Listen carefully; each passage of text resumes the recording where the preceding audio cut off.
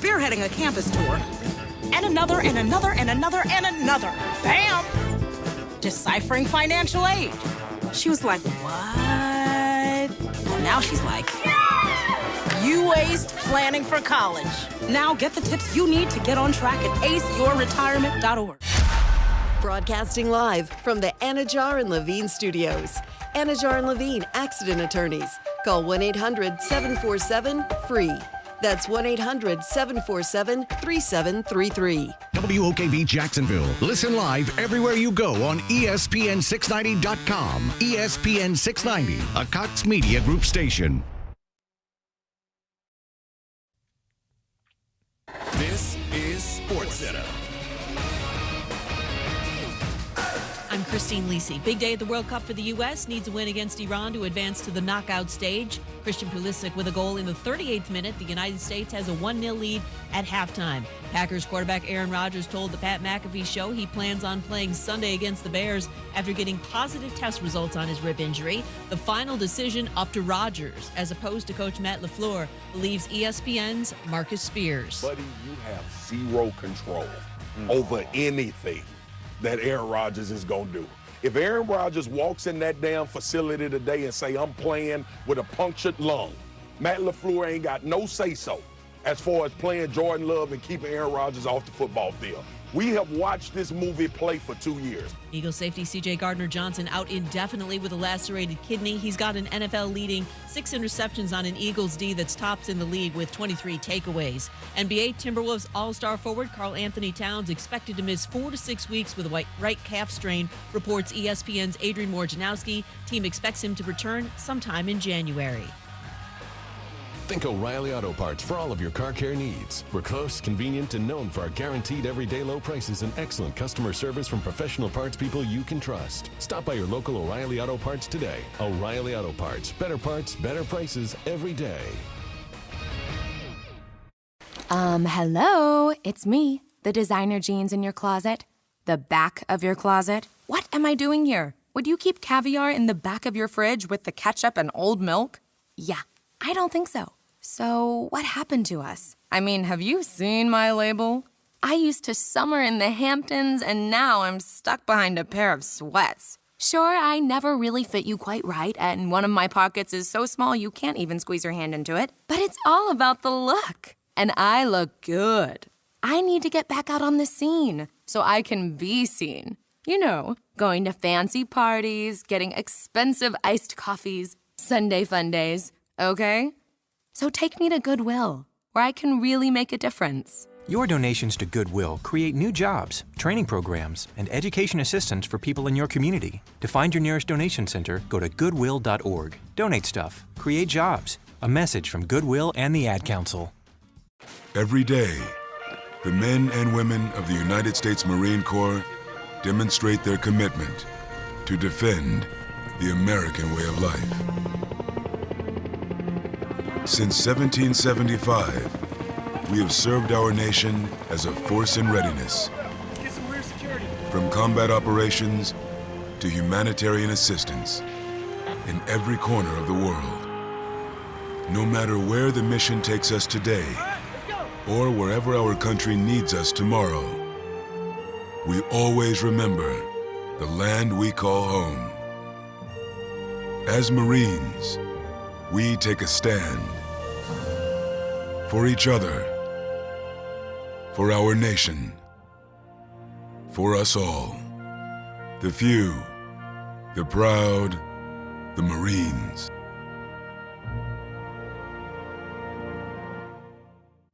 ESPN 690 and Action Sports Jax presents Brent and Friends with Brent Martineau. We're going to have to show a little more patience than the year 2 pom-pom people. Kasey Kurtz. Yo! Well, what are we doing, bro? Come on! And Aaron Schachter. I'm all in favor of these two showing their love, really celebrating their relationship. Get him! Get him! Get him! Hit him!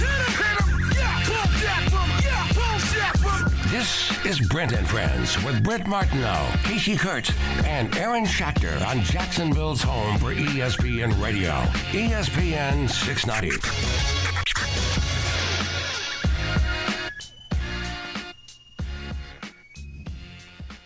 Oh, welcome down to deep in St. Johns County here on a Tuesday as we're not playing some golf, although I wish I was, but we're hanging out at the newly renovated St. Johns County course down here on 207. So if you know where that exit is, the Route 207 exit, 311 is the exit actually off 95. And St. Johns County course just got a millions and millions and millions of dollars renovation.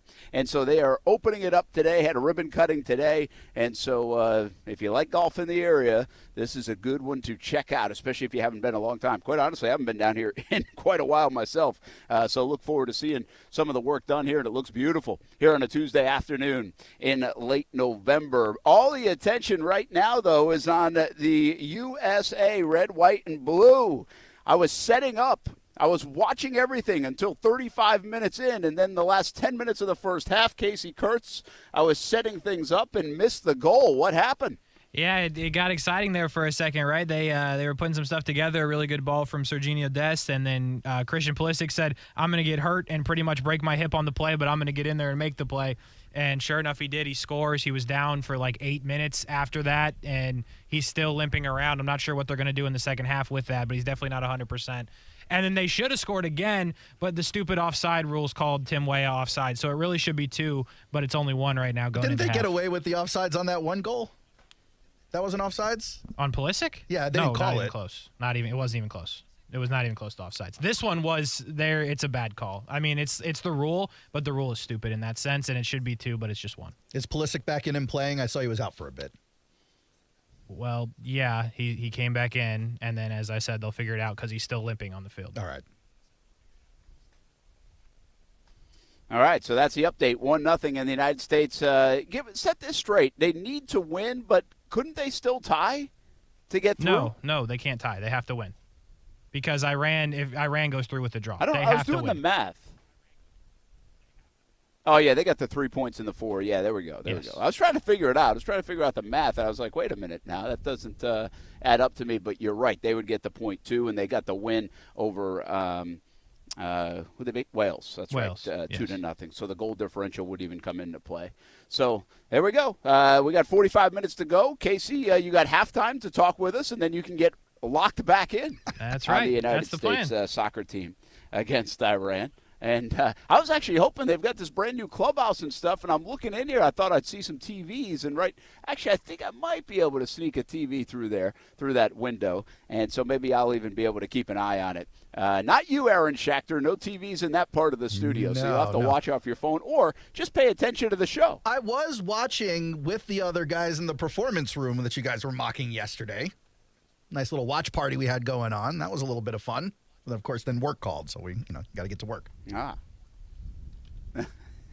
got to go to work. So we'll keep an eye on the soccer, obviously. That is a big deal right now going on, and people are asking about it and talking about it, and I think that's a cool thing. This could be a monumental moment. Actually, Kasey, give me one more word on this, because if the United States is able to get through, well, that means they kind of mission accomplished, right? Everything else gravy after that, and they can relax a little bit and just go play, because there's a lot of pressure on them to get through this group stage. Yeah, they have to get through. That's what the goal they set for themselves, so that's what they're trying to achieve. Again, most teams want to win the tournament. They just want to get through. It's a process. I understand it, but yeah, they set that goal for themselves, so they have to get through. And yeah, it would be a huge deal, but then you get into a situation where you have nothing to lose. Right now they have everything to lose because they're expected to go through. If they do win this and play the Netherlands, who is really good, they will be a heavy underdog once again, and they can play with nothing to lose, because if they could somehow pull that upset, it'd be incredible. But yeah, they have to play 45 more good minutes, hold the lead. By the way, the second half just started, and I don't have the sound on, but I don't see Pulisic. I do see Aronson. So once I figure that out, I'll let you know for sure. They definitely at least made one sub with Brennan Aronson. But, to answer your overall question, they have to go through. That's the goal, and then from there on, it's just gravy. Yeah, that would be good. All right, well, interrupt us whenever you can. I know I'm on a little bit of a delay for you guys, so just interrupt if you get some news that you have to share about, because I'm not keeping an eye on it. You certainly are. Brent Martin, Aaron Schachter, Kasey Kurtz, Brent Friends on ESPN 690 again down at the St. Johns County course down here on 207. It looks beautiful out here. Got a fantastic day. They just opened it up today. Well, more on this and of course, more on, well, how you can save on golf with the Dream 18 card. This one's actually not on it. Not yet. But you can get a nice gift for the holidays and save a lot of money on golf with our Dream 18 card. It is out now for 2023. Hey, we're still thinking about and talking about Trevor Lawrence and the Jacksonville Jaguars, Aaron. I think all these numbers and stats and, Trevor, I mean, it kind of reminds me a little bit of week 4 going into the Philadelphia game where everybody was talking about Trevor Lawrence coming off those wins and he's taking a step and he's showing development, and then you have the inconsistencies that hit. And now these last 3 weeks, Trevor Lawrence has been so good, and the numbers are really piling up for Trevor. I did it today, saw a list of quarterbacks in the NFL. It was like Tua, and even Mac Jones is on here, haven't thrown an interception in 120 throws or 140 throws or whatever it is. Well, Trevor Lawrence hasn't thrown an interception in 108 passes. So that's what kind of streak he is on. And right now, as we talked about yesterday, all the numbers for Trevor Lawrence are starting to gain attention. I feel like a lot of people are talking about Trevor Lawrence, not just here in Jacksonville, all around the country, Aaron. It's very fun to talk about Trevor Lawrence, right? He's the hope. He's the future. The future is right now for the Jaguars, but for the rest of the country, it's nice and easy to jump on that bandwagon. It's plush with cushion bucket seats and air conditioning. It's a good bandwagon to be on.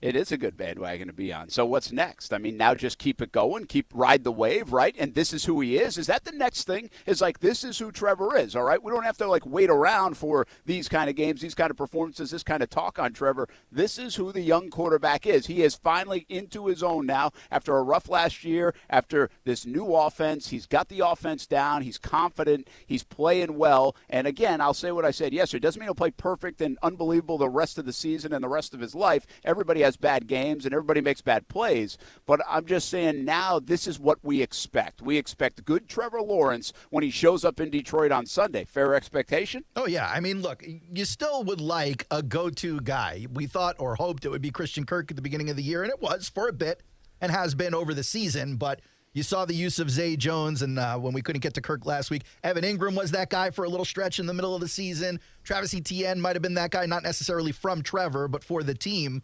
You hope Calvin Ridley brings that next year, but it's a little bit more dicey for Trevor to make what everyone's calling his star turn when he doesn't have a go-to guy every time he needs to get out of a situation, even though he continues to find ways out of those situations, 2nd and 15, 3rd and 12, or whatever it is.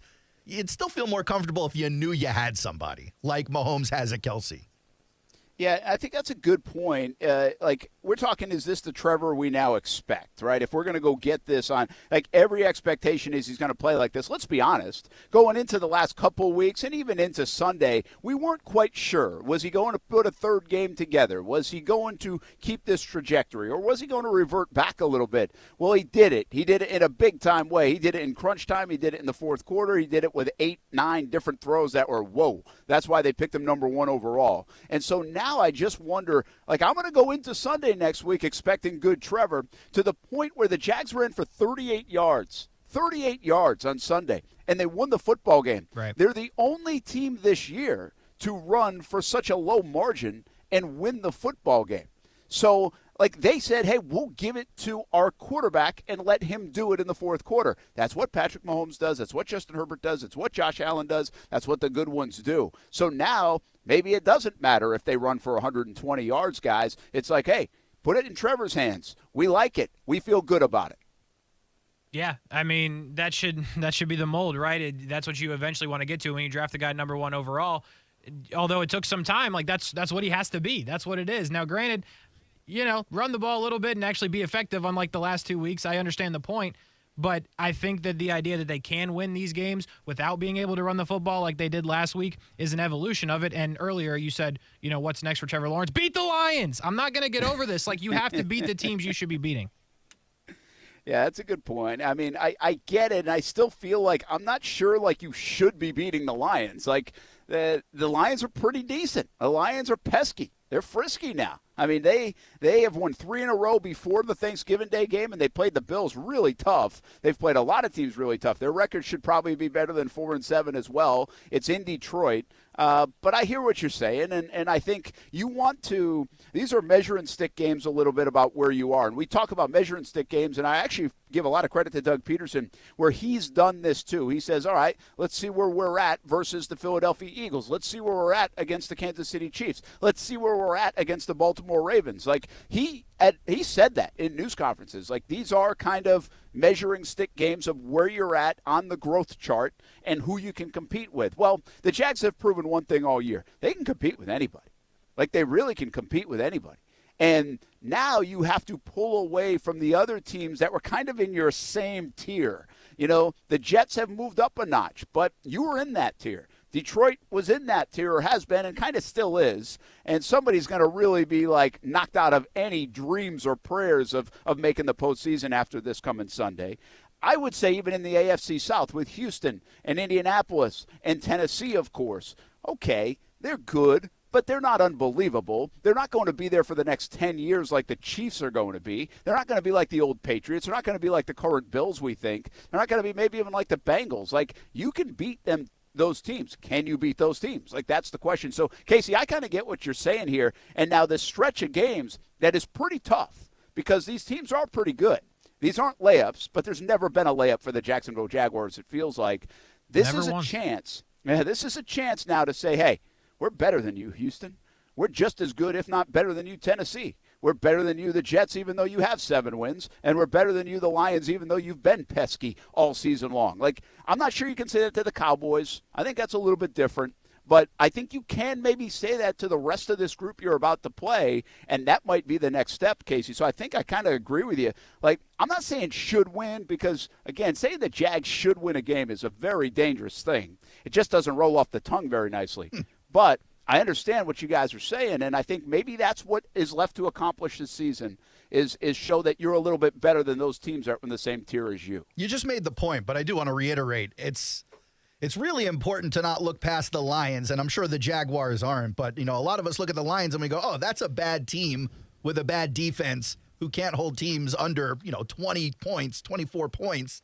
The Jags should win this game. But if you look at their offensive metrics for both teams, they're very closely matched, at least on the offense, except for in one category. Very similar yards per play, points per play, rush play percentage, pass play percentage, a little higher for the Jaguars, completion percentage, a little higher for the Jaguars, third down conversion, roughly the same. And then you get to red zone scoring.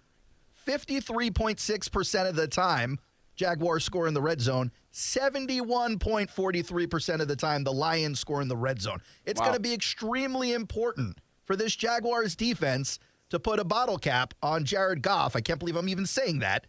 Well, and Jamal Williams. He has like 12 touchdowns. Yeah, I mean, once he gets to the goal line, he's a wrecking crew. Yes, the defense really has to come up big, specifically that front that we've been waiting to really come alive. Well, by the way, Kasey, I'm now watching the feed to see how we're doing on the soccer game by watching Casey's reaction, and I think we just almost scored, had an opportunity. Yes, they did. They had an opportunity. I don't know what fully happened there. And by That's the way, a fun bit. I like that bit. Just to kind of come home with that point, Christian Pulisic is not in the game. He did come out for Brendan Johnson. Okay, so that's a big blow. Yeah, that is a big blow. Listen, Jared Goff has been good. You guys said it. They have good players. Their offense is good. Their offense is good. That's an interesting stat. They were that good in the red zone. That's why he's got 12 touchdowns. That's why they've been putting up a lot of points. They had a couple of games where their offense started to go like, what happened to it? But overall, their offense has been very good. Their defense is not. I mean, do you guys expect a shootout against the Lions? I mean, is that what is in order? Because sometimes when you expect it, in the NFL, you get like the complete opposite. There should be nobody taking the under in this game. Zero people. Yeah, I don't think. I mean, the Lions defense, they had like a good performance last week, but still they gave up points. Like, I think this is going to be both teams. If there's a bet, like, do both teams get over 21? I'm going yes. Yeah, that's a good going prop. 24. Good prop for the prop shop later this week. There you go. That is a good prop for the prop shop, and that's a very good call there. And that will be once again.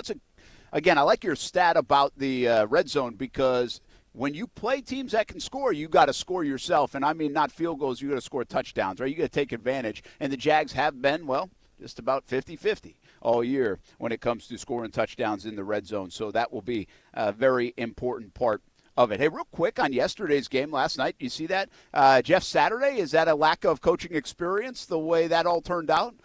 with the way the clock was ticking down and they had plenty of timeouts, and he went to bed last night with a loss and 2 timeouts in his back pocket. We do have this on the slate to talk about a little later, but he has come out and taken responsibility for not calling the timeout. He said, looking back, he really did wish he used those timeouts. I'm sure he does, by the way. I don't know if you were up late enough to watch it. I didn't watch it live, but I made sure to watch the end of the game this morning when I got up. And, man, from 2-minute warning, right? You get a completion in the middle of the field to Pittman, down to 140 to the next play. 140 on the next play, fumble and recovery down to the 1-minute mark. You're still not calling the timeout.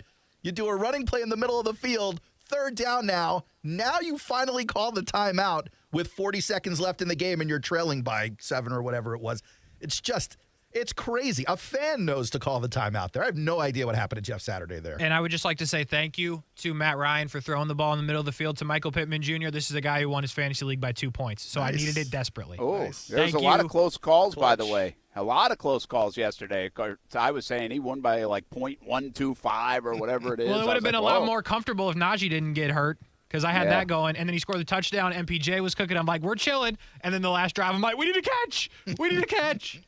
So I think this is a little bit of lack of experience. Here's what I would say. I didn't think they necessarily needed, because they had timeouts, I didn't necessarily care about the clock as much as everybody else did. Maybe at 140. Well, yeah, but even down under, I mean, they were taking their time, and so it usually comes back and hurts you a little bit. It's like the Jags the other day. Jags started off, and I'm like, hey, you got plenty of time. But sooner or later, you start to run out of time, right? Yeah, I mean, you do run out of time. Even when you have plenty of time, you sooner or later run out of time. Well, also, key difference in that Jaguars game this past weekend is when the clock was running down in the 4th quarter, guys got out of bounds. They weren't even looking at the sidelines in this Colts game. Yeah, well, I mean, Matt Ryan had nowhere to go on the one. Like, he had to go get yardage, and he did, and he thought he got a little more and maybe even a first down. But here's what I would say, is I would call the timeout so I can think about a good play call. That's the other part. You have forget about if you don't think the clock is that big a deal, it's 3rd down and like 3 or 4, so you basically have 2 downs left to win the game, or at least to advance the game. Yeah. And if you have all those timeouts, you're not going to need them now because there's 30-something seconds left. Call the timeout. Think about a good run, a play call. Get into something you really like so you don't have to rush into something that you might not like. And that's why I would have called the timeout at the very minimum. You know, again, to look back to the Jaguars game, on that last 4th quarter drive, the Jags were cooking. There was momentum there. They had the Ravens back on their heels. They're in the no huddle. You get it. Right? You get them wanting to move, not calling a timeout at that point. They had the Ravens pressing, and it proved right in the end zone. The guys weren't ready for the pass to Marvin Jones Jr., nor were they ready for the pass to Zay Jones. So fine. But in that Colts game, they were not cooking. They were not moving the ball. They were at midfield. They were on 3rd down almost every set of downs during that drive. So I don't really understand the need from Jeff Saturday to keep the clock moving. I mean, again, he said he didn't feel it was important at the time. Now he's coming back and saying he regrets it. And you got to wonder whether he's saying he regrets it to kind of get everyone off his back, or whether he's saying it because he really regrets it. Yeah, but the reality is, I didn't get it. I didn't get it when I saw it. I certainly didn't get it when I read his response. And now that he's backpedaling, maybe he didn't get it either. Well, here's the deal. Like, I like to say, well, Jeff Saturday's got no experience. That's why I don't hire a guy like this. But we see this all the goofy timing all the time. All the time. And by the way, there's 400 coaches. Somebody can make a decision, right? So, and Matt Ryan's kind of an older guy. Like, he doesn't need the sideline to call timeout. Yeah, how is he not turning around and calling timeout? Yeah. Like, that's a good point, actually. I didn't think about that. So pretty wild situation, but the Colts lose. They are still in 2nd place. Sorry, erroneous tweet last night. You know why? Because I did the math. I was like, all right, they have 4 wins out of 12. Your winning percentage is going to be less than the Jags have 4 wins out of 11. So that's why I was like, oh, they're in 2nd. Well, hopefully no one let you know you were wrong or anything. No, they did. They did. Oh, they did. Weird. It was one of those tweets I was like, I just kind of threw it out there just for fun. And then I was like, 3 minutes later, nope, that's not true. Because I double-checked it after. It was like, oh, that tie is a half a win, right? So they really have 4.5 wins out of 12. Yeah. Sorry, guys. Got you all excited Thanks, about 2nd Brent. place. Well done. We don't want to be the first loser anyway. We're coming for you, Tennessee. Yeah. Do you believe the Jags haven't beat the Titans twice in a season since 2005? I do believe that, yeah. Ty looked that up last night. Wow. That's the year Ty was born. He's now 17 and a half. Wow. People born in 2005 are 17, huh? Almost 18? That's crazy. And the Jags can't sweep the Titans in that length of time. They've actually only done it twice in team history. is sweep the Titans. That's a worse. And even the Titans haven't swept the Jags a lot. It's really been a lot of split. Although this decade, the Jags are winless against the Titans. I got more fun stuff like that if you want it when we come back. Brent Friends on ESPN 690. Get an update on the soccer, and we'll have more from a beautiful day down here on the St. Johns County Golf Course. Brand new renovation. Open for business down here in St. Johns County. We'll be right back on ESPN 690.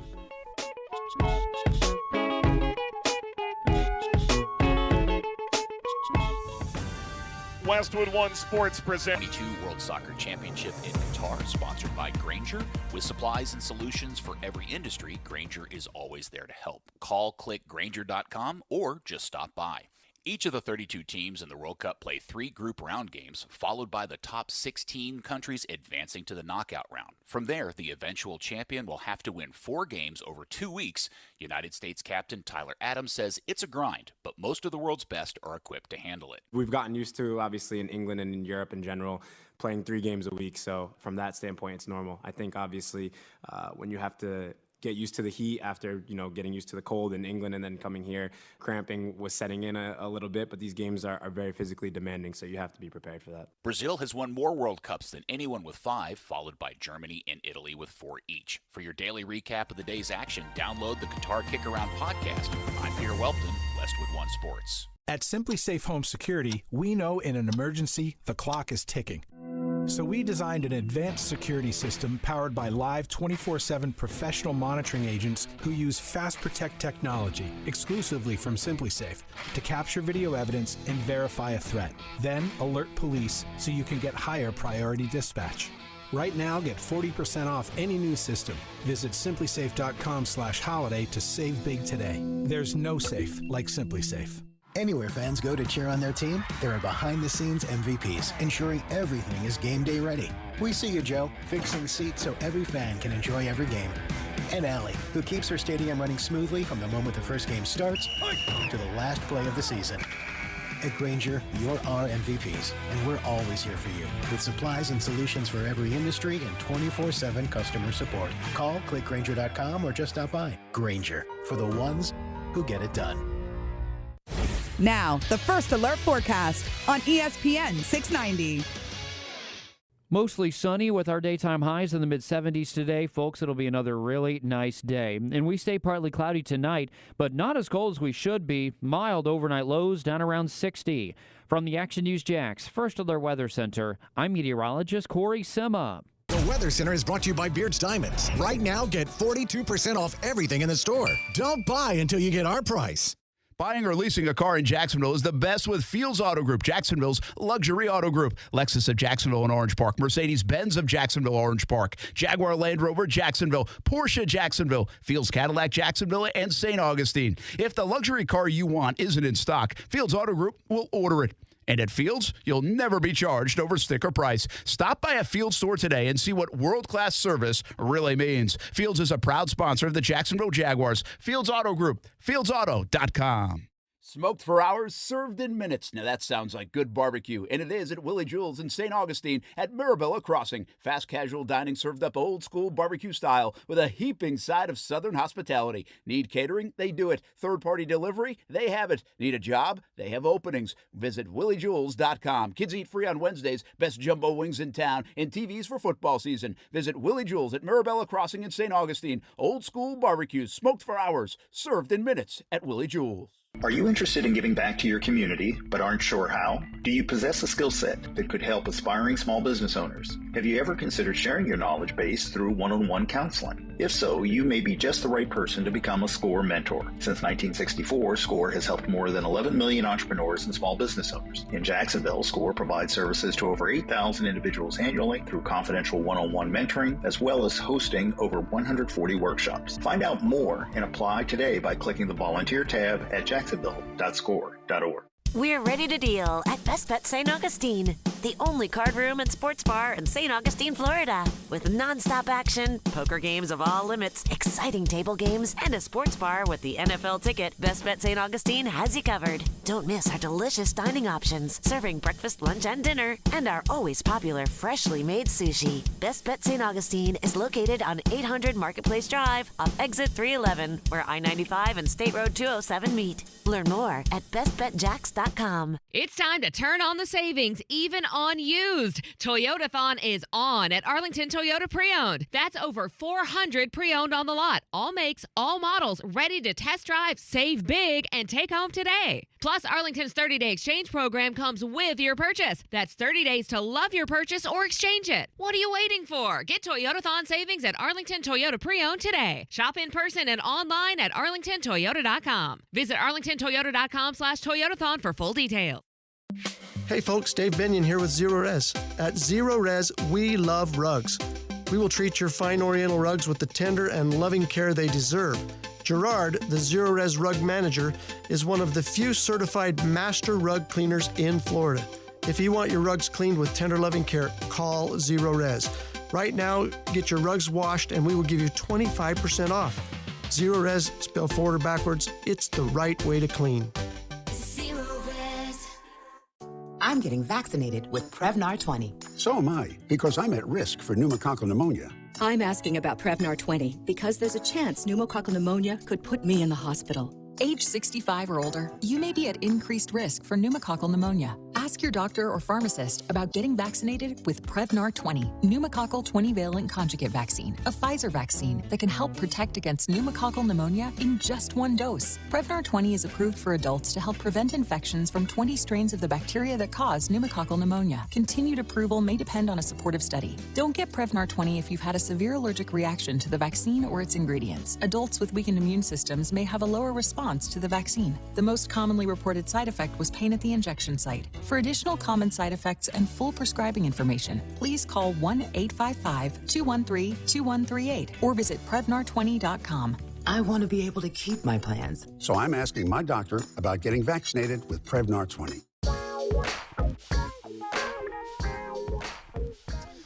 Hey, welcome back. We are down at the St. John's Golf Club. It's in southern St. Johns County. It's way down here now, and it's good to be down there. I haven't been here to this golf course in a bit.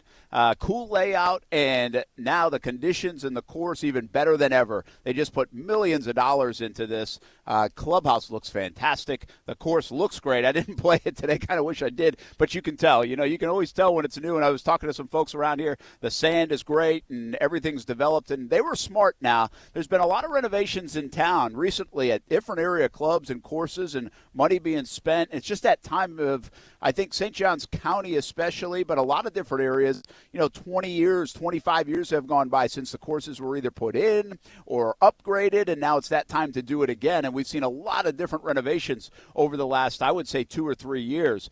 They were really smart with this one that they could have opened maybe even weeks ago is what I heard, and they just waited till it was in really good shape. Everything came through, and it grew, and they were smart to do it, and looks like everybody will reap the benefits of it. Heck of a drive right here that guy just hit. There's a small group out here. They had a ribbon cutting today at St. John's Golf Club, and then it's open for business. So come on out, test it out, try it out.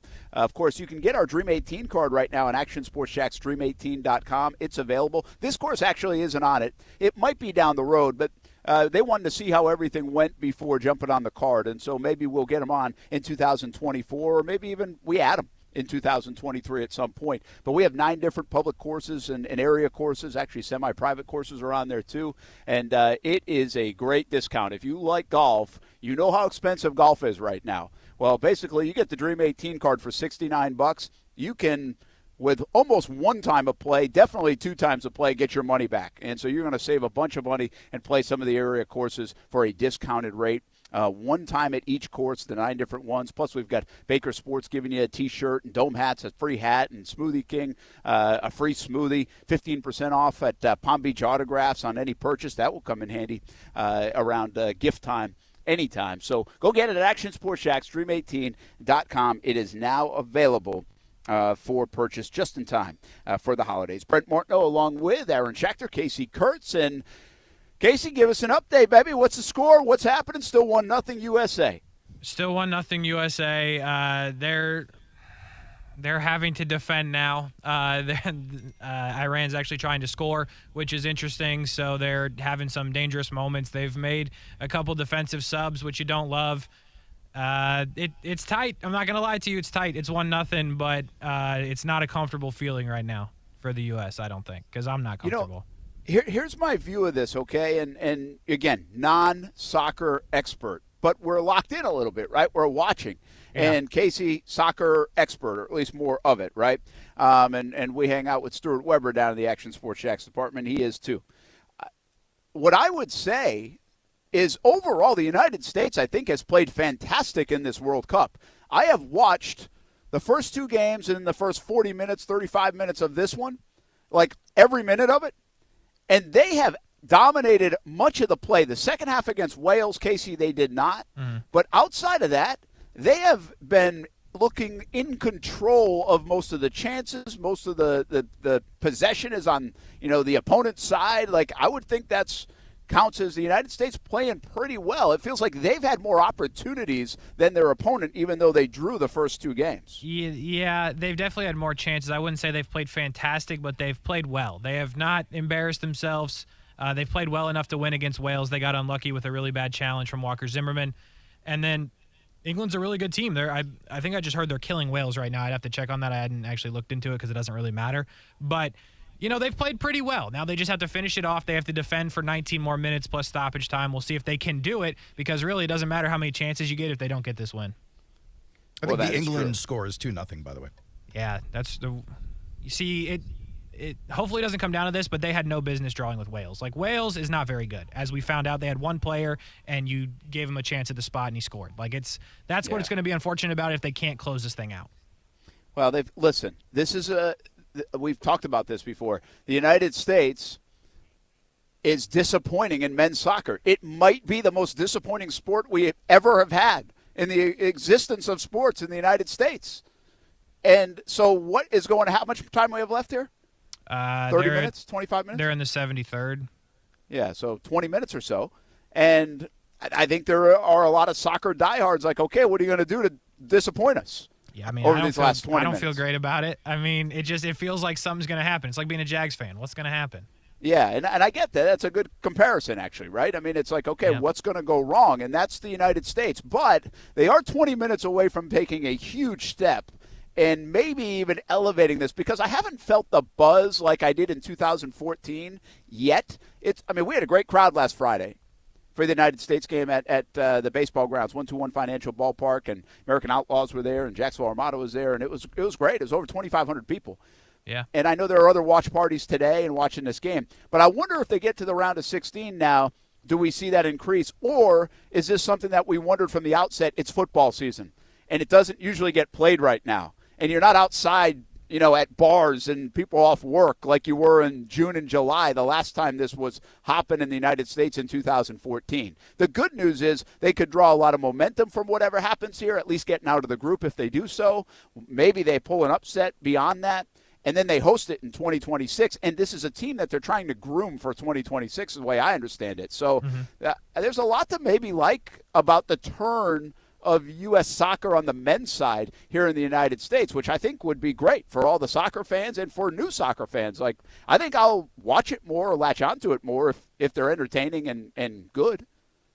That's what we're going for. That's the goal, right? Aaron, can you say the same? I would say yes. If it was entertaining and good, it would recruit more of my viewing time. So all we need is entertaining and good. Well, because listen, like, I don't care about Argentina. Like, I'm not watching. I know Argentina's good, and I know Spain's good. Right. I don't care. Like, I'm not watching it. Yeah. Like, I don't care about the sport enough to watch it. I care about the United States. Only. Like, right? Yeah. Well, yes. I mean, no, from a rooting interest, yes. Like, yes. I don't care about soccer the rest of the year or the rest of the couple of years until we get back to the World Cup. No. It's America does good or bust. When Finland plays like Russia in the United States in the Olympic gold medal game in hockey, I don't give a damn. I will say there's been an interesting added wrinkle that's non-sports related this year because of where the tournament is being held and because of the teams involved in the tournament and the climate out there in terms of these different people trying to protest different things. That's been an interesting wrinkle, having nothing to do with the actual sport. But as far as the sport goes, for me and probably a lot of other people watching, it's America or bust. Yeah, that's fair. And I don't think, it's interesting you bring that up, right? Because yesterday Kasey was explaining, and then I went back and watched it and saw it. And, like, you're talking about there's sports, and then there's, like, other stuff. What's going on in the countries, right? Yes. And that it actually does remind you a little bit. Well, I couldn't say it reminds me. I was 3 years old, but the United States against the Soviet Union, the Cold War, all that. Like, there was a background to it all. Mm-hmm. What's weird to me is, like, I didn't think Iran and the United States was going to present some of the background that took place yesterday. You know what I mean, Kasey? Yeah. Like, if it was like China and the United States, or, like, I don't know, name Russia, United States. Like, I could see it, but I didn't expect, like, Iran to be the one that kind of pulled a lot of those kind of topics and feelings to the horizon here at the World Cup with the United States, and that's what happened yesterday in that news conference. Yeah, if you didn't see it, there was some interesting questions asked that had absolutely nothing to do about not only sports, but just any sport at all. Had to do with, like, warships and their placement at one question. So it was a very odd thing. Which really has no place in this. I don't know how asking Tyler Adams those questions really does much for you. But he did good, and he answered them, and it's a very odd thing that's happening. But at least to me feels like something from the outside because, like, in the game so far, there's been nothing. Like, nobody's retaliating against anybody. None of that's going on. There's been some interesting fouls, but nothing that's that egregious. So I think that's more of an outside thing right now, which is a good thing. We'll just have to see what happens when obviously the match is over because somebody's going to have to lose probably. Yeah, I was thinking about that. It's a good point you brought up. Just because the countries are one way or the reporter questions or the press conferences doesn't mean, like, the guys that are playing soccer necessarily are strong-willed or curious. They're probably just out there to play soccer, right? I mean, think. You would think so. Hopefully. I still think it's amazing, by the way, and this is me in my unworldly ways, Aaron, okay? Because I'm not. Like, Stuart Weber's very good at this because he goes to, like, every country in the world, like, all the time. I don't. I would, too, if I was Stuart. He's tall in China. But what I'm getting at is, like, I can't believe they can even compete in Iran in soccer with the rest of the world, in Morocco, name your country. Like, it's just so, but I know it's such a worldly sport and it's a big deal everywhere, but I just wouldn't, I guess that's how oblivious I am to it, right? Yeah. And, like, Iran has a lot of good soccer players, I guess, because they're not bad. No, they're pretty good. Now, again, you're talking to someone who's been, like, as far as Indiana, so I'm not really going to be able to comment much on this internationally, but I understand what you're trying to say. Yeah, I mean, I'm trying to do this respectfully. I'm just saying, like I know for a fact nobody else is good at football except for the United States. It's the only place it gets played. Yeah. But I also know, like, in hockey, I know which countries are. Like, Finland isn't good in a lot of things, probably, but they're good in hockey. They are good in hockey. The Finnish. Right? It makes sense. Yeah, like, it snows all the time. You don't hear Spain at the top of, like, world baseball, but they're certainly there in basketball, yeah. They are. They're in basketball, and, like, Cuba's good in baseball. And, so, like, you get, I guess we label them, and very stereotypical, but that's where the sports are bigger. And I just, in our world, we think of places like Iran, Iraq, like, as countries we've gone to war with or battled with, or had conflict with. I don't even think of them playing sport sometimes. Yeah. Yeah, we only see them really through that one lens, That's a good point. So I get it. Yeah, and I'm just admitting my ignorance to it, you know? And I don't even know what other sports they might be good at in Iran. Yeah. I'm sure they play cricket. Like, is cricket a big thing? Yeah. Yeah, we always guess cricket, right? Or rugby or something like that. But, I mean, I don't know. We're guessing. Non-American sport besides soccer. They got to be good at cricket. It's like, if you're good in soccer, you better be good in cricket and rugby, too. That's what it feels like. We should have brought Weber up for this conversation. All right, let's take a break. We come back, we'll get an update on the U.S. Well, actually, Kasey, update us before we go to break. Still 1-0. We got to be in, the 79th minute, 80th minute? Oh, man, so good. 80th minute. Not going to lie, things are tense. Things are tense, yeah, boys. You're tense. I give credit to you. For the last week, I feel like you've been a way better co-host, part of the show. Thank you. During these times than I ever thought you would be. Yeah, well, it's going to get dicey the next couple of segments. And if they lose, I might just head home. So you got a 5-minute commercial break to get you through the next 5 minutes. All right. So we'll be back. Brent Friends on ESPN 690 on a beautiful day here at St. John's Golf Club down in St. Johns County. New renovated course. They put a ton of work into it, and they get to bear the fruits of their labor here today as they open it up and now open to the public. So come on out to St. John's Golf Club. I want to get back down here and play. I did not play today, but I hear it is in fantastic shape, and you'll love the improvements. We'll be back on ESPN 690.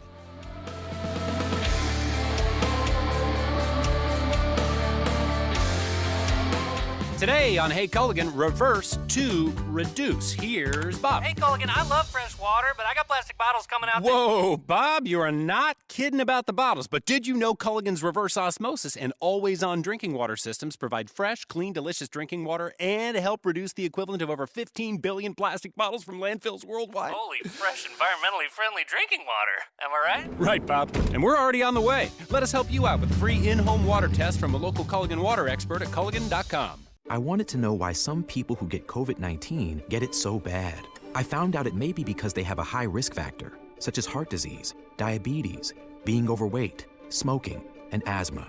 Even if symptoms feel mild, these factors can increase your risk of COVID-19 turning severe. So if you're at high risk and test positive, there are things you can do, like asking your healthcare provider if an authorized oral treatment is right for you. Learn about an option at treatcovid19.com. This message is sponsored by Pfizer. Buying or leasing a car in Jacksonville is the best with Fields Auto Group, Jacksonville's luxury auto group. Lexus of Jacksonville and Orange Park, Mercedes-Benz of Jacksonville, Orange Park, Jaguar Land Rover, Jacksonville, Porsche, Jacksonville, Fields Cadillac, Jacksonville, and St. Augustine. If the luxury car you want isn't in stock, Fields Auto Group will order it. And at Fields, you'll never be charged over sticker price. Stop by a Fields store today and see what world-class service really means. Fields is a proud sponsor of the Jacksonville Jaguars. Fields Auto Group, fieldsauto.com. Though no longer little, teens still need a lot of love. Yet teens in foster care have a harder time finding it, as 82% of foster families are home to kids 12 or younger. You can positively impact a teen's life as a foster parent. With help from Family Support Services of North Florida, you provide patience, love, and understanding, and Family Support Services will offer specialized training, resources, and a community of support. Take the next step at foster-now.org.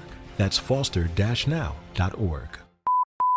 Men, if you're struggling with erectile dysfunction or PE and frustrated taking pills that don't work, Prime Men's Medical Center offers breakthrough medical treatments that effectively treat your problem. 98% of patients experience immediate results during their first office visit. And for a limited time, your initial consultation and first treatment are completely free. Listen to a specialist in men's health. I'm Dr. Rubinsky. The physicians at Prime Men's Medical Center offer the most advanced treatments that eliminate ED and PE. Now men are lasting 30, 60, 90 minutes or longer, regardless of age or medical history. Guys, to eliminate your frustration in the bedroom, call Prime Men's Medical Center now to take advantage of this exclusive limited-time offer. Your initial consultation and first treatment are totally free, and you'll see instant results right in the office. Call now, 904-664-8214. 904-664-8214. That's 904-664-8214. For seniors, staying healthy can be complicated, but one of the easiest routes to good health is prevention. No matter what our community's current COVID-19 infection rates are, getting your booster shot now is a smart way to protect yourself from severe illness later. ElderSource encourages people 65 and up to get a safe, free COVID-19 booster. For more information, visit myeldersource.org or call the ElderSource helpline at 888-242-4464. This message is sponsored by the Florida A&M University Medical Marijuana Education and Research Initiative, the Florida Association of Broadcasters, and this radio station. Pro or against? That seems to be the only thing that matters these days in the marijuana discussion. But what about the facts? At Mary, we've taken it upon ourselves to lay it all out there in our podcast. Just pure, unbiased education about medical marijuana and unlawful use of cannabis. Find it at mary.famu.edu. That's mmeri.famu.edu. All offers with approved credit and not in conjunction. See dealer for complete details. Black Friday sales event. The holiday season is upon us. Get together with family and friends and celebrate. It's also a great time to look for that new car, truck, or SUV you've always wanted. Get what you want this holiday season at Jacksonville Chrysler Jeep Dodge Ram Arlington. Choose a new Grand Cherokee 4XE and get $1,000 in bonus cash. Make no monthly payments for 90 days. Thank you from all of us at Jacksonville Chrysler Jeep Dodge Ram Arlington, 9600 Atlantic Boulevard. Missed Black Friday? Dell's Cyber Monday event starts now with deals on powerful business tech. The savings start now with up to 50% off on select business PCs powered by 12th Gen Intel Core processors. Don't forget special pricing on the latest monitors, docks, and accessories, plus free shipping on everything and special financing with Dell Business Credit. Call a Dell Technologies advisor at 877-ASK-DELL for Cyber Monday deals. That's 877-ASK-DELL. Listen to ESPN 690 anytime, anywhere, on any device. Whether you're at home or on the go, get the latest on the Jags, FSU, the Jumbo Shrimp, and Action Sports Jacks on Odyssey.com. That's AUDACY.com or on ESPN690.com. Well, let's be conservative with this thing and say about 10 more minutes to go. It's really going into the 87th minute. If I'm not delayed and my phone is right. And that means 3 more minutes of regulation time, but then you're going to get, in this thing, it seems like we're getting 5, 6, 7 minutes, yes. Right? So anywhere between 10, 12 minutes we're looking at.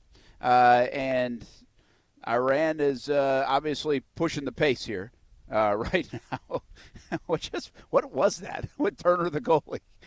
Did you see that? Or am I ahead of you? Well, hopefully you're behind. What was that? What did he just do? He just went down and cradled the ball and then slowly fell to. I don't know if he was just trying to kill time. Yeah, you're behind. You're behind a wee bit. Yeah. Oh, okay. I'm behind a bit. All right. It's all good. When they almost score here, they don't. Spoiler alert. So they don't actually score here. It looks like they're going to, and they don't. And now they're back defending. Oh, this is a disaster. Mental note, Brent, don't take any bets Kasey tries to make with you on the soccer game today. Okay. Because he's seen it already. I've already seen it. Yes, that's a good point. Thanks, Aaron. Brent Martineau, Aaron Schachter, Kasey Kurtz. Do you one more thought on the soccer? Do you hate when they start dropping back, or do you just have to drop back? No, you have to, but I hate it.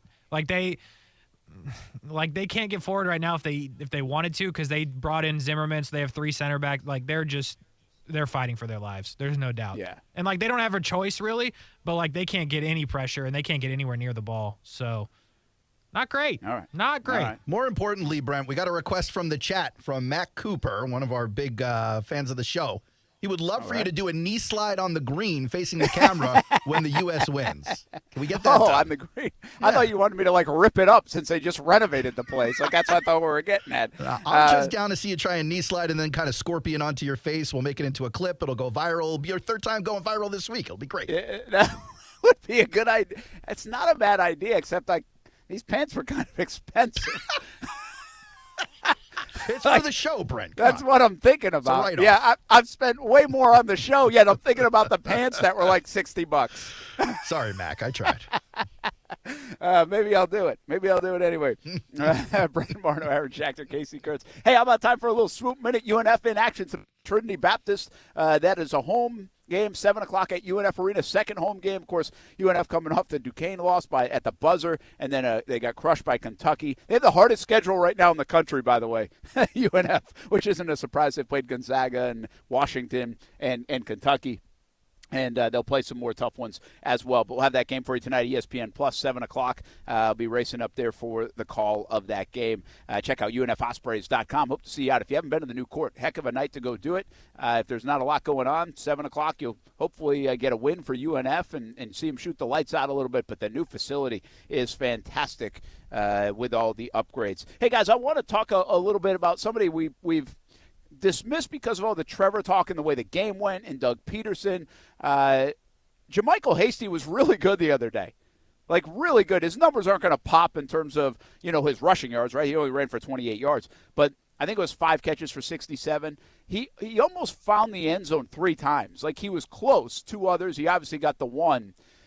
How impressed were you guys with Hasty? And I know ETN's going to come back into the fold, but, does this renew some of your faith in why they kept him and what he might be able to bring to the table? Because he's a shake and bake kind of guy, but he also ran for some tough yards at times in that football game. You kind of had the feeling if Hasty stumbled, then that's when they would have put ETN back in the game, or if they were desperate to get that offense moving, which I thought they were in the middle of the game, but they were still able to bite off some chunks for you. You just kind of wonder what the situation would have been to have Doug throw Travis back in the game. Yeah, that's a good question, too. I don't know what it would have had to get to, but, they're already down by 9, Yeah. I don't think he was doing it.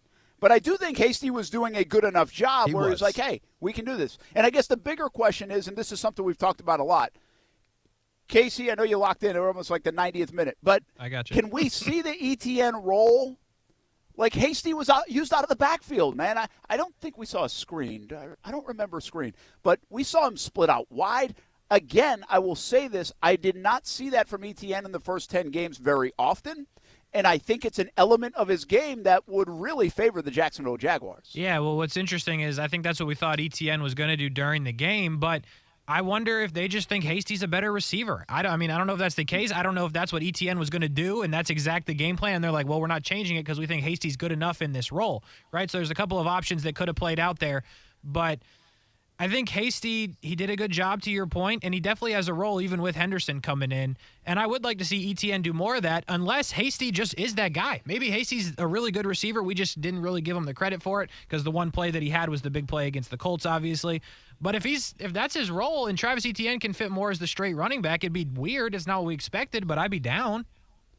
Yeah, I guess I just want to utilize the back because I think they've got speed matchups and matchups in general to add to the outside or, again, the screen game. I'm a big fan of that if you can get that going and find it. Or, heck, even just somewhere in space, find these guys.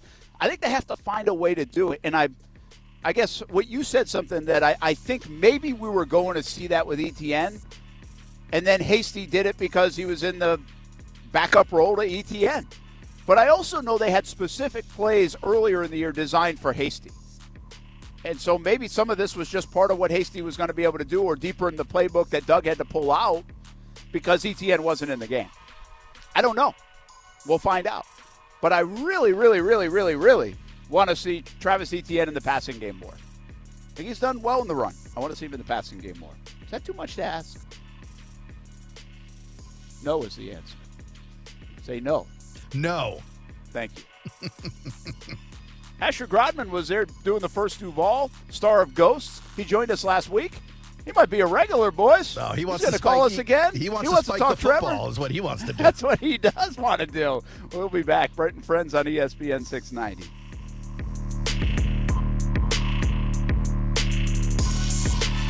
If you play a sport or coach a sport or watch a sport in Jacksonville, there's a really good chance that uniform was ordered through Baker Sports. Look good, feel good, play good. Custom sports apparel at Baker Sports since 1997 and a staff that wants to help you. They are experts in the business and make outfitting your team a seamless endeavor. The homegrown Jacksonville business is now the top choice for apparel all over the Southeast. Baker Sports, uniforms, hats, shoes, embroidery, screen printing, and 3D printing. They do it all at Baker Sports, helping make your team look good. It's a sale so big, it's been over 40 years in the making. It's Beards Diamond's incredible 42nd anniversary sale, going on now until November 30th. All GIA certified loose diamonds, all designer settings, pendants, bracelets, earrings, engagement rings.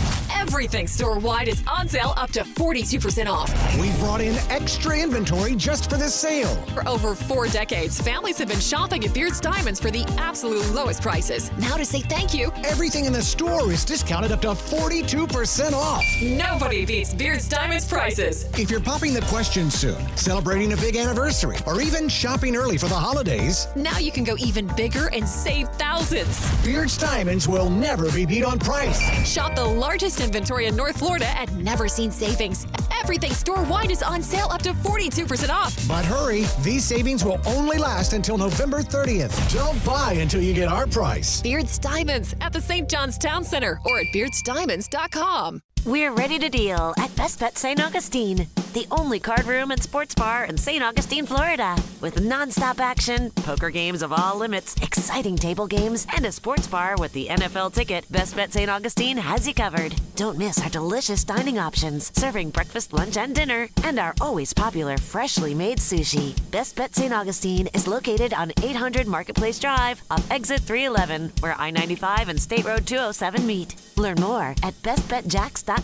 If you're financially able to pick up a few extra gifts this season, please consider helping local kids in need through the LJD Jewish Family and Community Services. Make the holidays brighter by visiting hereforjacks.com today. All offers are with approved credit and not in conjunction. See dealer for complete details. Black Friday sales event. Our event lasts for more than one day. It's on now for the rest of the month at Jacksonville Chrysler Jeep Dodge Ram Bay Meadows. Be adventurous and drive a new Jeep. Choose from our great selection, or we can factory order one just the way you want it. Get a new Ram truck and save with 0% financing. Jacksonville Chrysler Jeep Dodge Ram, I-295 and Bay Meadows. Injured on the job? It takes one phone call to take back control of your life. Anajar Levine will fight to get you the compensation you deserve. Call me, Glenn Levine, for a free consultation. 1-800-747-FREE. That's 1-800-747-3733. Main office, Jacksonville. Hey First Coast, it's time for a different type of football. Both men's and women's pro soccer is coming to Northeast Florida for the first time with Jags USL, and we need your support. We want you to help us name our new teams by visiting jagsusl.com and give us your team name suggestions. You can also become a founding member of our exciting new USL Pro Soccer clubs and receive a free and exclusive collectible NFT from Campus Legends. Enjoy the World Cup, Jacksonville. We can't wait for kickoff. WOKV Jacksonville. Listen live everywhere you go on ESPN690.com. ESPN 690, a Cox Media Group station. Hey, it's Brent Martineau. Check out Action Sports Jacks weekdays from 3 until 6 on ESPN 690. This is SportsCenter. I'm Christine Lisi. The United States, looking to hold on, can only advance to the knockout stage at the World Cup with a win today. The U.S. leading Iran in the 97th minute, 1-0. Christian Pulisic has the only goal. Bills continue to prepare for Thursday night's game against the Patriots without their leader on defense. Standout pass rusher Von Miller remains sidelined indefinitely with a knee injury. Playing without Miller is a challenge, but Buffalo is still built to win a Super Bowl, explains ESPN's Herm Edwards. The loss of Von Miller hurts you. It hurts you as far as defensively, schematically what you want to do. But remember this defense still plays good in the red zone. They're third in the league of giving points up. They're only giving up 16 points. They're scoring 27 points. You have the quarterback in play. Herm Edwards on First Take. Packers quarterback Aaron Rodgers on the Pat McAfee Show said he plans on playing Sunday against the Bears after getting positive test results on his rib injury. NBA, Timberwolves All-Star forward Karl Anthony Towns expected to miss 4 to 6 weeks with a right calf strain, reports ESPN's Adrian Wojnarowski. Team expects him to return sometime in January. Do you own or rent your home? Sure you do. Fortunately, Geico makes it easy to bundle your home and car insurance. It's a good thing, too, because having a home is hard work. Go to geico.com, get a quote, and see how much you could save. Geico.com. Easy. Broadcasting live from the Anajar and Levine studios. Anajar and Levine Accident Attorneys. Call 1-800-747-FREE. That's 1-800-747-3733. ESPN 690 and Action Sports Jacks presents Brent and Friends with Brent Martineau. We're going to have to show a little more patience than the year 2 pom-pom people. Kasey Kurtz. Yo! But what are we doing, bro? Come on! And Aaron Schachter. I'm all in favor of these two showing their love, really celebrating their relationship. Get him! Get him! Get him! Hit him! Hit him! Yeah! Boom! Jack! Boom! Yeah! Boom! Jack! Boom! This is Brent and Friends with Brent Martineau, Kasey Kurtz, and Aaron Schachter on Jacksonville's home for ESPN Radio, ESPN 690. Oh, there's no way that's a penalty kick. And I think they made the right call. They almost hosed the United States, although the United States almost hosed themselves. with just seconds to go in this World Cup match. And my wife just texted me, ugh. And I was like, is she watching the match? You know what's funny about that? Amanda texted me the same thing. She just got so scared. I'm like, why? Is somebody They're both breaking listening in? to the show, obviously. I know. I was like, what? No, I think Steph was talking about how much our insurance went up. I got that text today, too, actually. What's going on? So I was like, all right, well, I mean, I'm more concerned about the World Cup It's right over. now, right? It's over. They won. There we go. Holy big moment. Cow. That's a big moment. That is huge. Oh, that was close, huh? Kasey, that was like, it's hard for me to describe soccer. Yeah. But it was in the box. The ball was basically behind the goalie because goalie Turner had come out to meet To try to make the play, and it was behind him. They cleared it. It was behind him. They cleared it out, but it looked like they might call a penalty on the United States. The replays show, though, that was not a penalty. No, but in the moment. But you never know. Holy cow. Hey, good for the United States. You know, good for all the soccer fans here in the United States that have been diehards for a long time, but really good for a lot of pressure on that group. And what I think is really good about this is Pulisic is the guy that scores the goal. He's the hero, and he's your star. He is. You know what I mean? So, like, that's a good thing. Again, I mean, I'm talking away from the outside here on the soccer stuff, and I think there are a lot of people, but they know that name. People know that name. And so there's two ways to go about it here in the World Cup for the United States. First of all, you got to win, and you advance. They just did it. But the other thing is, can you show me a new star to get behind, or can we get behind the star that already exists? Well, he got hurt and didn't come back in, I don't believe. So that's something to keep an eye on. But he is the reason, part of the reason, but his goal is the reason they are going on and moving to the round of 16 in the World Cup here in 2022. Big moment, Kasey Kurtz. Huge moment. Massive moment. Now, to that point, Christian Pulisic is not out there celebrating with his teammates. I have not seen him. So we got a couple of days to figure that one out. But, yeah, I mean, the star, the guy that they put it on his shoulders, the guy that they call the LeBron James of soccer. You guys remember that? Maybe you don't. I did not, no. It happened. I remember that more with Freddie Adu. I can't comment on that, but I can tell you that they put a lot on this guy, and he comes through in the biggest moment. So it's huge for him, and obviously everyone that's followed it. It's a big deal, and we'll see what they can do against Netherlands. Pulisic, even though it's Pulisic. Yeah, it annoys me, but that's fine. You do you. I kind of do it just for that reason. I know it's you do. It's kind of like it's my McCafferty. Everybody's got one, I guess. Love it. Hey, on the scale of do I care at all, Aaron? How much do you care the United States question. just moved on to the 16? I care a little bit, but I'm happy for my fellow countrymen. Glad to see we're out there on the national stage winning at another sport, but wouldn't have ruined my day either way. Yeah, I think there's a lot of people like that, but that's okay. Like, that happens a lot. I mean, I always say this to people. There are a lot of people that don't like sports of any kind, more than you would think, that have no idea what's going on in the sports world. And it's a world that we are so deeply entrenched in, we can't even fathom it. Yeah, life without sports is the months in the middle of, like the spring or the late winter, early spring where there's no sports going on. It's just like a vast wasteland, and people don't even realize how boring the world is. It's crazy. Yes. And then there's other people that don't care about, a lot of the worldly issues. Like real life stuff? Yeah. like me. And I just bury myself in sports so I don't have to worry about the rest. Yeah. So, yeah, there you go. That's it. We got anybody on the line? Is Asher on the line? Yeah, didn't I tell you? Did I tell Aaron? Nah, I told you did somebody. tell me, yeah. I told somebody. Sorry, Asher. We got a star on the line. You're making the guy wait. I'm sorry. I was stretching until somebody told me. Blame Brent. I had a lot going on in here. My bad situation. Asher Grodman of Ghosts fame, of now ESPN 690 fame, of First Duvaling fame on Sunday at the bank. Oh, wow. Stepping on in, and the Jags get the big win. But first, any reaction to Team USA getting the dub? I have to say, we just finished a table read, so I didn't get to watch it. But obviously, I mean, that's amazing. I'm thrilled.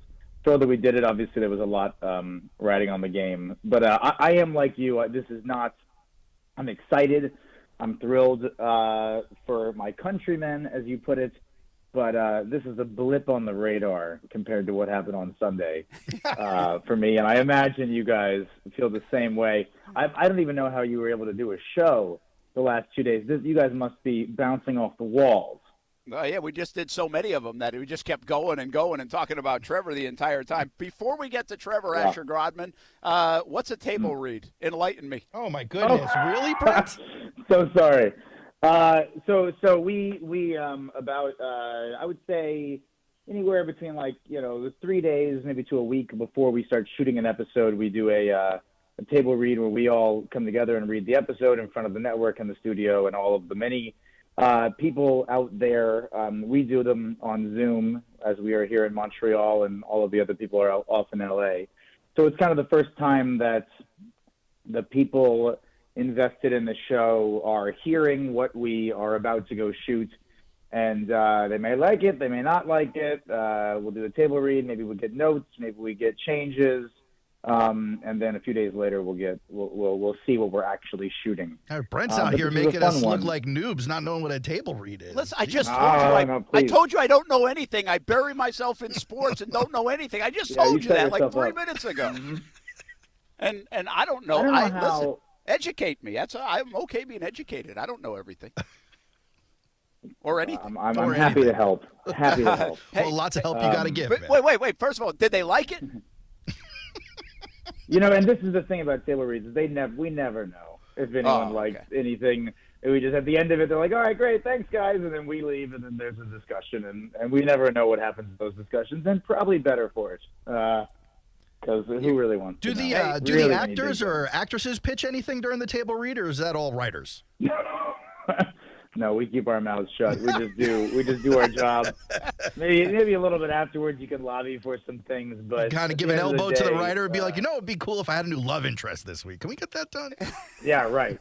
Hey, we're lucky that our showrunners are really collaborative and they're so creative and fun. So they let us come and play sometimes, but a table read is definitely their territory. That's awesome. I like having Asher on because we're going to talk Jags, and he loves the Jags, and that's really why he came on. But I'm going to get educated. It's going to be like you're teaching that class, right? It's going to be like you're teaching me. Each and every week I'm going to learn something new. I would love to see Brent hanging out at Rikers Island for a couple of days. See how that goes. Oh, God. Yeah. All right, let's go. Have you guys ever heard of a table read? Yeah, let's save me. All right, let's save me over there. There you go. We've heard of touchdowns, and they got some from Trevor. All right, how cool was the day in Jacksonville for you Sunday? I mean, first of all, I think this has to have. I mean, I was at the Pittsburgh playoff game, but what an incredibly exciting game. I mean, and the Pittsburgh game was kind of like we exploded in the beginning, and then it was like we just got to hold on for dear life. This was the script was flipped. We were chasing the entire time. I think this might be the most exciting game that I've ever seen. I might be crazy here, but like the finish was amazing. I was up. I got lucky. I was up in one of the. Actually, I was in the suite with Shad, which is amazing and surreal just to think about. I brought my dad with me, and my dad's sitting next to me. He's a lifelong Lions fan, and witnessed that game.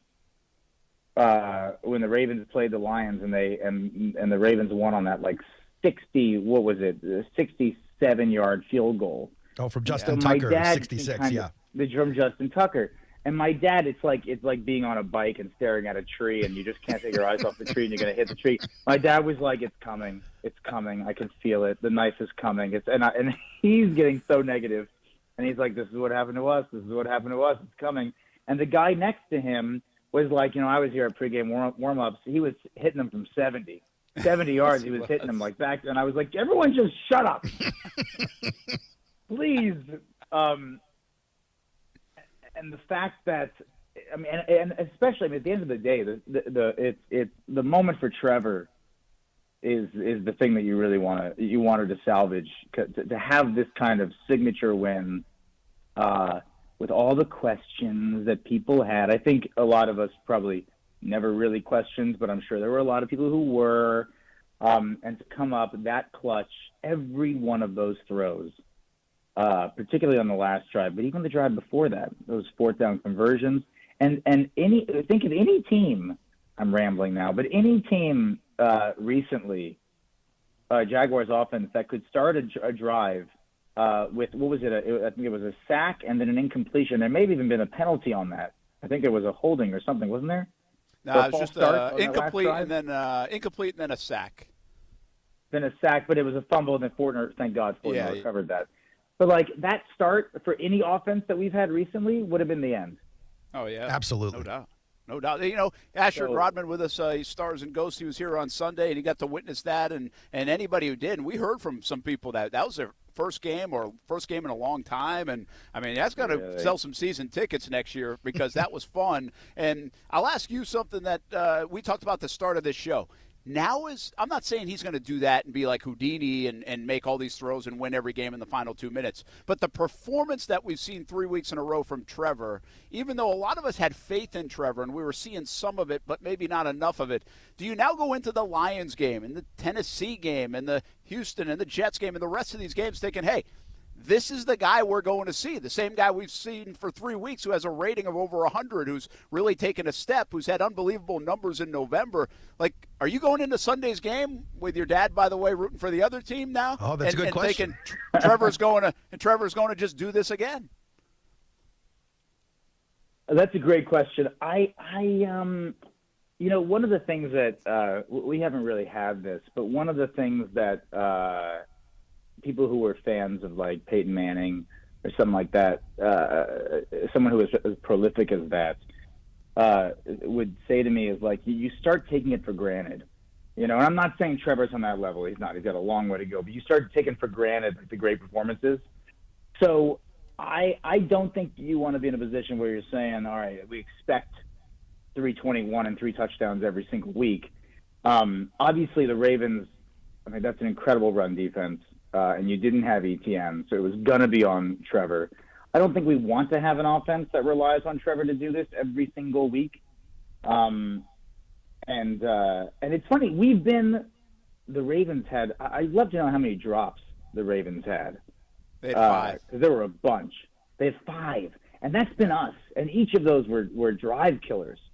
And that's been us for a very long time. So, I'd like to be in a position where you're not relying on the passing game in every single game and you can run the ball. Hasty played a hell of a game.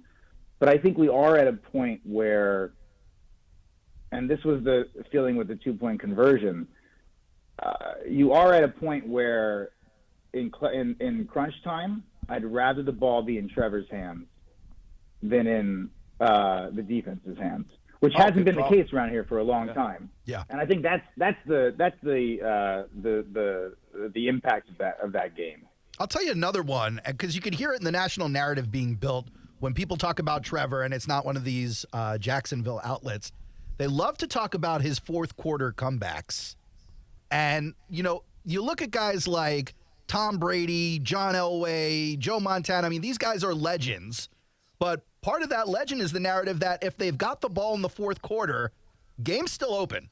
Game's still going because these guys can score either at will, drive at will, and you're starting to hear the same thing about Trevor from out of the market. I mean, we see it now. We kind of hope it sticks, but this is something he's starting to build a reputation for and get known for, Brent. We're in the fourth quarter. You just kind of throw it on his shoulders and let it rip. Well, I think that's a big part of what happens in the NFL, so he's got to be able to do it. And that's why this was so monumental, because he did do it in that situation. Unlike the Broncos or the Eagles, where he had the ball and it got away from him on the first play. But I'll give you guys another example, Asher. The Kansas City game, I don't know if you got to see that, but late in the first half, they had like 35 seconds left. Yeah. There's no team in my 15 years here in Jacksonville that says we're going to take 35 seconds, we're going to march down the field, and we're going to score. And they did. They actually, I think that was a touchdown they scored. Yeah. I don't know. Yeah, I think that was a touchdown that they scored late in the first half. Maybe it was a field goal. I don't even know. It was. It was a touchdown. It was. But you can picture every Jaguars coach saying, "Great, let's get the ball back and kneel it down and go to halftime." Absolutely. Not Doug and not with Trevor. And so that take those those samples, and I'll give you one more sample size now the last 3 weeks, because he's doing it in different ways and checking different boxes. Asher, he came back from 17 down against the Raiders. I mean, that doesn't happen in Jacksonville either. So to your point, you're starting to see things like, we don't usually do that in Jacksonville, or this doesn't happen. I think we've seen in the last few weeks some evidence that, hey, this might not be happening in Jacksonville much longer. We might get this side of it instead. Yeah, I mean, you hope so. The thing that I also think is incredible about this, I think I said this when we spoke last time, that was and this is maybe this is the teacher in me, but the most encouraging thing for me is not what you achieve, but how does what you did this week compare to what you did the previous week?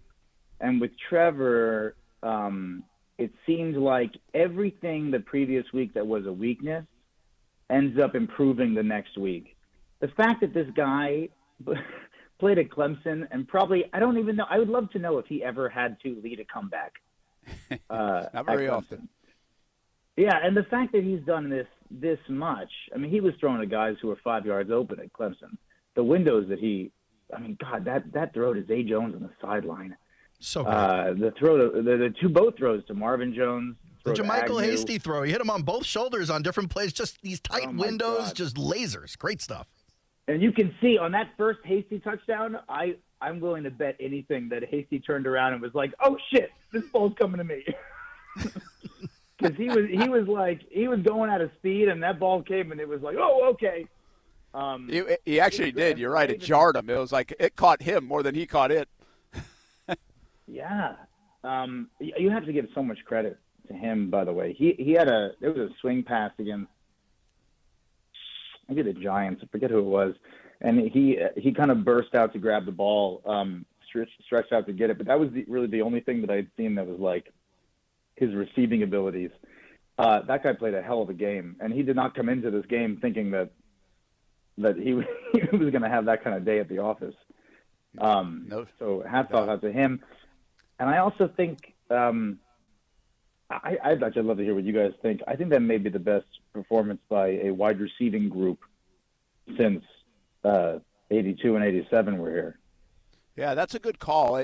Some people mentioned that it reminded them of some of those plays, and I think that is a little overlooked. And by the way, I'm at fault for this too, because Trevor is so much a focus, and to watch him make throws that I've never seen a quarterback make in Jacksonville, my eyes go there, and I think that's where the attention should be. But I think you bring up an interesting point, especially on that last drive. Guys were making plays. You know, Christian Kirk a couple weeks ago in Kansas City drops the one, then has a special game. He was really good the rest of the way. Well, this time around, he made a special catch. He had a quiet game, but a special catch in the right time. Zay Jones made some fantastic plays. And listen, that ball to Zay Jones on the two-point conversion could easily be dropped. Marvin Jones and Jamal Agnew have had some of the best highlights we've seen in Jacksonville in the last 10 years over the last 2 years. Marvin makes some unbelievable catches, and that one was in the unbelievable category. So I agree with you. I think this is the difference, right? We talk about it a lot on Mondays. When we come in here after a Jags loss and it was like, they didn't make the play or two that they needed. Well, guess what? Those guys made a bunch of plays. It wasn't just one or two. It was like 5, 6, 7, 8 plays when it mattered in that fourth quarter. So I think that's a good maybe Hearns and Robinson made some plays, in 15 like that. But I think if you're right. They were always we were never like within a score, and rarely were we within a score in those games. Like, you were always like you were fighting, and I don't want to call it garbage time, but like this was the game. If you drop one of these passes, the game is over. And the pressure in each of those situations. I mean, Marvin Jones, did he catch 2 balls, and both of them were like. Yeah, one was a game-winning touchdown, one was a fourth-down conversion. I mean, 4th and 5. There's no warm-up for that. All this guy did since coming to Jacksonville is be a guy you can count on every time. Like, who expected this out of Marvin Jones when they brought him into the team? Yeah, Asher bringing the heat today, by the way. My dad, who's a Lions fan, did expect this out of Marvin Jones. Well, did he expect it out of Kenny Galladay when he went to the Giants? Because that's been a huge disappointment coming from the Lions. It was kind of setting up like you wondered if Marvin Jones Jr. was going to bring some of that bad juju with him, but I guess not. He's been good, man. By the way, he had 3 catches in the game. He had 3 catches, and 2 of them came in the last, 2 minutes. Hey, so I checked. I looked it up when Asher mentioned it because I was kind of curious about it, some of the bigger passing performances, but not really from a quarterback, from wide receivers. And you got a couple of big games from Brunell at the top from 96, one against New England and one against St. Louis. You got the Bortles 61 attempt game back in 2018 against the Kansas City Chiefs that they lost. Okay, yeah. He turned it over 5 times. 5 times. Yeah, that wasn't a great wide receiver day. But in 2018, against my alcoholic fan-driven New York Jets, where the Jags win 31-12, Bortles goes off, right? Goes 29 of 38 for 388, only 2 touchdowns, but Dede Westbrook with 130 yards that game, Dante Moncrief with 109 yards that game. That's a good duo right there. By the way, the Jags started 3-1. That made them 3-1. They beat the Patriots and they beat the Jets, and it feels like they didn't win another game until Sunday. I completely agree. I should have said this is the most exciting. This is the most exciting I've felt since that Patriots game. And I remember I recorded it with my phone. I remember the end of that Patriots game, and Tony Romo was on the call for that game. And at the end of the game, they beat the Patriots. He said, "They've been building, and honestly, the Jaguars, this thing is built." And ever since he uttered those words, it's been a disaster. Yes. Asher Grodman. Go ahead, man. What you got? Oh, I was just going to say another thing. You just got to give a shout out because the defense was, just played beyond, out of their minds. I saw a play that Josh Allen was like 30 yards down the field, covering a tight end.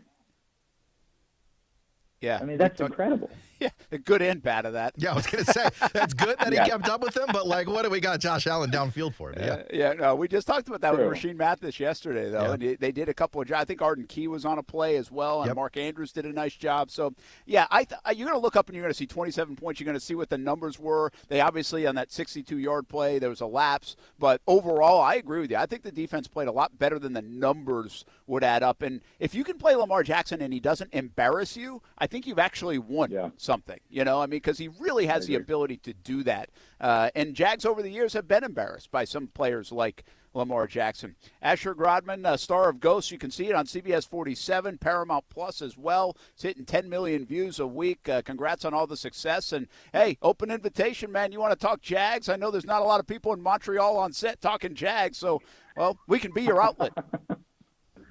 I appreciate that. I walked on the set today, and I got a group Duval from the cast, which was a lot of fun. That's awesome. That's good stuff. They all just learned what Duval was. So very cool. It's spreading. Thanks, guys. Thanks for having me. Hey, if this was a table read, by the way, you did a fantastic job. Thank you very much. Brent. Thank you. This is going to be a thing on the show now. Now we have to do table reads. Yeah, it'll be the only prep we do on this show. Table read. Thanks, man. Have a good one. Come in before the show and run through his list of topics. You do a little practice run. That's your table read. And I'll give him some notes. It'll be great. All right, man. Thanks for checking in. Have a good one. Take care. That is Asher Grodman, again, star of Ghosts. He was here on Sunday. He's a big Jags fan, and I think he might check in from time to time on the show. Well, hopefully he curses a little bit less. Isn't it funny today? When you have guests on, I think so many people think you're either on maybe satellite radio or podcasts. Yeah, I think everyone's just loosey-goosey. And so it's very loose. And so hopefully Kasey wasn't watching the post game and he got it. I was watching the post game, but I still got it. Kasey's in top form right now. All right, we are down at St. John's Golf Club here in St. Johns County. Brand new renovation down here. It's beautiful. The sun's going down. It looks fantastic. We got some golfers that are coming in from the course, and a lot of good reviews from some of the folks that I've talked to already. We'll stay with the show until 6 o'clock. Brent Friends on ESPN 690. Kasey brings up an interesting point about college football when we come back. That's next, right here on ESPN 690.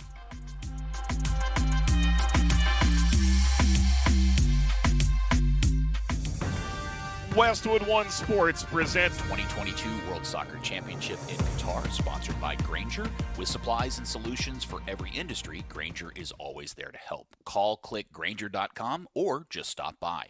Each of the 32 teams in the World Cup play 3 group round games, followed by the top 16 countries advancing to the knockout round. From there, the eventual champion will have to win 4 games over 2 weeks.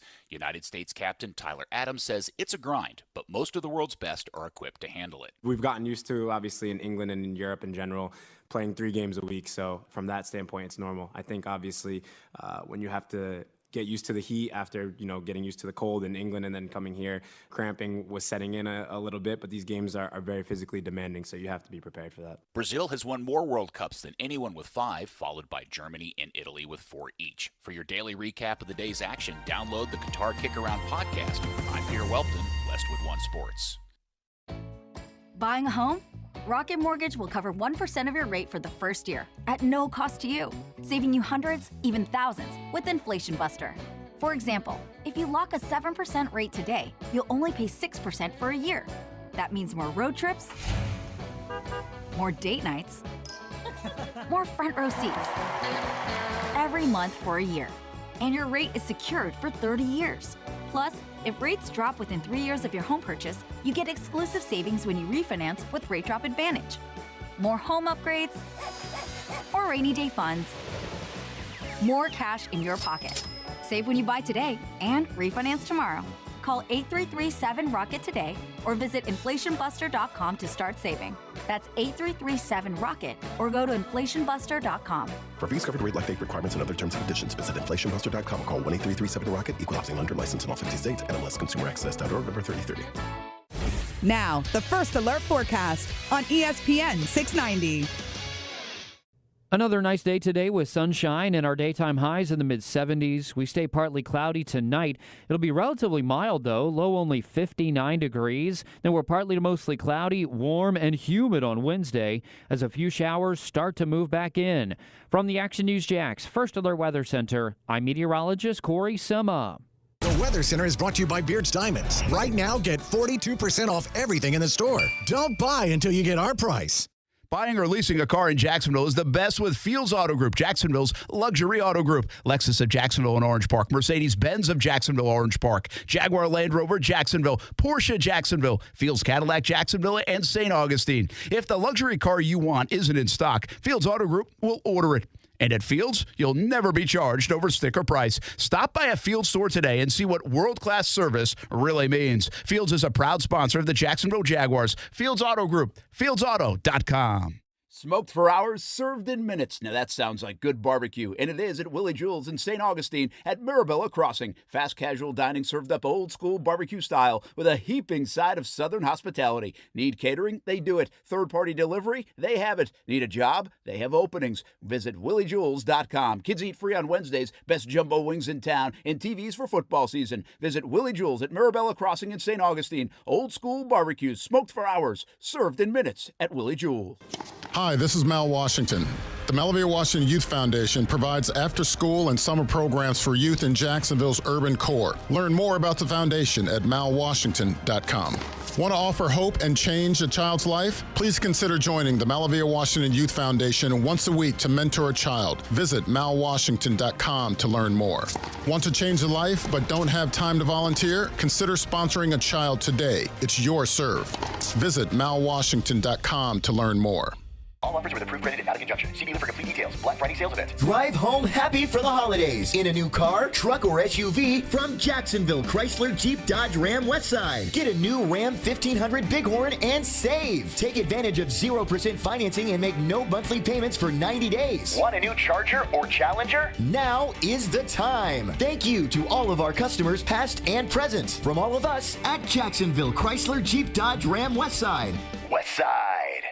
If you play a sport or coach a sport or watch a sport in Jacksonville, there's a really good chance that uniform was ordered through Baker Sports. Look good, feel good, play good. Custom sports apparel at Baker Sports since 1997 and a staff that wants to help you. They are experts in the business and make outfitting your team a seamless endeavor. The homegrown Jacksonville business is now the top choice for apparel all over the Southeast. Baker Sports, uniforms, hats, shoes, embroidery, screen printing, and 3D printing. They do it all at Baker Sports, helping make your team look good. Missed Black Friday? Dell's Cyber Monday event starts now with deals on powerful business tech. The savings start now with up to 50% off on select business PCs powered by 12th Gen Intel Core processors. Don't forget special pricing on the latest monitors, docks, and accessories, plus free shipping on everything and special financing with Dell Business Credit. Call a Dell Technologies advisor at 877-ASK-DELL for Cyber Monday deals. That's 877-ASK-DELL. My heart was racing just making spaghetti. I could have waited to tell my doctor, but I didn't wait. I was short of breath just reading a book. I could have delayed telling my doctor, but I didn't wait.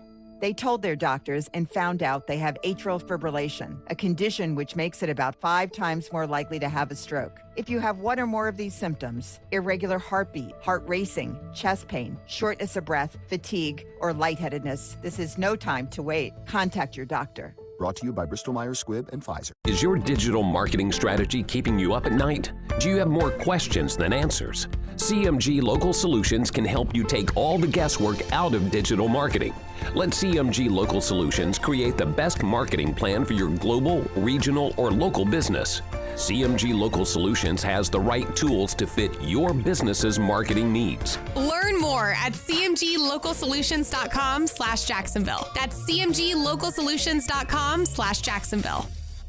Hey, it's Brent Mortno from Action Sports Jacks. Did you know you can watch our radio show? Yeah, video of a radio show. Just search ESPN 690 Jacks on Facebook, YouTube, and Twitter. Or follow me on Twitter at Brent A.S. Jacks. Watch the show live weekdays from 3 p.m. until 6 p.m. or listen on ESPN 690.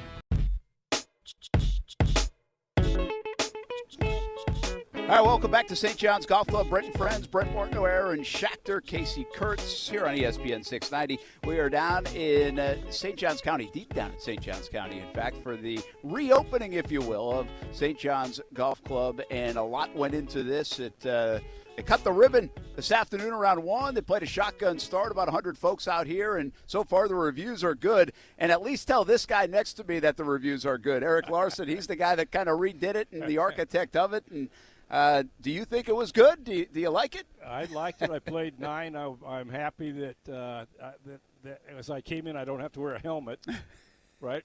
Guys are giving me the thumbs up, so that's always – there's always a little bit of anxiety when you first open. You don't know how exactly is it going to play. And the golf course is not going to beat you up. It's fun. You'll beat yourself up if you don't score well. So big green golf course, very different from anything around. Come on out.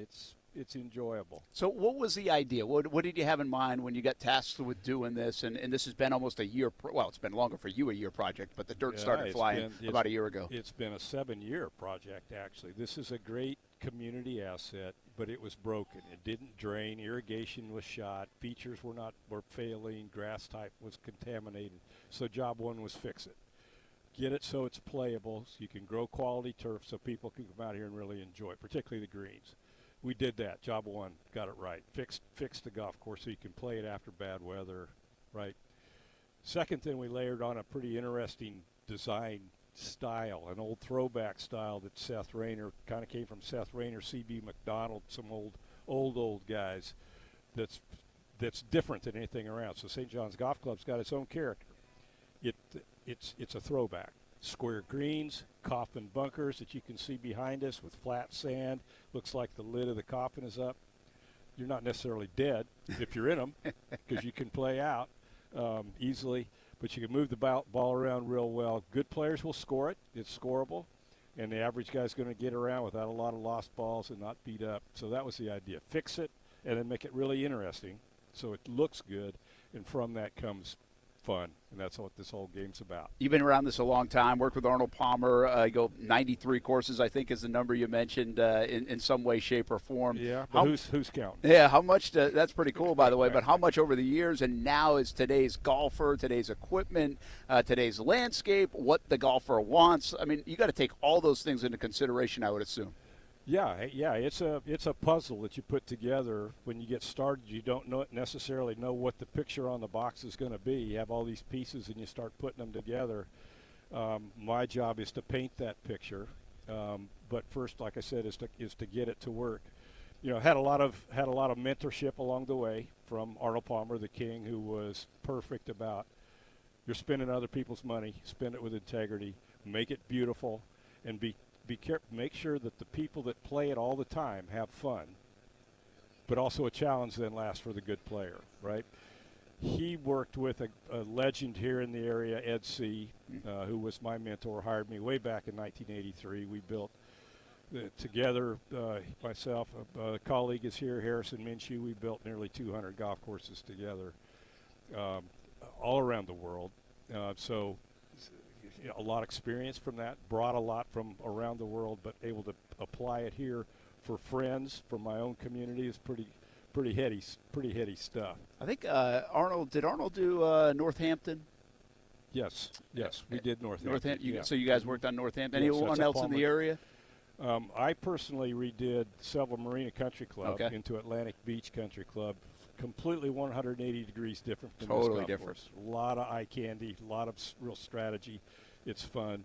Had redone Oak Bridge before it became the Yards, which is, by the way, a very interesting new concept in golf of entertainment, fun golf. Dave Miller, Mike Miles out there have done a super job. Recommend y'all give that a look. It's a good course, yeah. Plantation Ponte Vedra originally was one of ours. Hidden Hills. I thought Hidden Hills was too. Marsh Landing. So we've done a lot of work around Palm Coast golf courses. We our portfolio is Palmer portfolio is nearly 250 golf courses. Yeah, So. it runs pretty deep, so it's not your first time in this area. Pretty cool, Eric Larson. When you say 7 years and now you get to today, I mean, is it pretty cool for you? I mean, you've been doing this a long time, but still, I mean, is it still pretty, like, the rush of super cool. doing it? Super cool. And I got to tell you, I was driving from Ponte Vedra. I live in Ponte Vedra. On the way down here, and you're going, I've driven 95 South a lot of times here, and I'm going, this may be like, this is the last that's going to be for constructive piece to it. It wasn't even that. It just wound up being a reward to come out here. It's thank you, Lord, got this beautiful day, and people are having fun. Built this patio out back, gathered the golf in around, and created a social piece to this, and that's what social engagement, social interaction is what golf's about, and we've managed that here. So to come down now and see people finishing the round, cutting up, having a beer, I got you. No, you didn't. All the stuff that goes with this great game.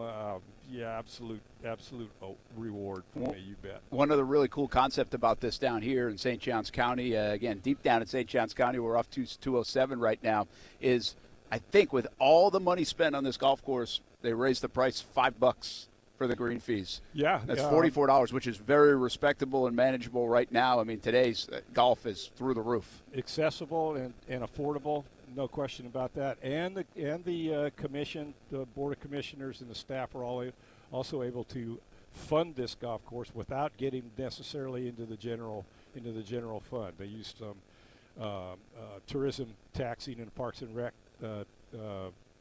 taxing, some mechanisms that came through that, so it didn't cost the county. It didn't cost us.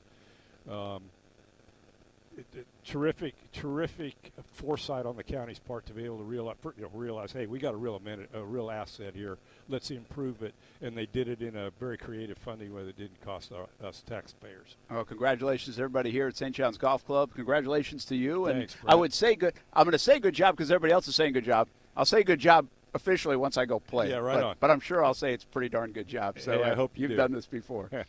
Thanks, man. Thanks. Appreciate it. Okay. Happy holidays to you, and congrats. That's Eric Larson, the architect behind this, which must be like a really cool thing to take a canvas of a golf course and rip it up, start all over, move the dirt, jump in a bulldozer or two or three or many, and then come out and play it as a brand new place. And that's what Eric Larson's able to do, and St. John's Golf Club is happy with it. Right down here, you have to check it out if you love golf in the air. We're going to take a break. We come back, we'll get some college football and a lot more NFL, of course. What's the award show look like at the end of the NFL season? Any Jags on the list creeping their way in? Over the last month, you could make the case Trevor Lawrence is one of the best quarterbacks in the game. We talk more about it. Brent Friends on ESPN 690 when we come back.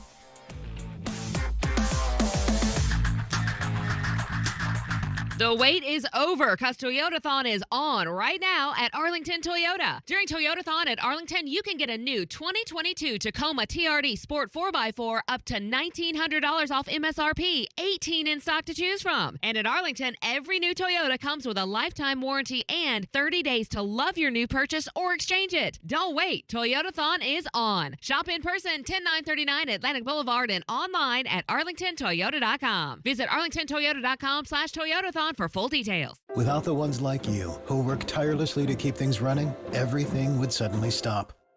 Hospitals, factories, schools, and power plants, they all depend on you. No matter the weather, emergency, or time of day, you're the ones who get it done. At Grainger, we're here for you 24/7, with supplies and solutions for every industry, and access to product specialists ready to help. Call, click Grainger.com, or just stop by. Grainger, for the ones who get it done. We're ready to deal at Best Bet St. Augustine. the only card room and sports bar in St. Augustine, Florida. With nonstop action, poker games of all limits, exciting table games, and a sports bar with the NFL ticket, Best Bet St. Augustine has you covered. Don't miss our delicious dining options, serving breakfast, lunch, and dinner, and our always popular freshly made sushi. Best Bet St. Augustine is located on 800 Marketplace Drive off Exit 311, where I-95 and State Road 207 meet. Learn more at bestbetjax.com. The following message is sponsored by the Florida Department of Elder Affairs, the Florida Association of Broadcasters, and this radio station. Medicare open enrollment is October 15th to December 7th. Volunteers with the Florida Department of Elder Affairs SHINE program are available to help with your Medicare questions, virtually or by phone during COVID-19. SHINE is open and ready to help you with local and unbiased counseling and assistance. Visit floridashine.org or call the Elder Helpline at 1-800-963-5337. All offers with approved credit and not a conjunction. See dealer for complete details. Black Friday sales event. Drive home happy for the holidays in a new car, truck, or SUV from Jacksonville Chrysler Jeep Dodge Ram Westside. Get a new Ram 1500 Bighorn and save. Take advantage of 0% financing and make no monthly payments for 90 days. Want a new Charger or Challenger? Now is the time. Thank you to all of our customers, past and present. From all of us at Jacksonville Chrysler Jeep Dodge Ram Westside. Westside. The Sertoma Club of St. Augustine is set up to help those less fortunate without a complicated qualification process in order to get them the assistance they deserve in an expeditious manner. The type of assistance that they have given others ranges in a variety of ways, everywhere from wheelchair ramps to home repairs to helping with medical bills. Sertoma of St. Augustine, a hand up and not a hand out. Learn more and how you can help at staugustinesertoma.org. If you or someone you know is a post-9/11 veteran looking for direction and purpose in life after military service, Camp Southern Ground is here for you. Warrior Week, our signature veteran-led transition program, will give you the tools and training you need to thrive in work, relationships, life, and family, all at no cost to you. Together, with a community of peers and mentors, we strive to make every day better than the last. Take control and get started today at campsouthernground.org. When you bundle your renters and auto insurance with Progressive, you could save money, but it doesn't cover any terrible memories living rent-free in your head. You remember that time you were singing in the shower, and then you heard a knock on the wall, and then you realized that your bathroom shared a wall with your neighbor's bedroom, and all you could do was stand there silently, thinking about all the other things they may have heard in the 4 years you've lived there? Yeah, good times. Sorry, we can't save you from that memory, but we could save you money bundling your renters and auto insurance with Progressive. Coverage from Progressive Casualty Insurance Company, affiliates, and third-party insurers. Renters insurance and bundle discount not available in all states or situations. Yo, Pablo Torre here, host of the ESPN Daily Podcast. When you want to go beyond your feed, when you want to get inside the score, when you want to get behind the highlight, there's ESPN Daily. Go deeper into the stories of the moment. Get the exclusive access and insider perspective that only ESPN can give you. ESPN Daily, hosted by me, Pablo Torre. Listen and subscribe wherever you get your podcasts.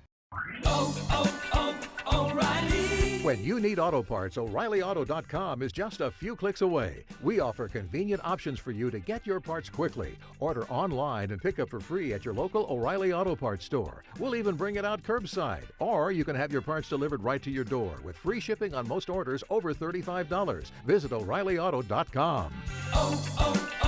O'Reilly Auto Parts.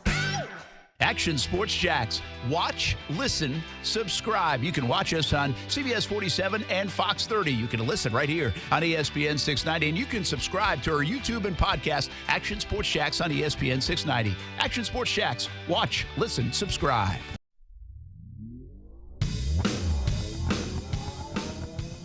Hey, welcome back to St. John's Golf Club here in St. Johns County. Brent Martin, Aaron Schachter, Kasey Kurtz. They're celebrating the opening of this place after months and months, seriously, a year of digging dirt, moving dirt, putting more grass in and everything else. And so congratulations to them. What a big project and a big moment down here in St. Johns County. Let's get to the line. Stephen has been hanging around and wants to talk some football as always. What's happening, man? Hey, not too much. How are you guys doing today? We are fantastic, man. Still feeling the W from a couple of days ago. Oh, yeah. Oh, great day. I just wanted to get your thoughts with the defense. Goff, he's not really a mobile guy, and we've had issues with mobile quarterbacks. He can move when he wants, but I mean, you look at Wentz. We got to him a couple times. Ryan the first time before they figured out the Achilles heel, getting rid of it in less than a second. We got to Herbert, we got to Carr, but like the other quarterbacks, are a lot more mobile, can move around, and we haven't been getting sacks. Do you guys just see, hey, maybe we might be able to get to Goff? Mind you, Lions have one of the top offensive lines in the league, but just that possibility. And maybe Caldwell can maybe think of something, hey, Devin Lloyd at Utah, rush the passer. Let's get some packages for him to just rush the passer. Not cover, because you can't cover that well. Let's just let him loose. And I just wanted to get your thoughts. Thanks, Stephen. Appreciate it, man.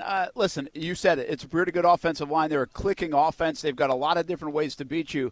Aaron and Kasey, I guess what I'm curious about, can they create more rush? I thought the rush was better. We talked about that with Rasheen yesterday. They had 22, or depending on who you look at, 17 pressures. Like, they moved him around. So they won some stuff. They didn't get home a lot. If you win some stuff against Detroit, you'll get home, because Goff is not elusive, as Stephen was saying. But I'm more interested to see, what do they dial up? Because I think the plan they dialed up with Wingard playing a bunch and Rashawn moving all over the place, I think some of those things were because of the Ravens and the way they play, and Lamar Jackson and having speed around the line of scrimmage. Now will they start to, make different game plans each and every week that are more drastic than they have been the first 10 games? I'm interested to see that, guys. Yeah, you definitely wonder what they have dialed up specifically for the Jaguars versus what we've been seeing. Although when you're this far down in the NFL season, you kind of want to believe you've seen everything a team has to offer. But, we talk about it almost every week here, Brent, that, Doug may still have some stuff in the playbook that we haven't gotten our eyes on. So it would make sense to me that so does Dan Campbell. You just got to be a little bit nervous with a soft secondary blitzing on Goff, because he does have the ability to go downfield, and he does it often. Yeah, he does. Kasey, I want to tee you up. We'll talk more about the Jags coming up, football at 5, and obviously all week about the Lions. I want to tee you up for your college football thought, which I think is an interesting one, especially as I shared it on social media. Give it to us. Yeah, it's not that in-depth, right? It's just that nobody's that good, right? Do we know, like Georgia, they went undefeated. Michigan, they did their thing. And then, quick, research tells me that Eastern Kentucky could low-key be in the SEC championship, because by some weird science transversative property thing, they beat LSU this year. Because they beat a team who then beat a team who beat a team and eventually get down to LSU. And then if you go out west, Holy Cross is better than USC, because technically they beat a team that beat a team that beat a team that beat USC. So it's just a weird thing. I just think every time you watch college football this year, you really never know what you're going to get. Another prime example, what happened with USF and UCF the other night. Although it didn't come out as a win for USF, they had no business being in that game at all. I guess my question with the college football playoffs right now is, what happens if the Trojans lose their the Pac-12 championship? What goes on there? Because the folks at Alabama, Ohio State, Tennessee will be politicking, but who actually? I really goes? think it's Ohio State. I think right now, Kasey, TCU, if they lose, I still think they're in. They have the best out of all those teams in the mix, strength of schedule. I think they might still be in, and I think Michigan, if they lose, might still be in. Michigan and Georgia have that. They have the bye. Yeah, they have that. I think if USC loses, they're out. But what I'm wondering is that Ohio State's spot to be had? I don't think so. Or is it? Who do you give Who it to? is it? It's either Ohio State, Tennessee, or Alabama, is it not? Well, it's definitely not Tennessee. I wouldn't give it to Ohio State, because who have they beaten? The only real game they played, they got boat raced at home. You can kind of say the same thing about Alabama, though. Who have they beaten? That's fair. I don't think Alabama is the option either. I don't know to answer that question, but I think Ohio State, I guess if they take them, I think it'd be a mistake, because they looked horrible the other day against the only real team they've played yet. But the problem is, USC, they don't have the game in hand to lose, No, but here's what I think. It'd be a better game. Oh, I agree. Hey, I think USC might win the national championship. It's possible. I don't think anybody wants to play USC. No, not even Georgia. I'm not confident that those other teams can score on Georgia. They can. They I think can. Now Georgia might run up and down the field on them because they don't have a defense. But Georgia's been susceptible now, you know? I mean, not everything's been great about Georgia. They're not as good as they were last year, in my opinion, not as dominant. I don't feel as good about them. So I think it's pretty interesting. But that's the thing. Like USC, if they lose, who goes in? And I don't know. I kind of feel like it's going to be Ohio State. It's got to be Ohio State. Oh, that's gross. You could even argue that Alabama would be better than Ohio State just because they have more tools. They have a bigger opportunity to win in the playoffs. Well, here's the thing. I don't think you can argue it, though, because, yes, they've lost 2 games on the road, last play of the games, but they haven't really beaten anybody, and they could have lost 2 more games. I'm not arguing Alabama's deserved the playoff berth. I'm saying had you put if TCU doesn't make it and you're arguing over who would do better, I think Alabama beats Ohio State, at least head-to-head. I don't know about that. I don't know about that. Yeah, I'm not as convinced. And I'm not saying they wouldn't. I'm not convinced. Like, there are some times, like, you're convinced the team would beat X team, and they just got in there because they deserve it or don't have a loss or whatever else. That's not the case. I think it's a toss-up. And to be honest with you, Ohio State's only loss is to number 2 Michigan and undefeated Michigan. But they got creamed. But they did kind of get walloped at the end of the day. Yeah. They did. So, all right, a bigger picture. What you were asking, Kasey, is basically I don't think that this has been the most well-played college football season. I don't think it's a lot of good football. I think there are a lot of very average teams. But I think your point is, well, isn't it really entertaining? Isn't it kind of way fun? better for football? It hasn't been that in years. It's been we know what's going to happen. And we're just waiting. Yeah. This year, we don't know. Well, so much to the point that we don't know what happens if some of these teams lose this week. Yeah. Right. Your point. To the opposite point, though, not to keep going back and forth, but this might be one of the first years in recent memory where, I mean, as long as these teams win out, the college football playoffs is very clean. Like, there's no debate here. No one's getting snubbed. The top 4 are the top 4. It's true. You haven't seen that in a long time. Yeah, I think we run into I don't know that. I got to go back, but I feel like it usually works itself out a lot more than we think it does, and it's not as muddy as we think it is. Now, it has been at times, and some of that, I think some of the reason you feel that way, Aaron, is because we're getting other conferences represented. So we're getting the Big 12 in, we're getting the Pac-12 in, we're getting the Big 10 in, we're getting the SEC in. The ACC this time's out. And by the way, the one team that really screwed itself with a loss in all these scenarios is Clemson, because Clemson probably would be in as an ACC champ if USC loses. Not now, yeah. And they lose to South Carolina last week. Yeah. And so now they won't be. What's going to be So that was a huge loss. What's going to be awesome is like TCU loses, USC loses, somehow LSU wins and beats Georgia. Then there's going to be a disaster. Don't you feel like TCU still gets in even if they lose? Yes, it could be a disaster. Probably. And by the way, LSU wins. They're not getting in. No. But if all these other teams lose, how do you not? Trust me, the SEC champion's going. I remember that conversation. But the good news is we don't have to worry about it because they're not beating Georgia. They are bad again. I don't know. This is the difference between Kasey and I, Aaron. I'm not calling him out for that conversation, even though he brought Austin in and said he was right and all this stuff. Wait. But just to confirm, I'm not backing down. I still believe that if LSU wins against Georgia, they're going. I know. But you're the only one. There's 2 of us. Because you just said also that Georgia's going to bye, basically. If they lose, they're still going. No, they are. But I'm saying if all these other teams lose and LSU wins, they're going. You're going to keep the SEC champion out? Here we go again. It's not going to happen. Come on. But, hey, I think you bring up a good point. The entertainment value, even though the sloppy nature, not dominant team, is almost better. Yeah. It's why we like the NCAA tournament. It's why we want to go to 12 games. 12-team playoff. If we had a 12-team playoff this year, it's anybody's guess who would win. Yeah, they would. So would Alabama. But it's anybody's guess who would win, guys. Like, who would win? Like, we wouldn't know. I agree with you. 12-team playoff this year, and it'd be really hard to call. But at the same time, because it's so clean going into it, should chaos not ensue during championship week, then, like, the case for the 12-team playoff actually isn't as strong for next year or the year after, whenever they're considering going early. I think it is. I don't care if it's clean. Fine if it's clean. It will work itself out. The system is designed in some degree to work itself out, even though I think you could make the case that all 5 conference champs should be in. But Thank you. I think the 12-team playoff this year would be better than any other year we would have scripted it out.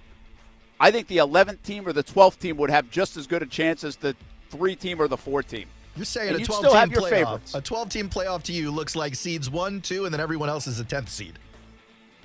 Well, it kind of does, but I'm still not convinced that Michigan and Georgia are unbeatable. Wow. Okay. By anybody. They won 16-6 recently. You know? I mean, they almost lost to Missouri. Georgia Tech, was hanging with them for a little bit. So they're not unbeatable. All right, we're going to go to the top of the hour. Football at 5 when we come back on ESPN 690. Buying or leasing a car in Jacksonville is the best with Fields Auto Group, Jacksonville's luxury auto group. Lexus of Jacksonville and Orange Park, Mercedes-Benz of Jacksonville, Orange Park, Jaguar Land Rover, Jacksonville, Porsche, Jacksonville, Fields Cadillac, Jacksonville, and St. Augustine. If the luxury car you want isn't in stock, Fields Auto Group will order it. And at Fields, you'll never be charged over sticker price. Stop by a Fields store today and see what world-class service really means. Fields is a proud sponsor of the Jacksonville Jaguars. Fields Auto Group, fieldsauto.com. Anyone with a pet knows that they are truly a member of the family. I know my family and I would go above and beyond for our black pug Arlo, which is what the best veterinary practices understand. People need to be able to trust whose hands they are putting their pets into. So when they're looking for a new veterinary practice, one of the first things they do is look at the practice's online reviews. At Cox Media Group, we help ensure that your online reputation and reviews are strong. So let's embark on improving your digital reputation. Head to cmg.com to find out more so we can see how Cox Media Group can help you boost your website's traffic. This year, CGC Water Treatment is celebrating 75 years in business. Put their experience to work for you. Discover how good your water can be with a new Connecticut softener and drinking water system like the one my family's had for more than 5 years now. Connecticut's twin tank, non-electric softeners are the most efficient softeners available, and their drinking water systems remove up to 99% of contaminants. If you're not filtering your water, you are the filter. Don't be the filter. Now through the end of December, trade in your existing equipment and get $750 off a Connecticut Premier Series softener. Great financing available for the holidays, subject to credit approval. Call 904-552-1242 or visit cgcwater.com. That number again, 904-552-1242 or visit cgcwater.com. CGC Water Treatment are proud partners of the Jacksonville Jaguars, and I'm a proud customer of CGC Water Treatment, authorized independent Connecticut dealer. Florida license number CFC 1428211. Hey First Coast, it's time for a different type of football. Both men's and women's pro soccer is coming to Northeast Florida for the first time with Jags USL, and we need your support. We want you to help us name our new teams by visiting jagsusl.com and give us your team name suggestions. You can also become a founding member of our exciting new USL Pro Soccer clubs and receive a free and exclusive collectible NFT from Campus Legends. Enjoy the World Cup, Jacksonville. We can't wait for kickoff. WOKV Jacksonville. Listen live everywhere you go on ESPN690.com. ESPN 690, a Cox Media Group station. Anywhere fans go to cheer on their team, there are behind-the-scenes MVPs ensuring everything is game day ready. We see you, Joe, fixing seats so every fan can enjoy every game. And Allie, who keeps her stadium running smoothly from the moment the first game starts to the last play of the season. At Grainger, you're our MVPs, and we're always here for you with supplies and solutions for every industry and 24/7 customer support. Call, click Grainger.com, or just stop by. Grainger, for the ones who get it done. If you play a sport or coach a sport or watch a sport in Jacksonville, there's a really good chance that uniform was ordered through Baker Sports. Look good, feel good, play good. Custom sports apparel at Baker Sports since 1997, and a staff that wants to help you. They are experts in the business and make outfitting your team a seamless endeavor. The homegrown Jacksonville business is now the top choice for apparel all over the Southeast. Baker Sports, uniforms, hats, shoes, embroidery, screen printing, and 3D printing. They do it all at Baker Sports, helping make your team look good. Today on Hey Culligan, reverse to reduce. Here's Bob. Hey Culligan, I love fresh water, but I got plastic bottles coming out. Whoa, Bob, you are not kidding about the bottles. But did you know Culligan's reverse osmosis and always-on drinking water systems provide fresh, clean, delicious drinking water and help reduce the equivalent of over 15 billion plastic bottles from landfills worldwide? Holy fresh, environmentally friendly drinking water. Am I right? Right, Bob. And we're already on the way. Let us help you out with a free in-home water test from a local Culligan water expert at Culligan.com. I wanted to know why some people who get COVID-19 get it so bad. I found out it may be because they have a high risk factor, such as heart disease, diabetes, being overweight, smoking, and asthma. Even if symptoms feel mild, these factors can increase your risk of COVID-19 turning severe. So if you're at high risk and test positive, there are things you can do, like asking your healthcare provider if an authorized oral treatment is right for you. Learn about an option at treatcovid19.com. This message is sponsored by Pfizer. Broadcasting live from the Anajar and Levine studios. Anajar and Levine Accident Attorneys. Call 1-800-747-FREE. That's 1-800-747-3733. ESPN 690 and Action Sports Jax presents Brent and Friends with Brent Martineau. We're going to have to show a little more patience than the year 2 pom-pom people. Kasey Kurtz. Yo! Well, what are we doing, bro? Come on! And Aaron Schachter. I'm all in favor of these two showing their love, really celebrating their relationship. Get him! Get him! Hit him! Hit him! Yeah! Boom! Jack! Boom! Yeah! Boom! Jack! Boom! This is Brent and Friends with Brent Martineau, Kasey Kurtz, and Aaron Schachter on Jacksonville's home for ESPN Radio. ESPN 690.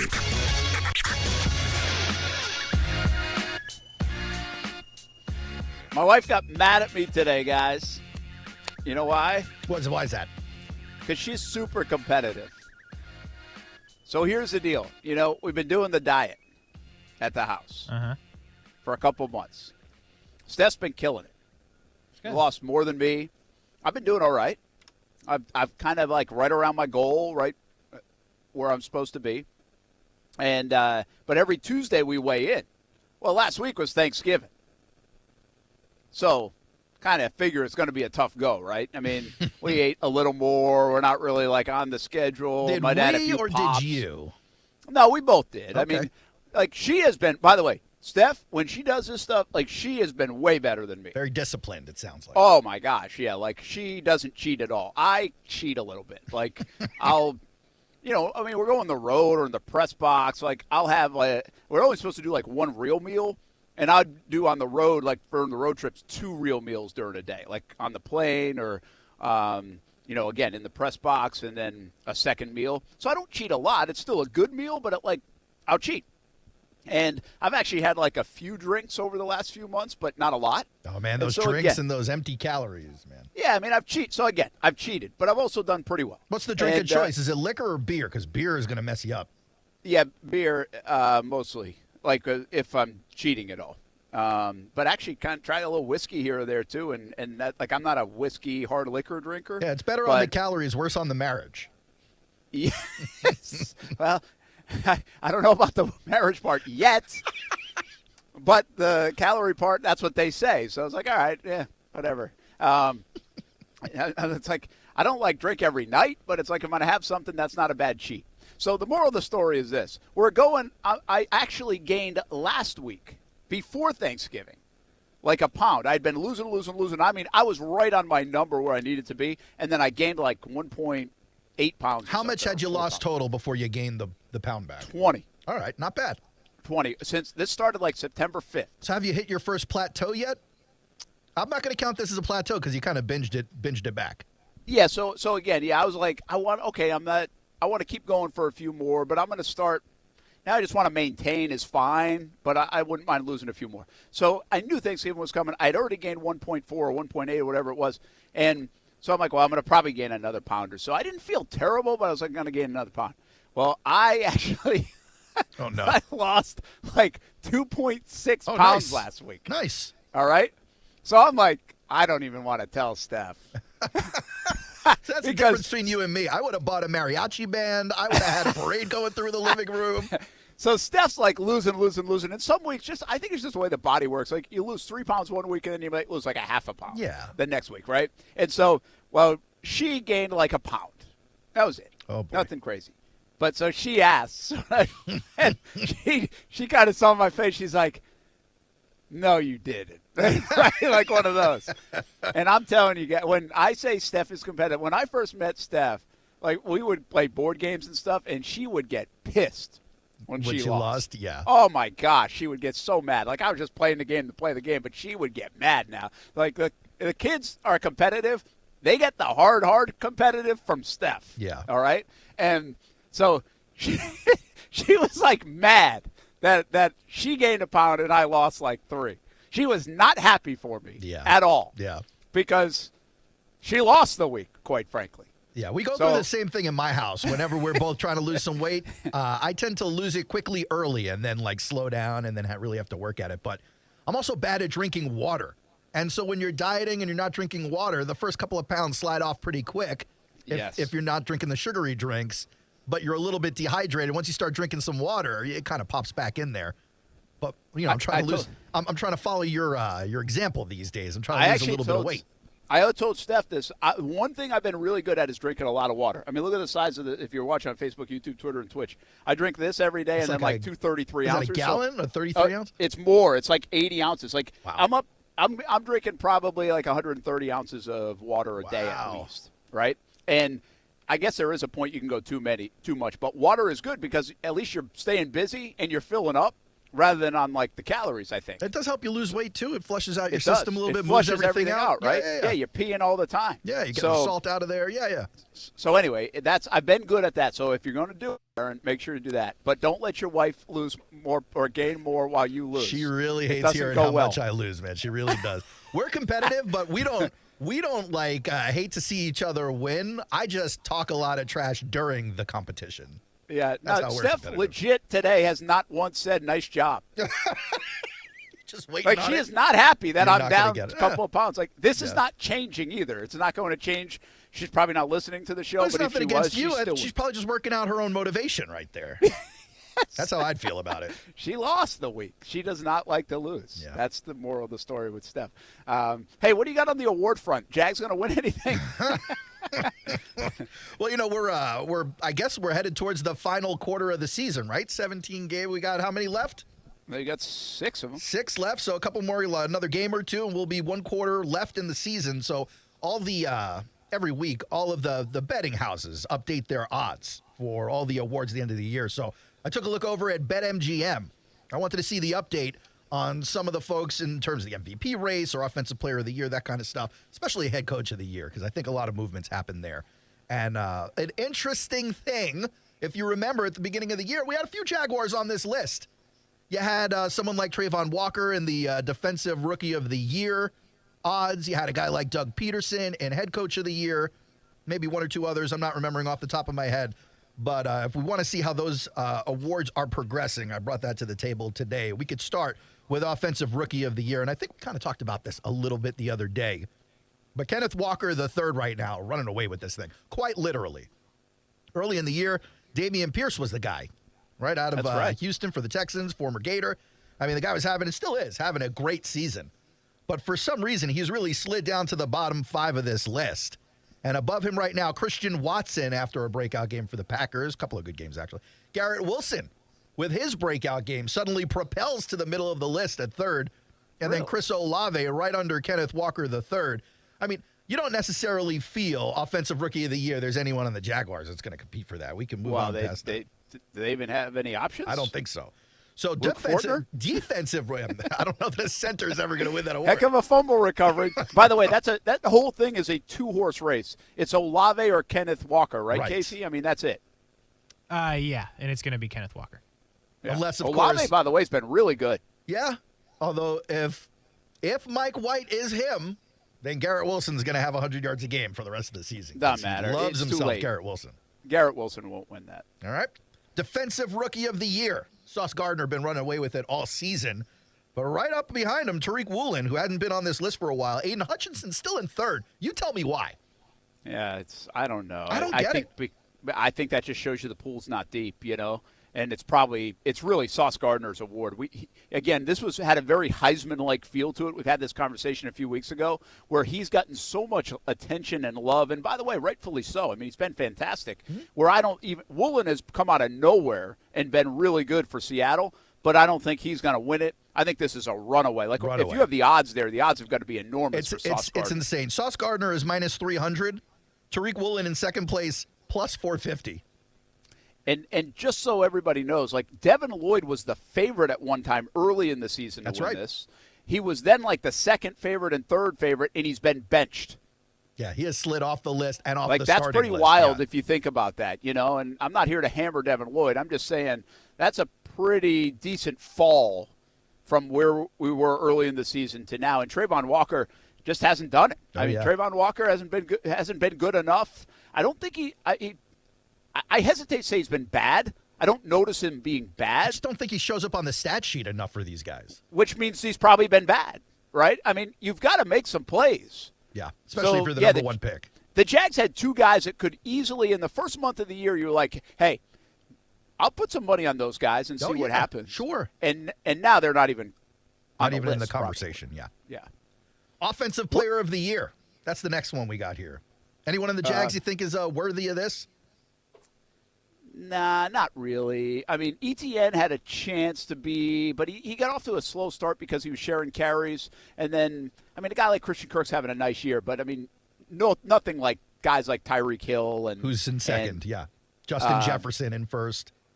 Yeah, because that's an overall award, right, across the league. It's not like an AFC, NFC thing. Right. So, I mean, those two guys are just runaways. Top three is a tight race for Offensive Player of the Year. Jefferson, Hill, and Jalen Hurts, all within about 100 of each other, plus 225, plus 300, plus 350. I get the quarterback position, but I think Jalen Hurts is kind of cooled in that front, too. Yeah, a little bit. I mean, I don't know how this isn't Tyreek Hill's award, honestly, because he has made the difference. Like, he's not going to get MVP, but he needs to probably win an award. Yeah. I mean, look, Justin Jefferson is putting up pretty historic numbers, especially if he continues his torrid pace. He's been terrific. But to your point, Tyreek Hill made the Dolphins a playoff favorite, if not, what they are. Defensive Player of the Year. Any Jags you feel like you could put on this list? Unfortunately, no. I mean, I'd like to be able to put Josh Allen on that list. The best defensive player for the Jacksonville Jaguars this year is probably Tyson Campbell? Lewican? Probably Tyson, but because what happens when you're a good corner is nobody throws it to you. Yeah. So then you can't make plays. Yeah, it's probably Tyson. I think one of the most impactful players on their defense has been Rashawn Jenkins, and he ain't sniffing an award like that, right? So who is going to win defensive? Bosa? So Bosa's number 2 on this odds list at plus 1,100, but right now running away with it, deservedly so. Micah Parsons at minus 1,400. Oh, yeah, Parsons. How many sacks does Parsons have? I'll have to look up that stat unless Kasey can do it. I know the guy with all the sacks in the league, Matt Judon's in third at plus 1,600, followed by Chris Jones. And then how about this? This is a weird one I thought for this list based on his year so far. Max Crosby, under-delivering for the Raiders. Here's a stat on Max Crosby. He's got 10.5 sacks for the Raiders. The next guy that has a sack, like the next part of the column, is 1 for the Raiders. Yeah.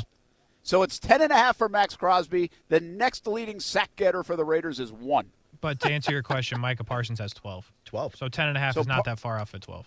Parsons has 12, and he feels like he gets 2 every game. He's everywhere he does the ball have, is. I think, the most multiple sack games. I think I saw that.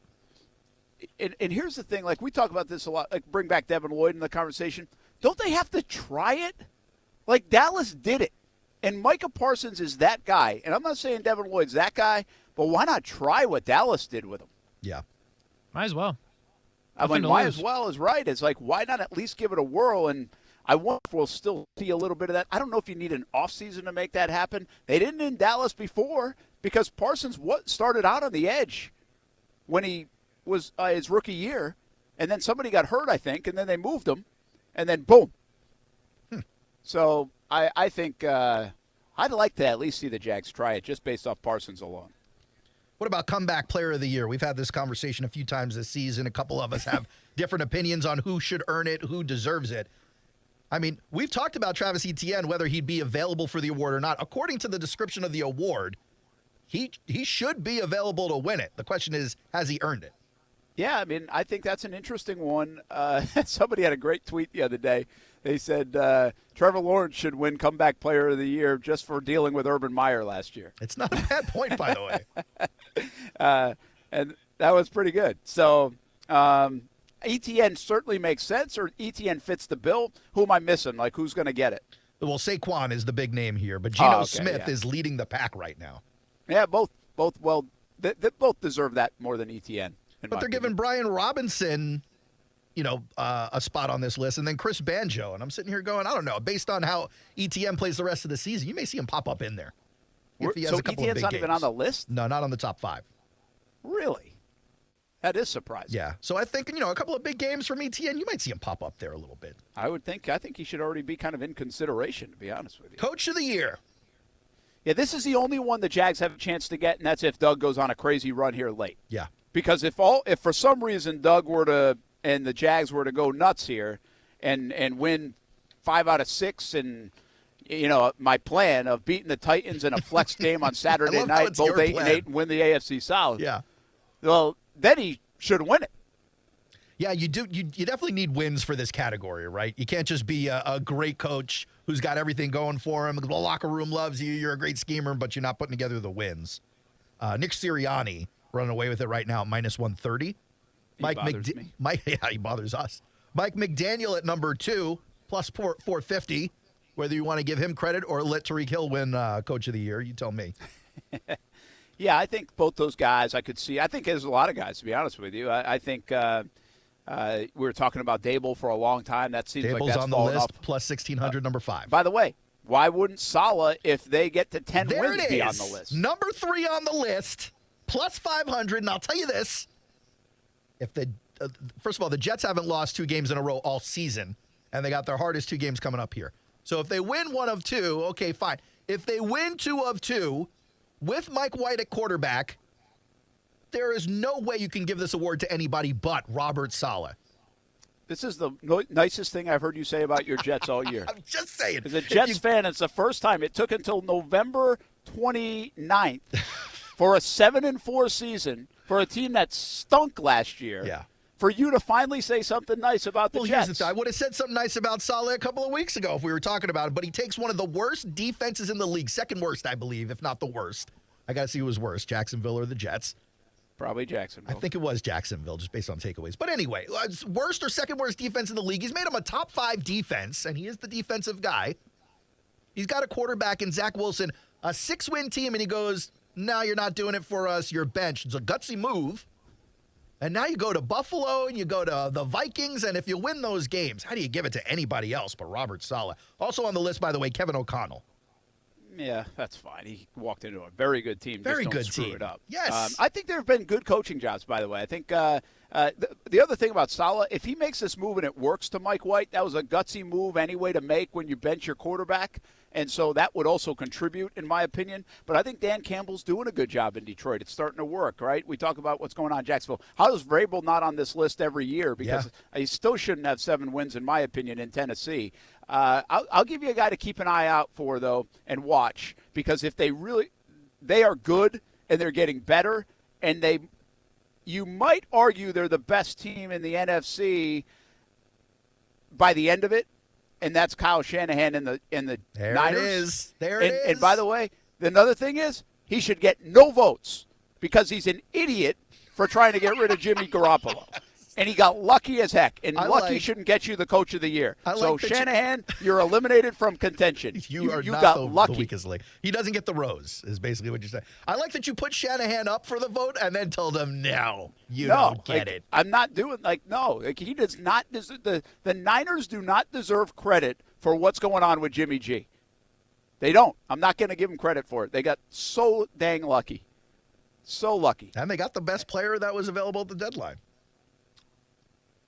Yeah. What's his name? It'd be great if Saturday won yesterday, and then he wins 5 in a row, and he gets. And then he gets the coach of the year. It's great. Fantastic. That would be third. What were you saying, Kasey? I just want to know who the best player available was that the 49ers got. You asking me or Brent? Because I know Brent's the one who has found this newfound love of the way to say his name. No, I was mostly asking you. All right. Well, he is Christian McCaffrey. McCaffrey. I love it. I don't ever change it. And I'll keep calling Pulisic. Am I supposed to say Pulisic or Pulisic? Pulisic. Because now I've got to the point where I've confused myself which one is the right Kasey wants to correct both of us, I think. You know what? Just do your thing. Who am I? I just press the buttons. Is he okay, by the way? We're going to need him on Saturday. I don't know. I like how we are going to now need him on Saturday. But I don't know. I'm a big U.S. soccer fan right now. I don't know. Yeah, Brent's on the team. 1-0. I follow the winners, and we are out of the group. Yes, we are. Can you imagine if we had lost to Iran? No. Sad day. Goodness. It would not have been good. Sad day. My goodness gracious. All right, we'll be back. We are live at St. John's Golf Club. St. John's County, they renovated this thing. The sun's going down. People are still hanging out. Beautiful day. Come on down.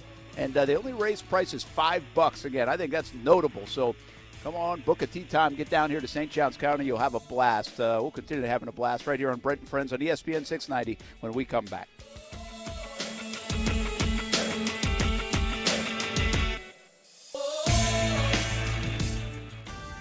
Westwood One Sports presents this special report on the 2022 World Soccer Championship in Qatar, sponsored by Indeed. Attract, interview, and hire at Indeed.com/credit. Christian Pulisic scores the goal of his life in the 38th minute, injured, scoring the go-ahead in a must-win group finale. The United States withstand the late pressure from Iran with the youngest lineup at this World Cup to advance with a thrilling 1-0 win. England won Group B with a second-half avalanche of goals against Wales, 3-0. 2 goals from Marcus Rashford, another for Phil Foden. The Netherlands won Group A this morning by beating Qatar 2-0. Senegal advanced by defeating Ecuador 2-1. The Netherlands will be heavily favored when they take on the U.S. on Saturday in the round of 16. England will play Senegal on Sunday. I'm Mike Watts, Westwood One Sports. When you open up a Mercedes-Benz Sprinter van, you're opening up more than just doors. You're unlocking potential. The potential to do your own thing, be your own boss, and steer your own success. Mercedes-Benz Sprinter van owners live, work, and play out their dreams, no matter how far off the beaten path it takes them. Because they know there's nothing like taking your own route and reawakening that spirit of adventure that lies within all of us. With 16 body types, your choice of a gas or diesel engine, thousands of ways to customize, and now available in all-wheel drive, a Sprinter van is capable and versatile enough to help drive your ambitions, wherever you want to take them. So go ahead. Now's the time. Unlock your potential inside a Mercedes-Benz Sprinter.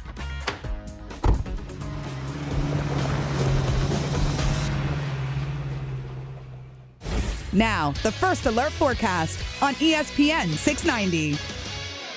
A 9 on the WOKV weather meter, mostly clear tonight, dropping into the upper 50s to lower 60s. Your Wednesday will start out with sunshine, then clouds move in, along with a few showers and perhaps a thunderstorm in the afternoon, especially as we top out in the low 80s. From the First Alert Weather Center for CBS 47 and Fox 30 Action News Jax, I'm Chief Meteorologist Mike Burrish. The Weather Center is brought to you by Beard's Diamonds. Right now, get 42% off everything in the store. Don't buy until you get our price. It takes an amazing staff and incredible customers to be in business for over 80 years. This month of November, the Nimnick family, led by Billy and Lee, is reflecting with thanks and gratitude. Nimnick knows that how you treat people matters, and for over 8 decades, they have been humbled by your trust in their dealerships. My family has purchased 5 different vehicles with the Nimnick family, and you can feel the sincerity of the people and relationships. NimnickBuickGMC.com and on Phillips Highway, GMC. We are professional grade. This year, CGC Water Treatment is celebrating 75 years in business. Put their experience to work for you. Discover how good your water can be with a new Connecticut softener and drinking water system like the one my family's had for more than 5 years now. Connecticut's twin tank, non-electric softeners are the most efficient softeners available, and their drinking water systems remove up to 99% of contaminants. If you're not filtering your water, you are the filter. Don't be the filter. Now through the end of December, trade in your existing equipment and get $750 off a Connecticut Premier Series softener. Great financing available for the holidays, subject to credit approval. Call 904-552-1242 or visit cgcwater.com. That number again, 904-552-1242 or visit cgcwater.com. CGC Water Treatment are proud partners of the Jacksonville Jaguars, and I'm a proud customer of CGC Water Treatment, authorized independent Connecticut dealer. Florida license number CFC 1428211. We're ready to deal at Best Bet St. Augustine, the only card room and sports bar in St. Augustine, Florida. With nonstop action, poker games of all limits, exciting table games, and a sports bar with the NFL ticket, Best Bet St. Augustine has you covered. Don't miss our delicious dining options, serving breakfast, lunch, and dinner, and our always popular freshly made sushi. Best Bet St. Augustine is located on 800 Marketplace Drive off Exit 311, where I-95 and State Road 207 meet. Learn more at bestbetjacks.com. The Ospreys are swooping here as we head toward the end of 2022 and into the beginning of 2023 basketball style. There's a lot of momentum on the University of North Florida campus. New improvements at UNF Arena with basketball season going on. And don't forget to get your tickets and check out the new arena. Men's and women's basketball, UNFOspreys.com for news, schedules, and results. Be a part of the momentum at the University of North Florida. Attend a game. Join the Osprey Club, UNFOspreys.com. Hey, everybody, it's Brent Martineau from Action Sports Jacks. There's a good chance you have a smart speaker, so use it with ESPN 690. Stay up to date on the Jags and all things sports by telling Alexa or Google to play ESPN 690. It's as easy as that. Make sure you listen weekdays 3 until 6 p.m. on ESPN 690. Hey, welcome back to the St. John's Golf Club down here in St. Johns County, and they are really happy with how this thing came out. A big renovation. Took a year-long renovation. We're talking $7-8 million renovation. Big-time renovation, that is. That's a lot of money spent to redo it all. Quite the investment, but I think it's going to really pay off. New clubhouse, new everything. And like I said earlier, raised the price just $5, so come on out. I was just talking to some folks that had played some of the other courses in town and some of the renovations, said this might be right up there with the best of them. In terms of the before and after. So I didn't play it today, but hopefully be out here in the next couple of weeks and try to play it. But you can come on down. It opens now for good tomorrow. Today was just kind of like a ribbon cutting, and they had a little outing to open the course back up. And now it's go time. And don't think we didn't hear you trying to work your way into a free round of golf when you were talking to the guys over there. We heard that. Yeah, I mean, the free round of golf probably won't be a problem. Tomorrow's going to be beautiful, by the way. It's the time to go play the golf. That might be more of the issue. You may have your last warm day tomorrow for the rest of the year. Might as well take advantage. So anyway, we will get down here for sure, but good for them, and congrats to them. Brent Martineau, Aaron Schachter, Kasey Kurtz here on a Tuesday. Brent Friends, been another fun show. Big news today, U.S. wins in soccer. They move on to the round of 16. You know, every time there's a 16, I want to call it the Sweet 16, Kasey, but I can't really do that. They don't do that in soccer, but they should. I'll work on that. I'm not sure what to do with that. You it is the round of 16. It is the round, the round of the 16 teams. Okay, good deal. It's not really sweet. Well, I guess, it's in its own way it's sweet, but it's a round. Now that I'm a wee guy in the United States and I'm on the team, like Netherlands is next, right? Yes. For us. Okay, they're good. For us, yes. They're good. They are good. What makes them good?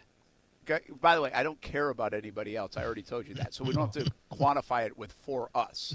It's like us or the World Cup is over. I'm just making sure everyone understands you're on the team. That's all. Actually, I shouldn't say that because you can watch the World Cup in its entirety on Fox 30, everybody. But I don't know why Netherlands is good. I have no idea. Just Stuart Weber tells me and I have no idea who he's even rooting for. Is he probably Netherlands? Proud American or proud Netherlands? It's a tough situation. Proud Dutch. Yeah, they're a good team. It's gonna be really tough for us, the boys and us, we and the boys. Who didn't get in that is good? Who didn't get in the round 16 that's good? Well, we don't know fully yet. I mean, there's only two groups that are done, and like Ecuador, Qatar, Iran, they are aight, and then Wales, again, aight at best. We don't know the others, but like Mexico's probably not going to make it, and then somebody in that group that Denmark's in, Denmark might be in trouble. They might not get in, but the shocks will come the rest of the week, or like the actual. Is Belgium going to get in? They might not. That's another one. That's all. That group is alive and well, other than Canada. Sorry, our friends from Croatia. Croatia could go through. They're in a good spot. I need that to happen. All right. Hey, let's get some tweets in. What you got today, Aaron? Well, we begin where we've begun the last couple of times, out in Indianapolis. Oh, yeah. If you didn't watch the game last night, the end of the game was kind of a clock management meltdown for new coach Jeff Saturday. Stephen Holder reports on the Colts out of Indy. He says, Colts interim Jeff Saturday explains his approach to the team's late game clock management on Monday Night Football. I didn't feel like time was really of the essence. Brent, we know since we started the show, he's come out and said, you know what? I take it back. I really wish I would have called a timeout last night. Do you think this is inexperience from Jeff Saturday? Do you think he kind of knew what he was doing? Do you put it all on him? Maybe any on Matt Ryan? What's the deal here? Would they have done better with an actual coach, or do you think the TV analyst still knows what he's doing? Yeah, I don't think I hesitate to say this is inexperience and Jeff Saturday didn't know what he's doing, or say, what are we doing here? Because I think there are so many coaches that mess up these situations. Like, it happens all the time. And I would also say what I said earlier, and that is, Matt Ryan, you've been doing this for like 15 years, dude. Call a timeout. Yeah, like, man. you can engineer this thing. You don't have to wait for the coach to do it. So there are so many people that can call timeout in those situations, and they didn't. So I think it was on a lot of people. Now, Saturday could have. He's the head coach. Like, he can manage that. I watched the end of the game, some of the replay again in one of our commercial breaks during the show. And you see Matt Ryan kind of look to the sideline after the completion of Michael Pittman, and then you see him look again after the fumble recovery. And I got to imagine if he's looking at the sideline, Saturday's telling him, nope, keep going. Yeah, maybe, and they can say it in their headset In the and all that headsets other too, stuff yeah. too, you know. But I would say this, like, they weren't pushing the ball down the field at all the entire night. So, like, what gave them the thought that they were going to be able to all of a sudden complete a 24-yard play if they just had like 2 snaps left? So, yeah, they should have called timeout. And like I said earlier, I think they should have called timeout to get a good play in instead of the run on 3rd down and even what happened on 4th down where they got denied. Overall, guys, I'm going to spin this a little different way. I actually think Jeff Saturday's done a pretty good job. Way better than I thought it was going to be. It looked like an epic disaster waiting to happen. Yeah, no, when he got hired, it was a joke unraveling. And everyone thought that Ballard was just throwing away the season, or Irsay was just throwing away the season. But, I mean, it's quietly been okay. And then kudos to Saturday for coming to the table again after his initial comments and going, you know what? After thinking about it, looking at it, and really hearing the blowback from all the fans, yeah, no, I wish I had it back. Because you don't really hear people do that often. No, you don't. And does he really mean it? Who knows? Who cares? Who cares? Who cares? What do you got next? All right, we're going to John Machada out of Dallas. He says Jerry Jones on 105.3 The Fan said Odell Beckham Jr.'s recent flight incident has no impact on their interest in him. On his talks with OBJ, quote, very genuine, very competitive, feels confident, feels good about himself.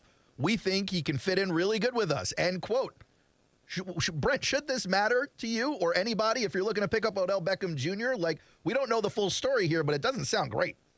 I know we still don't know the full story, right? Because this happened during the Jags game, so I wasn't fully paying attention. I saw like the statements, but we don't know exactly why he had to be removed from the plane, right? Yeah. I mean, we're not going to get a story, like a real story, because it's all going to be hearsay. There's no like video of it. We don't think. But I guess according to the flight attendant, he was in and out of consciousness and not listening to the seatbelt command. According to Odell's publicist or lawyer, whoever made I think it was his lawyer, whoever made the comments, he was sleeping with a blanket over his head. And I could see a world in which Odell Beckham Jr. flying commercial doesn't want to be bothered by anybody who recognizes him. So he puts the blanket over his head, maybe has headphones on so he doesn't hear anyone talking to him. But once they start like pushing him and shoving him and stuff, you got to imagine he wakes up. And then you add to that the context of in and out of consciousness, and you go, okay, maybe there's a different picture being painted here. Yeah, it's a really weird situation. I would agree. And so, hey, red flag or no? You're bringing him in. Yeah, I don't think it's a major red flag. I still don't think he's going to help that much, but it's not a major red flag. I wouldn't, if I'm in that heavy pursuit, like the Cowboys and Giants have been, it's probably not deterring me. What about you, Kasey? You're a big OBJ guy. You think he's going to come in and save the day even after something like this? Yes. He just had to get a wee bit high to fly. I mean, come on. He's a little concerned about it. It's not that big of a deal, right? He just couldn't get up to get the seatbelt on. It's a situation. You know what? If I'm OBJ, I'm like, that's my last time flying commercial. I'll just get a jet. Why is a guy like on. OBJ flying commercial anyway? He needs that deal to hit. He's trying to sign with somebody so he can fly private for the rest of the time. And if he's going to New York to meet with the Giants, have the Giants foot the bill on the private jet. I'm saying. Make it part of the interview. That's true, too. Anyway. Good point. How about Cleveland, or Believeland, as it's sometimes called? Cameron Justice reports on the Browns for television out there. Cameron says a number of women who filed lawsuits against Browns' Deshaun Watson plan to attend Sunday's game as he makes his return. Attorney Tony Busby says his clients asked to go because, quote, they thought it important to make clear that they're still here and that they still matter end quote. Guys, we talked about the distractions of signing Deshaun Watson amid all of these allegations. The allegations technically went away when he settled all those suits, but the story is still alive and well. Is this going to do more damage or good for the Browns with Deshaun Watson behind the center? Well, I think they knew this stuff was coming, right? They had to get by some of this. They had to get by the initial wave. They had to get by the initial news conference. They had to get by any of the legalities. And then when you play again because of the suspension, you have to get by the next one. I don't think these women and everybody else in the attention is going to follow to the next game and the next game and the next game. So this is probably a hurdle that their PR department and everybody else knew was part of signing Deshaun Watson. And so I don't think it's that much of a derailer or a detractor or a distraction, anything like that. I think the bigger thing to wonder is how is he going to play? And we just watched a quarterback come from Seattle to Denver, by the way, with a good roster, and play awful all year. And he had none of the off-the-field stuff. Russell Wilson has been a disaster. At like $230 million. This guy just signed a $230 million deal, and he has not played football since like 2 years January 2020, I think it is. And by the way, they didn't just throw 21. the whole bank at him. They threw all the draft picks at the Texans. I mean, this team cannot go rebuild for a while now. Yeah, and I just wonder, like, is he here to rescue the day, like, at quarterback for the Browns for the future? Is he going to help rescue their season? Is he going to be extremely rusty? I don't know. I really don't know. But after watching the Russell Wilson thing and kind of watching Kyler Murray, and I'm talking from a performance standpoint, like, I don't think there's anything guaranteed that these guys are just going to pick up and play well because they played well in other places. And Kasey, how about the fact that Brissett's got the team behind him? They like him. You know, I guess Jacoby Brissett, they beat the Bucs barely. I think it's the whole thing's just sketch anyway. I mean, I don't think he's going to be very good to answer that part of the question. So maybe they're better off with Brissett, but I hope he goes out there as bad. But like, I haven't really hid that opinion. Do you think it's a major, like, how big of a story this week is it? Like, they haven't announced yet, right? I'm assuming tomorrow they'll announce that he's playing. Like, he has to play. I saw people tweeting he's been named the starter. I haven't seen anyone on the Browns actually say he's named the starter. Maybe they haven't. I just missed it. I haven't. I haven't seen him been named, but like I thought it was kind of unspoken. It's obvious, right? I mean, you gave him $230 million. You better play the guy. He's been at the facility. It's not like Brissett has won 7 games in a row, and it made you question it. Right. And he's been at the facility. He's been at the facility for 2 weeks now. So he's been taking reps with the ones, I believe, and I think their intention is to I play hope he's him. worse than mid. Which is bad. I do think a lot of people are rooting against him, which is still a weird place because this is a guy, again, coming out of college and everywhere else, like all-world guy. Everybody raved about him. Yeah. Leader. Yeah. You know, all this stuff. It's just what a turn for Deshaun Watson. And now, does his career turn? Does his on-the-field performance turn? That's the next step. That's the next thing we're going to keep an eye on. Guys, do you mind if we go to Floral Park, New Jersey for a second?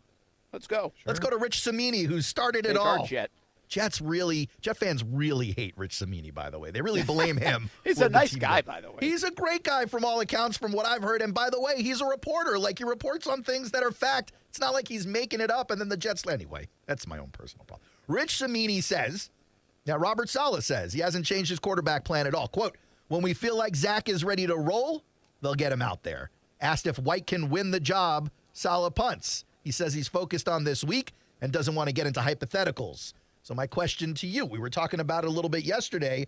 Not only the question, does Zach have a shot in hell of coming back as a starting quarterback on this team, but also number 2, do you think Saleh is being a little bit coy here? Do you think he knows, or do you think he's really keeping an open mind? I think he's keeping an open mind. I think he has to. I think this is a delicate balance right now. And who knows? Here's the thing. Is everybody on the same page inside the Jets organization on this? Like, we have no idea.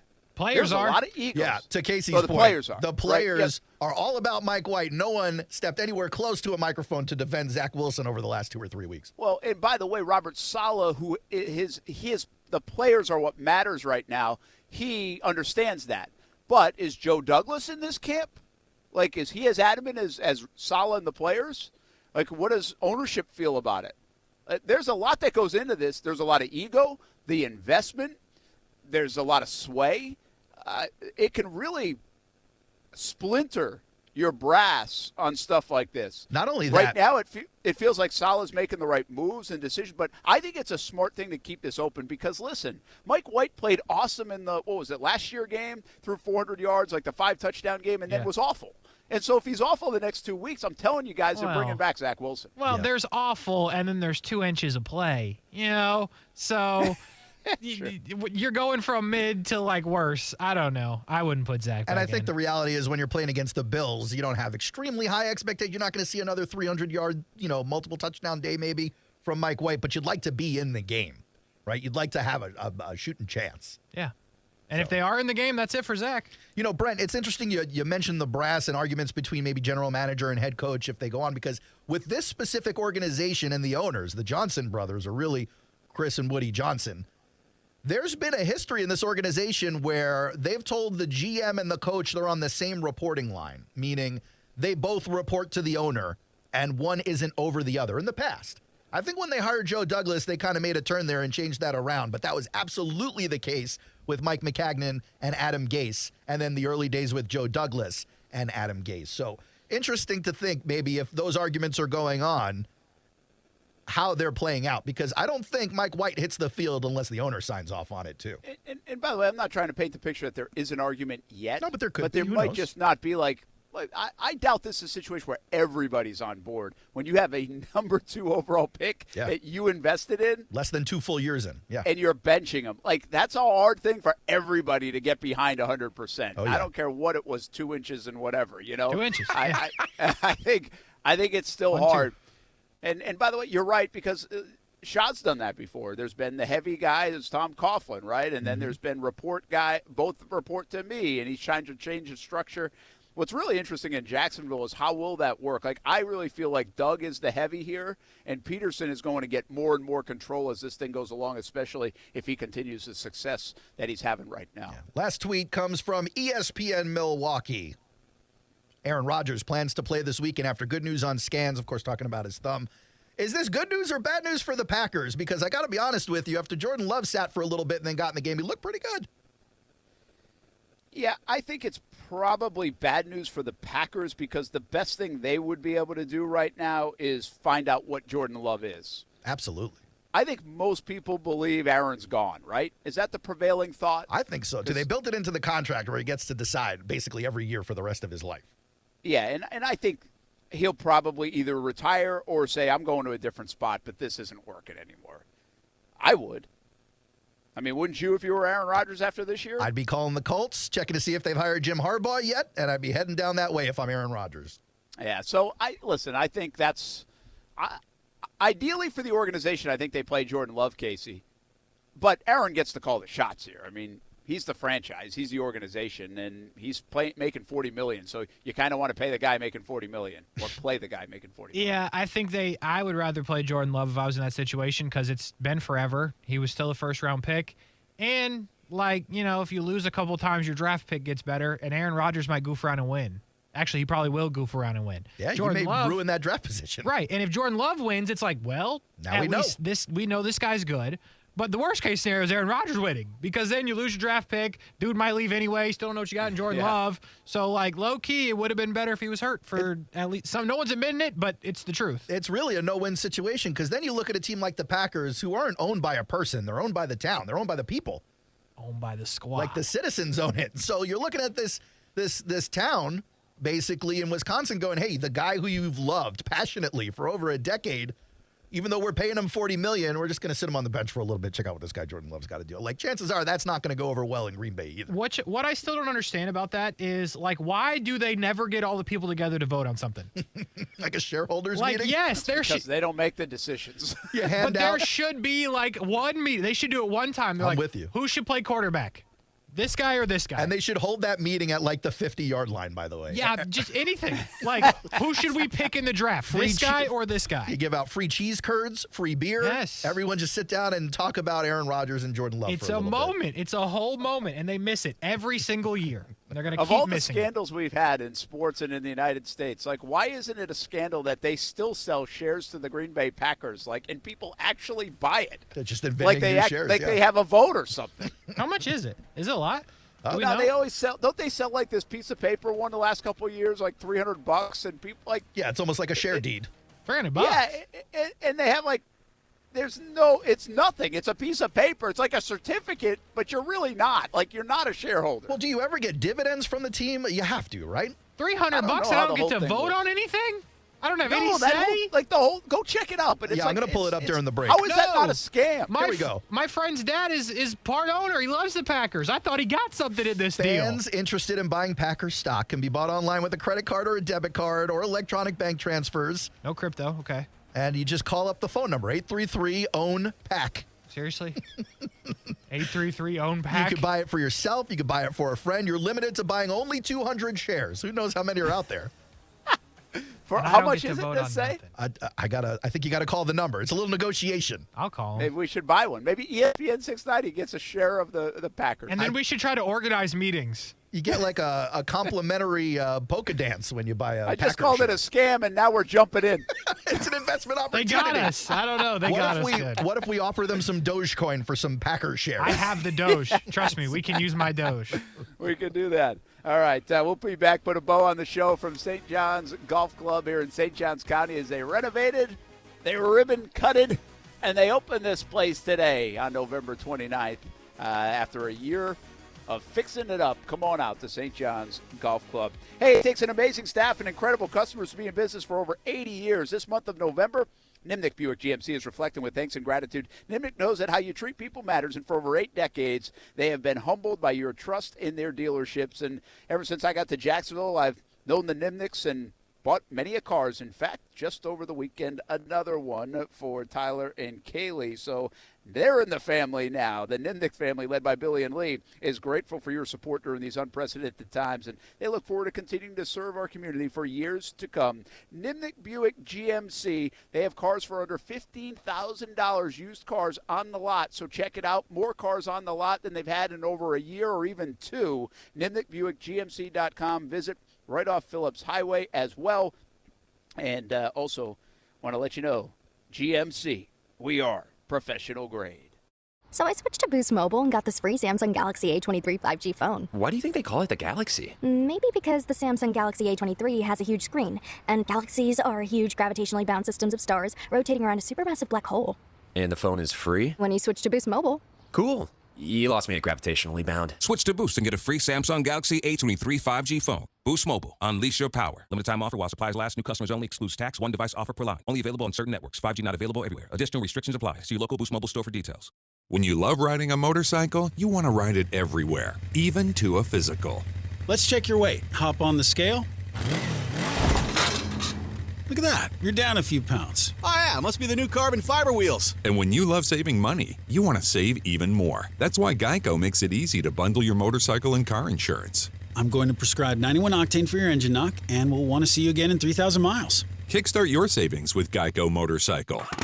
Bundle and save on the things you love. Ready to hit the road this fall? Maybe a trip to the mountains or over the river to Grandma's? Then listen up, because you need to rent a Toyota from Arlington Toyota. If you've tried to rent lately, then you know rental companies are short on inventory, but not our friends over at Arlington Toyota Rent-A-Car. Arlington has 2022 and 2023 models in stock and ready to rent at a great price. Plus, renting a Toyota is the best way to try it before you buy it. Go to arlingtontoyota.com, reserve your rental, and discover just how good Toyota Rent-A-Car can be.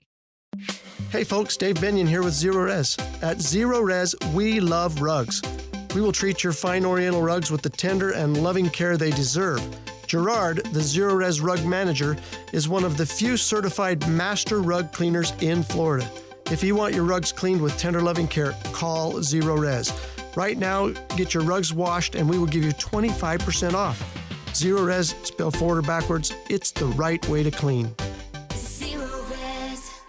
Do you feel a calling to help others? You can change a local child's life by becoming a foster parent through Daniel. You'll receive training, 24/7 support, and compensation to cover the cost for the child's needs and your time. To qualify, you must be over 21, pass a background check, receive training, and have a caring heart. Foster parent classes are starting soon, so please call Daniel at 296-1055. That's 296-1055, or visit danielkids.org. The Northeast Florida Marlin Association announces the Don Combs Annual Wahoo Roundup. 2 kickoff events this year, Thursday, December 8th and Friday, December 9th, all at the NEFMA Clubhouse, Comanche Cove Marina. 2 Captain's Choice fishing days between Sunday, December 11th through Sunday, January 29th. Early entry fee is $400. Enter today. Visit the Northeast Marlin Association website at nefma.com. The Don Combs Annual Wahoo Roundup. It's where I take my family to play golf, and you can take yours as well. The Golf Club at Southampton. It's the home of the Action Sports Jax Dream 18, and it can be your golf destination. Enjoy your golf experience by calling 287-PLAY,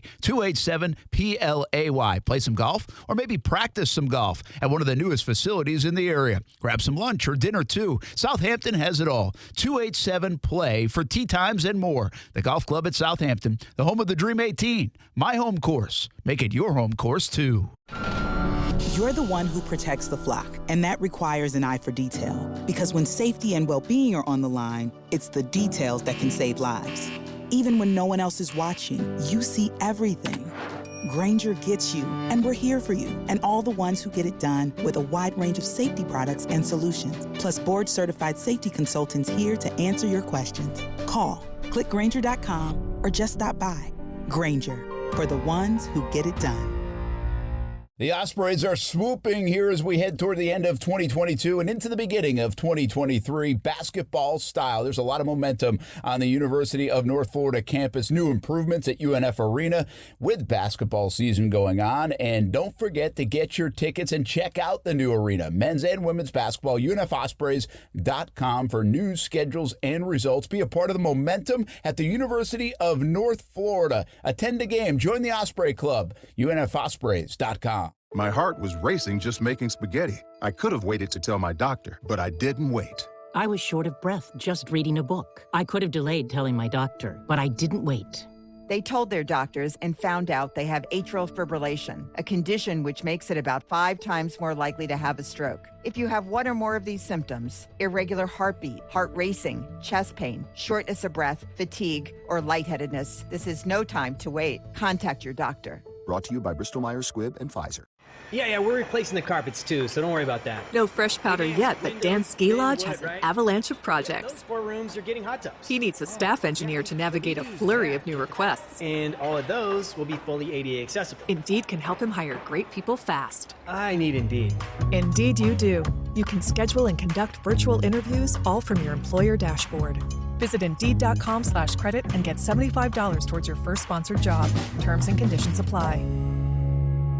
This holiday season, switch to Boost Mobile and get a single line unlimited plan for $25 a month and a partridge in a pear tree coverage on America's largest 5G networks. How about 7 swans of swimming? No, but if you're not satisfied within the first 30 days, Boost gives you your money back. Turtle doves, French hens? The lowest truly unlimited plan on the market, one line for $25 a month when you switch. I'll take it. Boost Mobile. Unleash your power. Limited time offer. New customers only. One line for $25 per month with autopay. Device must be returned in like new condition. Monthly service refunded via e-gift card. Additional restrictions apply. See your local Boost Mobile store for details.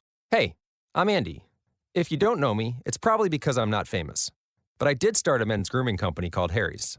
The idea for Harry's came out of a frustrating experience I had buying razor blades. Most brands were overpriced, overdesigned, and out of touch. At Harry's, our approach is simple. Here's our secret. We make sharp, durable blades and sell them at honest prices for as low as $2 each. We care about quality so much that we do some crazy things, like buy a world-class German blade factory. Obsessing over every detail means we're confident in offering a 100% quality guarantee. Millions of guys have already made the switch to Harry's, so thank you if you're one of them. And if you're not, we hope you give us a try with this special offer. Get a Harry starter set with a 5-blade razor, weighted handle, shave gel, and a travel cover. All for just $3 plus free shipping. Just go to harrys.com and enter code TRIAL at checkout. That's harrys.com, code TRIAL. Enjoy!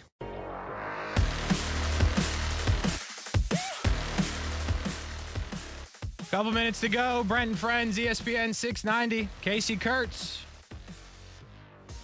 That's what I got for you, folks. How to plan. Plans get changed. You know? Ain't that something when you work with people that just do what they want, not what's best for the team? Ain't it something? Anyway, that's it for the show. We ran out of time. Overtime, though. Kurtz and Middleton coming up next. Brian Middleton, Kasey Kurtz. And we will do that for a whole hour. 6 to 7 p.m. right here on ESPN 690, so stick around for that. I can promise I'll be here the whole show. I can also promise Brian Middleton will be here the whole show as well. So we do that in just a couple of moments. Overtime with Kurtz and Middleton. Hang through the break. We'll be right back.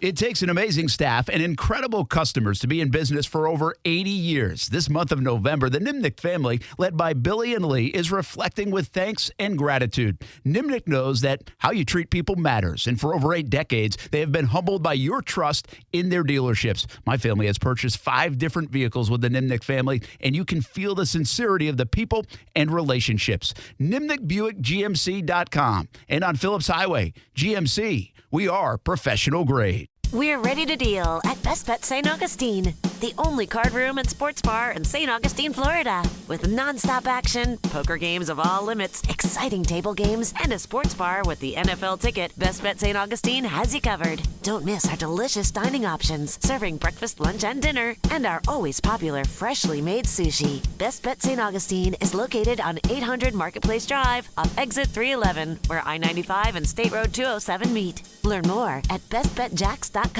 Once in a lifetime savings before the holidays? Who does that? Beard's Diamond's incredible 42nd anniversary sale. Everything store-wide is on sale up to an unbelievable 42% off. But it's only happening until November 30th. If you're popping the question this Christmas, celebrating an anniversary, or shopping for the holidays, you do not want to miss this once-in-a-lifetime sale. Beard's Diamonds always has the largest inventory in North Florida, but now there's even more. Designers have sent their best stuff, especially for this sale. Loose diamonds, mounted diamonds, diamond earrings, necklaces, and more. All on sale up to 42% off. Beard's Diamonds has been family-owned and operated in Jacksonville for over 40 years. And to say thank you, they're discounting everything in store up to 42% off. Going on now until November 30th. A sale so big, nobody's ever done it before. Because Beard's Diamonds will never be beat on price. Beard's Diamonds 42nd anniversary sale. Don't buy until you get our price. At the St. John's Town Center or at beardsdiamonds.com.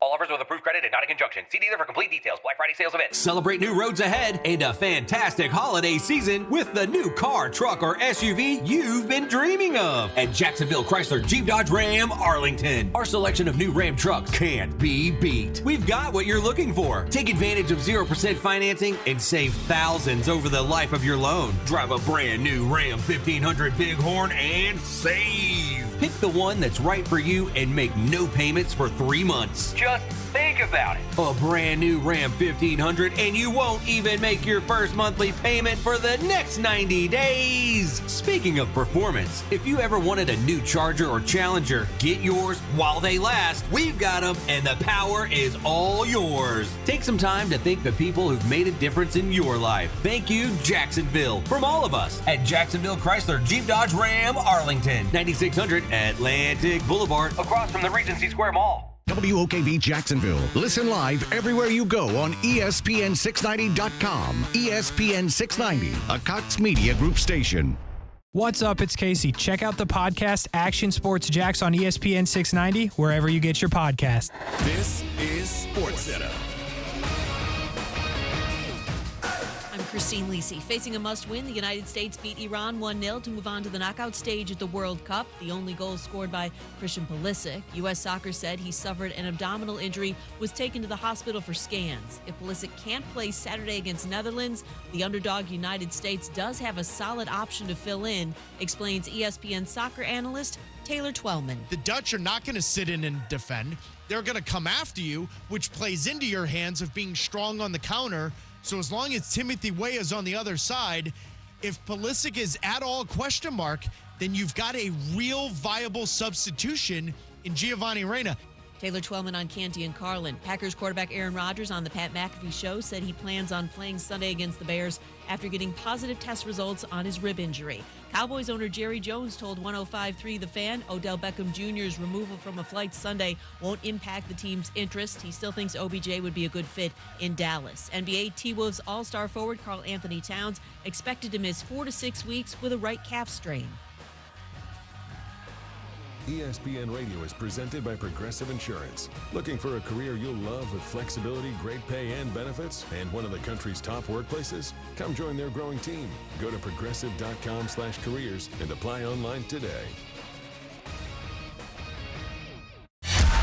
Broadcasting live from the Anajar and Levine studios. Anajar and Levine Accident Attorneys. Call 1-800-747-FREE. That's 1-800-747-3733.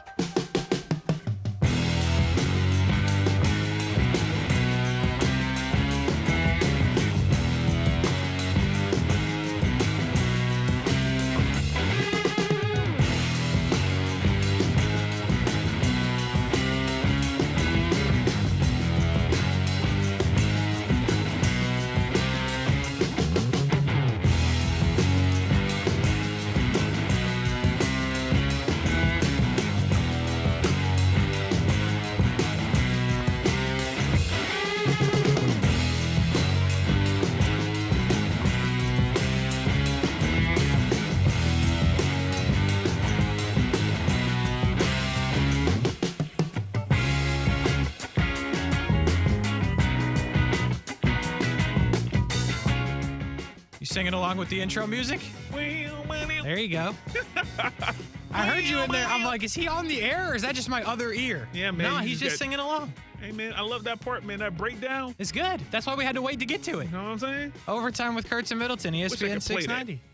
What do you mean play that? Like on an instrument? Yeah, like a guitar. Like, you know, my dad plays the guitar, right? I did not know that, no. Yeah, he plays the guitar. So, okay, long story, kind of short. Okay. And then you can get into the show. Musicians, they boy, I tell you what, the amount of choosing that they get. So I went out to Arizona one time, brought back a guitar. It was my dad's guitar.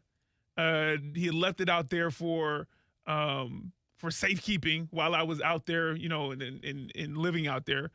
And I brought it back. Okay. And I'm telling you right now, first of all, okay, guys.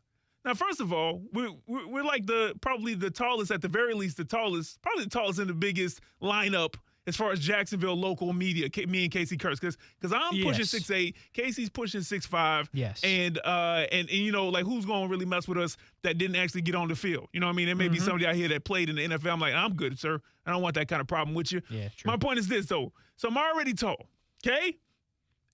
And I had a guitar. Let me tell you, it was everything in me not to tell a white lie and be like, I don't feel like playing right now, but yeah, you know what? I play an instrument, because the conversation started. It wasn't just the fact that, oh, you're so tall. It was, you're so tall. Oh, you play the guitar? Oh, my goodness. I was like, I got to learn how to play guitar. This is what they're talking about. You hear about rock stars, right? You hear about musicians and, you know, the amount of interaction they get to have with, you know, with the ladies, or, you know, I mean, depending on what you do, you know, whoever. You get a lot of interaction. Okay. A lot of admiration. Uh-huh. And I was just like, man, but if I could play the guitar, I'd want to play our intro music, especially that little breakdown part. I feel like you know what I mean? You got a little bob with your head. You gotta feel that part right there. You can't just play that all stiff. You gotta, you know. Okay, Kasey, I've taken up too much time. That's what goes through my head. If you know how to play the guitar, I guess maybe my man Brian Middleton is looking for some lessons and an opportunity to learn, because he really wants to play that little banana part that is in the intro music. What part do I want to play? I don't even know how I did it. Okay, there we go. All right, yeah. Anyway, overtime with Kurtz and Middleton. We'll do power rankings actually in the next couple of minutes. I decided to get it right off the rip. We'll also talk about the college football playoff and some of the scenarios, who could possibly be in, who could not. We will do that all before 7 o'clock. I guess a thought or two on Monday Night Football. The Colts are, you know, still the Colts. Jeff Saturday, not a good look. Going to sleep with the timeouts. You usually can't, They don't do you any good if you don't use them on the field. Jeff's like, I'll take them with me. It's good. It's fine. And the Steelers win somehow. How about that? At least the game was entertaining. Yeah, I would say that. You know what I mean? Somewhere Bill Cowher is just laughing. It's Bill Cowher somewhere yesterday after, the Colts. Yeah, that is true. Jeff Saturday kind of muffed that, so, Yeah, they're trying, though. Yeah. They're trying. Yeah, that's what I got for you on that. I mean, Kenny Pickett looked okay. Najee Harris gets hurt. That's not good. For those wondering from yesterday, the conversation, I did win my fantasy league by 3 points. I needed the Michael Pittman pass in the middle of the field, by the way. They didn't call the timeout for. Yeah. If I wouldn't have got that, 1-1. So how about it? Thank you to the Colts. Thank you, Jeff Saturday, for calling a great play there. I could have won comfortably if you called your timeouts and maybe threw a touchdown to Michael Pittman Jr., but all that matters is you won. A W is a W. And that's what the Steelers are saying right about now. Okay. Because the Colts ain't saying that. They're like, dang, man, we use our timeouts. Anyway, you ready to do these power rankings or what? Oh, wow. Yeah, you weren't lying. All right. Yeah, I'm ready. I didn't feel like spending too much time on that. Yeah, you weren't lying. Jeez. Yeah. Goodness gracious, man. So, I think you started last week. Did I start last week? I think you did. That was... You can start. No. I didn't know. Like, okay, Kasey, you by all means start. I want you to start, man. I had too much of a shakeup. I don't think the people are ready for my vision of this week. So you know what, Kasey Kurtz, let me go ahead and get that right. Here we go. Oh, no. 1. No shakeup, just the normal for me, and that's the Kansas City Chiefs at number 1 in the power rankings. Listen, the Rams are struggling right now. Bryce Perkins, good luck to him. It's a tough task in your first game to go play at Arrowhead, and it didn't look good. The Chiefs played well on defense. They played great on offense, as they always do. Once again, this is a storyline. The Chiefs ran the ball, and they stuck with it. 22 carries for Isaac Pacheco. That was something they were doing. Granted, they were up in the game. Also, fun fact, apparently Ronald Jones plays on the Chiefs. That's a cool thing. So...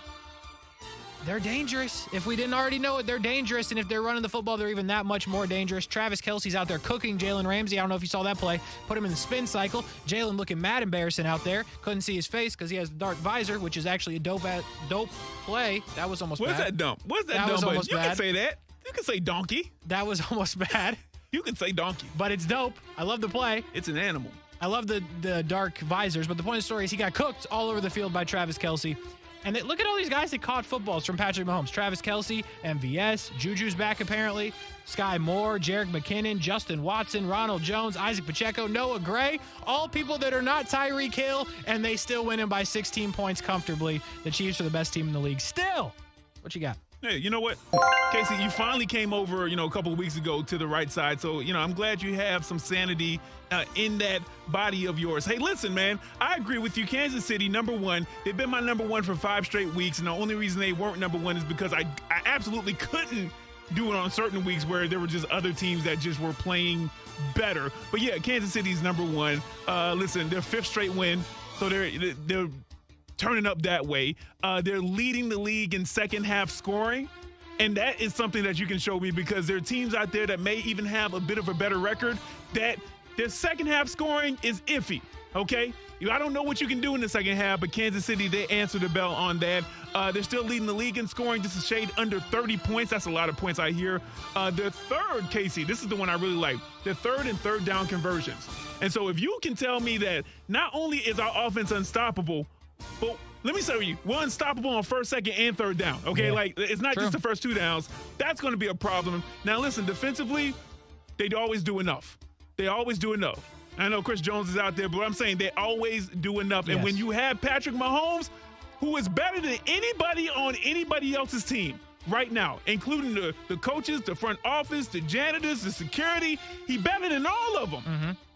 You're going to have a chance, and he's going to be able to cover up for a lot of the deficiencies that may pop up in other areas, or they may not be as high up defensively like they are offensively. So I got Kansas City number 1, Kasey Kurtz. Good choice. 2. Thank you.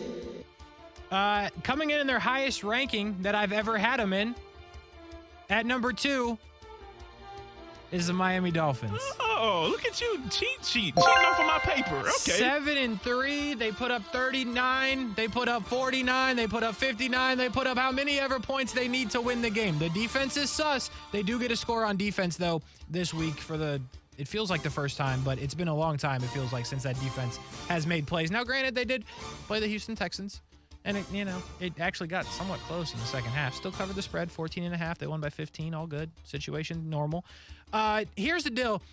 If Tua plays, they are unbeatable. Like, there's proof in that. They just don't lose when Tua plays.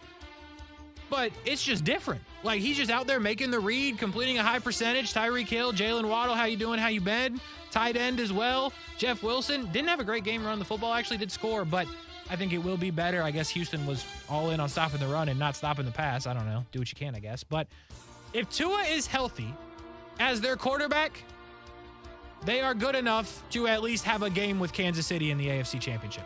I'm not saying win it.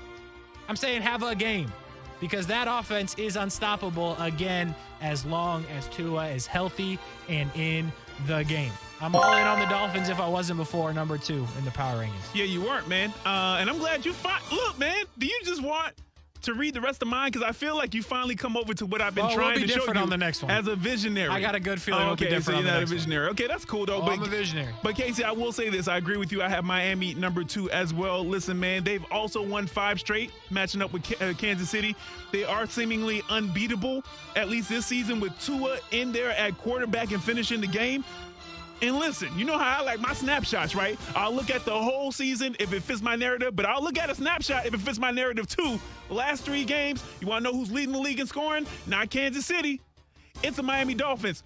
34.7 points per game. What in the world? And they scored 30 yesterday. So it was higher. It was higher before yesterday. What's happening around here? Listen, this offense is so much fun. This offense, Kasey Kurtz, this is a throwback to the middle 2010s. It's a movie. You feel what I'm saying? It's very WWE. It's an entertainment aspect. It's very, what you gonna do, brother?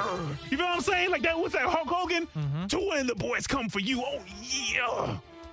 Snap it to a Slim Jim. I'm mixing them up. That's Randy Macho Man. Yeah. You feel what I'm saying? The cheetah. Yeah. So anyway, man, Miami Dolphins, man, and also agree with you on the defensive point, except for this, they are top 10 against the run.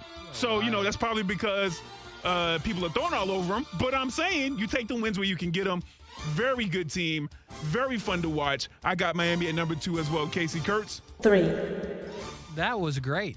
That was a great descriptor. If only they could get a couple of mascots for the Dolphins. Hulk Hogan. Just the new spokesman. Man. Oh, yeah. Oh, he can't do him. Yeah, that's right. Yeah, they kind of, yeah. Anyway, we transition out of that to number 3, and that's the 3rd best team in the league that's been the 1st best team for a long time, but now they're the 3rd best team. They're the best team in the NFC, and that's Philadelphia Eagles. Business as usual. A win over the Packers, where you put up 40. Oh, not a win over the Packers. Okay. I'm sorry. I cut you off. I'm sorry. I cut you off. You got it. 40 points. That's how many they scored. 40. Green Bay scored 34. Okay, I'm sorry. Yeah, 34 is not 40. It's not. And here's how you know things are getting out of line, right, with the Philadelphia Eagles. Because not only is Jalen Hurts your MVP, he's also your offensive player of the year because he's better than every other team's running back. You know what I'm saying? He's a running back that throws dimes. He's a running back that plays quarterback. And on the flip side, he's a quarterback or a running back that plays quarterback. Whichever way I didn't go the first time is where I'm going this next time. Because this guy is the MVP, the offensive player of the year, and any other awards you can give him because they know what's going to happen. I watched that game on the goal line. The whole planet knew Jalen Hurts was running a power there. That's fair. The Packers knew. Yeah. Guess who couldn't stop it? Yeah. The Packers. Yeah. That's fair. Jalen Hurts is him. There's no other way to put it. The Philadelphia Eagles, their defense will figure it out. It don't matter if you score 40, you can give up 39. That's really what it counts to. The Eagles are the 3rd best team in the league. Best team in the NFC, though, by far. Okay, you know what? I'm sorry if I cut you off a couple of times. I did or interjected. This was your number 3, and I'm very surprised at your number 3. You're right. You? We separate ways because I thought that you were coming over to the visionary side. But you're still caught up in the moment, and I guess because it's the power rankings of where they played up to this point, that's what you should do. But Kasey Kurtz, my number 3 is the actual best team in the NFC right now, not just record-wise. It's the San Francisco 49ers, who's made a huge leap. They were my last week number 9, okay? They are number 3. I got to read it off. Kasey Kurtz. You already know this already, but let me read this off. 1st in yards allowed, 1st in points allowed, 1st in rushing yards allowed, top 10 against the pass. I got to be real with you. I can throw Zach Wilson No, I'm not going to, and they don't want him. I can throw Zach Wilson over there, and they got about 5 or 6 wins. All right? They got about 5 or 6 wins with Zach Wilson at that quarterback position. Maybe. I'm going to tell you right now, offensively, you start looking at it with Deebo Samuel, Brandon Ayuk, I can't say his last name, I'm sorry. And then a patchwork, Christian McCaffrey. Hopefully he can get healthy. Hopefully he can stay healthy. But I look at this offensively, and you got Jimmy G, who is a winner. I'll be real with you. This team, Kasey has convinced me. I think he jumped off the boat a little too soon, but that's what visionaries do from time to time. San Francisco is the best team in the NFC. And this defense is good enough. I always say what? This isn't the 2000 Ravens. This isn't the 85 Bears. You do say that a lot. Listen, I got to be real with you. Got to start if they win the Super Bowl with this defense, you're going to have to start adding it because they're number 1 or top 5 or top 10 in every statistical category defensively. It don't matter if San Francisco scores 40 or 13 or 6 or 20, defense is going to have you into it. And that's what you need in the playoffs because in this passing league, things started to get a bit tight. You're on the road, it's the playoffs, it's one and done, and you need your defense to get a stop. And this is the defense that I can say they can get a stop. I feel good. Punt the ball. We don't need to go for it on 4th down. Anyway, Kasey Kurtz, San Francisco number 3. 4. You know, you learned something on this show, and it appears that you have learned something. And I'm happy for you, right? You finally came over to the right side. And listen, just because they're not better than the Eagles doesn't mean that they can't go to the Super Bowl because I think they will. And I think they'll represent the NFC, and the 49ers are my 4th team in the power rankings. They just don't let nobody score. Ain't nobody be scoring on the San Francisco 49ers. When you look up and down the league, you just said it, first in all those stats. But just to kind of hammer that point home, they have given up 173 points this season. That's insane. You think the Eagles, right? You think their defense is pretty good? 216. Yeah. Significantly more. Yeah. So that's what you're dealing with the San Francisco 49ers. And to all the weapons you just named and messed up some of their names, but most of them were pretty spot on. There you go. And Jimmy G at the helm, the boys are hot. The boys is hot. The division is garbage, so there's no friction there. The 49ers are a good team. The 49ers are good enough to get to the Super Bowl. Can they beat Kansas City? I don't know. But they're a good team, and they can get to the Super Bowl out of the NFC. I got the Niners, number 4. Okay, just one off. That's cool. My number 4 team, and I'll catch flack for it, and that's okay. I'm going to explain it, though. Don't say Not the Jets. No, not the Jets, but they moved back into my top 10. They got knocked out after, the Zach Wilson debacle. Number 4, I got the Dallas Cowboys, who I had number 4 last week. And I'll just say this. I'm not big on always naming off stats, but I like a couple of different stats with this one. Dallas, 2nd in scoring margin. The numbers can get a bit skewed, but we've seen this offense when it's clicking. That helps skew that scoring margin, that win margin number. Also, they're 2nd in second half scoring. Again, you know how much I'm big on that. Top 5 in red zone scoring. So when they actually get to the point where they need to make and close the deal, they do it. Dallas is the only team in the top 10, and this is including Kansas City. Dallas is the only team, in my opinion, in the top 10 that when they put it all together offensively and defensively, they are better on both sides of the ball, and it's not even close than the other team. Kansas City can put it all together on defense, and still it'll be like, all right, are you still better than the other defense, or is this making you that much better as a team? No, but your offense is so overwhelming. If the defense puts it together, they're going to be hard to beat. Go on down the line. Philadelphia is close, but what Dallas has done offensively in games, what Dallas has done defensively in games, I'm like, this could be the most dominant team in the league, regardless if Philly goes 16-1 or if Kansas City wins the rest of their games. So that's why I got Dallas at number 4. It's a bit of prognostication and also kind of what I've seen in the past couple of games, Kasey Kurtz. I like it. 5. I had to put him at 5.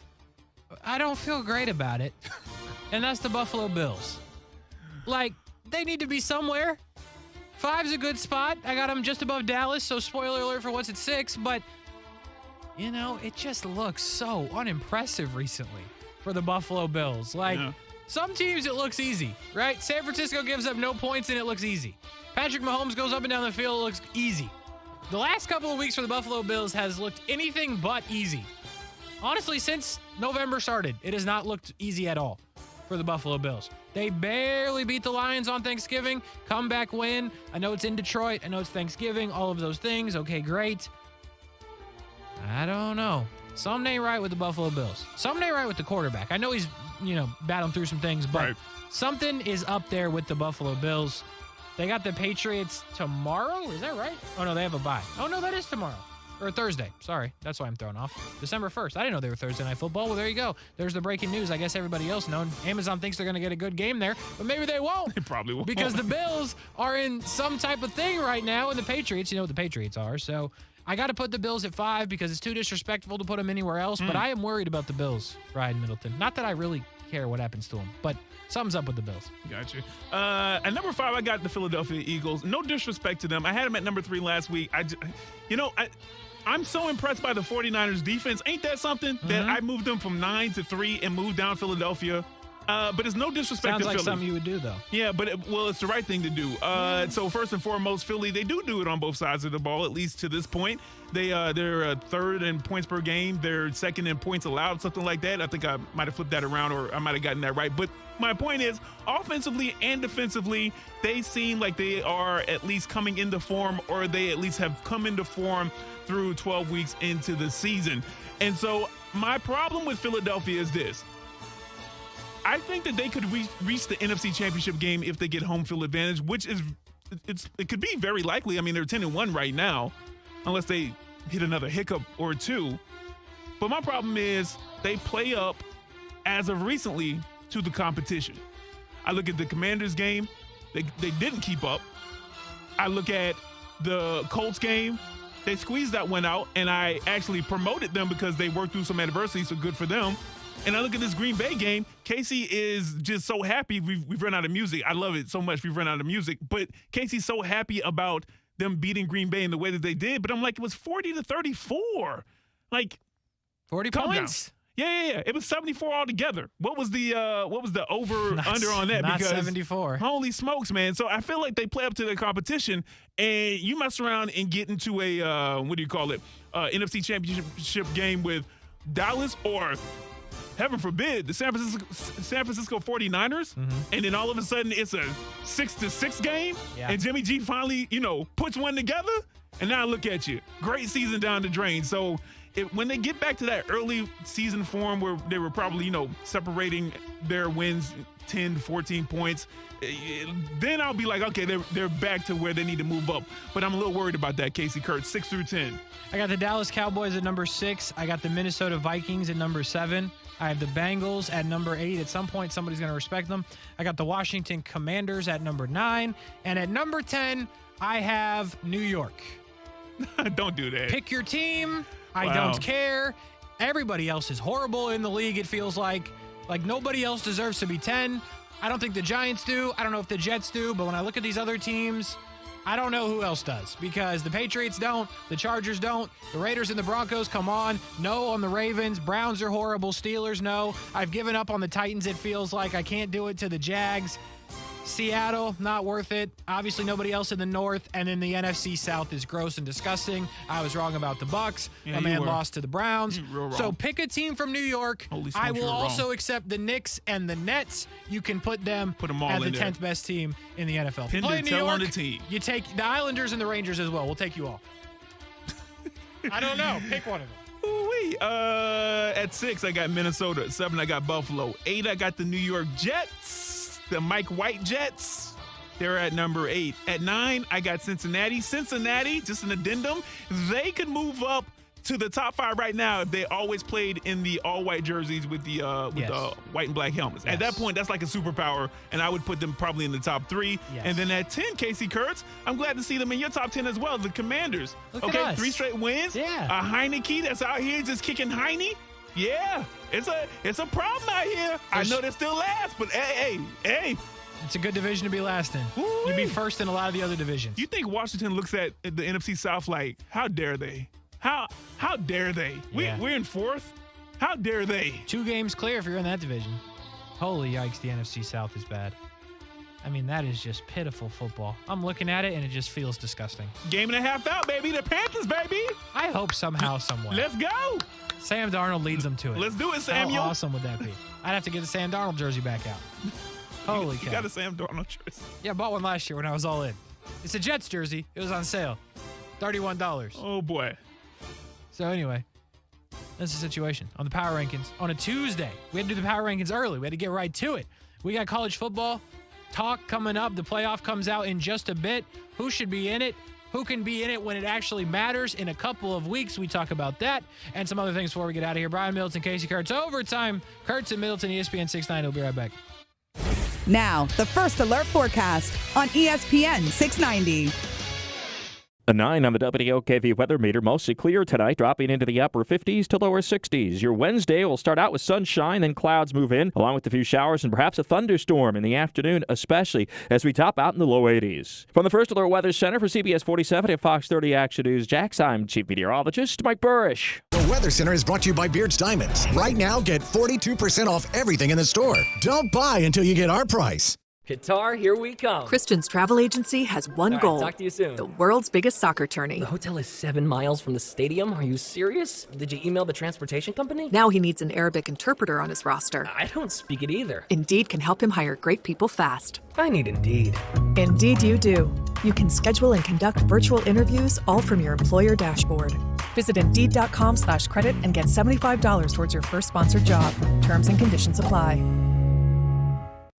Teaching your parents how the internet works? Hard. Trusting the NetSpend All Access account to help you build a better financial future? Easy. Reinventing the mobile banking experience around YOU. Banking services provided by Pathward NA. NetSpend has been trusted by over 10 million and is rated great on Trustpilot. Go beyond banking with the NetSpend All Access account. Get started today at netspend.com. NetSpend has been rated great on Trustpilot as of November 2022. Deposit account is established by Pathward NA, member FDIC. Deposit account opening is subject to registration and 90 verification. Terms and costs apply. It's time to turn on the savings, even on used. Toyotathon is on at Arlington Toyota Pre-Owned. That's over 400 pre-owned on the lot. All makes, all models, ready to test drive, save big, and take home today. Plus, Arlington's 30-day exchange program comes with your purchase. That's 30 days to love your purchase or exchange it. What are you waiting for? Get Toyotathon savings at Arlington Toyota Pre-Owned today. Shop in person and online at arlingtontoyota.com. Visit arlingtontoyota.com/Toyotathon for full details. If you play a sport or coach a sport or watch a sport in Jacksonville, there's a really good chance that uniform was ordered through Baker Sports. Look good, feel good, play good. Custom sports apparel at Baker Sports since 1997 and a staff that wants to help you. They are experts in the business and make outfitting your team a seamless endeavor. The homegrown Jacksonville business is now the top choice for apparel all over the Southeast. Baker Sports, uniforms, hats, shoes, embroidery, screen printing, and 3D printing. They do it all at Baker Sports, helping make your team look good. Imagine bringing holiday joy to kids in need. If you're financially able to pick up a few extra gifts this season, please consider helping local kids through the LJD Jewish Family and Community Services. We offer all of our services to people of every age, religion, and background, including making the holiday season brighter for kids in need. JFCS. Here for giving, here for Jax. Visit hereforjax.com to help today. We're local, you're local. Shop local. Please shop local retailers right here in the 904. Shop the 904!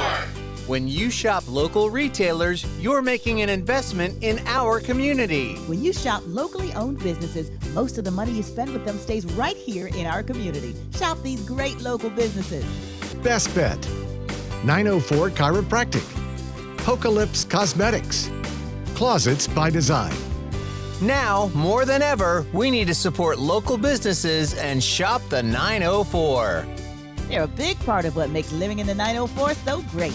To get your business listed, email shopthe904@cmg.com. That's shopthe904@cmg.com. Get your business listed. Shop the 904! To get your business listed, email shopthe904@cmg.com. O'Reilly! See better and drive safer with Rain-X Advantage wiper blades at O'Reilly Auto Parts. Right now, purchase a pair of Rain-X Advantage wiper blades and get a $15 gift card after mail-in rebate, plus 2 times O Rewards points. Our professional parts people will even install your new wiper blades for free. Stop by O'Reilly Auto Parts or visit O'ReillyAuto.com. O'Reilly Auto Parts. Need assistance with door and window projects? The Home Depot can help. From inspiration and materials to ordering and installation, our free Millwork virtual apron service can get you moving and doing. Plus, we speak Spanish too. Our associates can help you tackle complex jobs without you leaving the job site, saving you time and money. Call us at 1-833-HD-APRON or visit homedepot.com/MVA. The Home Depot, how doers get more done. Listen to ESPN 690 anytime, anywhere, on any device. Whether you're at home or on the go, get the latest on the Jags, FSU, the Jumbo Shrimp, and Action Sports Jacks on Odyssey.com. That's AUDACY.com or on ESPN690.com.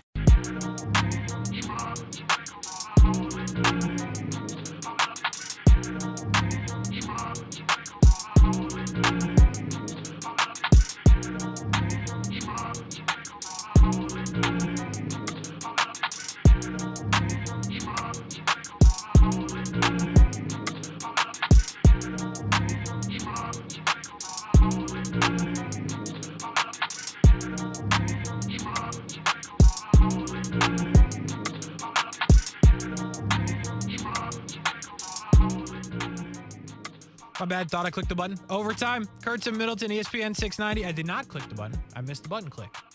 Not a pro button clicker, Brian Middleton, even though I press buttons for a living, as do you. Did you pick up your packages? I picked up two. I picked up the ones that we can't talk about on the air because Amanda may be listening. Yeah. But like, true. I secured those ones and my mom's gift as well. So I got those ones. I still got another one to pick up. Actually, another couple to pick up. I don't know when I will do that, though. I don't know if I'll go tonight after the show. Maybe. I haven't thought about it yet, to be honest with you. Been locked in on the show, Brian Middleton, working. Yeah, man. All day. I hear you. As long as my shift is how long I've been here working. You know what I'm saying? Ain't no leaving early. No feeding the parking lot. We don't do that around here, Brian Middleton. We stay here. We finish out the day. Into the night. Interesting phrase. Interesting choice of words right there. I like it, though, man. I like it. It's dark outside when we go home. Because we putting in the oil, the midnight oil. That's what they call it. Although it's only 6:30 p.m. Anyway. Oh, boy. College football playoff. They're going to move some stuff around. Yeah, man. So I'm surprised you haven't got on me more about this. Okay. I was wrong about Michigan. Yeah, you were. Well, you so hype about the Jags yesterday, and we didn't even talk about college, so I was going to wait until we did. Yeah, I was not correct about the Michigan Wolverines. I didn't see that one coming, but boy, they beat the brakes off them, as you like to say. You know, that was just not a good showing by Ohio State. But that's, again, another year in a row for Ohio State, just faking it all the way till the end. And now I'm going to say something that you're going to make fun of me for. Like, I don't even know if Michigan's good still. Yeah, you wildin'. Yeah, like, they probably are. Boy. They probably are. But, like, that, what was that from Ohio State? Well, now, it wasn't from the first snap, from the first minute in the first quarter. It was a game for a half, and then, about 5 minutes into the third quarter? And then Michigan was just like, Yeah. Here we go. But, like, I expected more. You know? You would think. I thought they'd be better. I guess I was wrong. But I was right. They didn't play nobody. They didn't get, they didn't have that level of competition. And Michigan took it to them. So shout out to Michigan. They did their thing.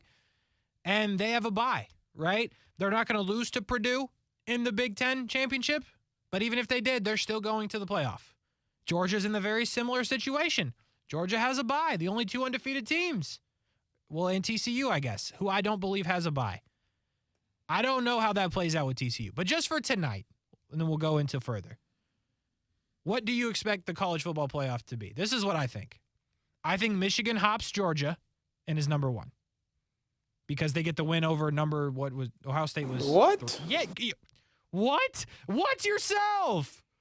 Are you kidding me? Yeah, I am dead serious. I'm not kidding you. They just had a top 3 win and they're undefeated. Why would they not hop Georgia? Why would anybody, if I'm Michigan, I know you said wait for your answer. I can't. If I'm Michigan, I'm like, please don't make us number one. Please don't give Kirby Smart and UGA any reason to be more dialed in, to have any semblance of disrespect going into the playoffs. Are you kidding me? They better collude. Michigan better collude with the people who make these rankings and be like, keep us at number 2. They already moved us up. You wild. We're number 3. Move us up 1, wild. not 2. I'm telling you right now, Athens, if the offices at UGA, the football offices, the building, whatever it's called up there, if they look at this in about, 25 or so minutes, and they see that they're number 2, I would not want to be their first-round opponent, whoever that may be, TCU, USC. Well, they still got to beat LSU. Ohio State, they sneak in. Alabama, because, he always got a way to try to sneak in. I'm saying right now, you do not want to make UGA number 2. I'm sorry, Kasey. Go ahead. So I got Michigan number 1. I got UGA number 2, just for tonight. I got TCU number 3.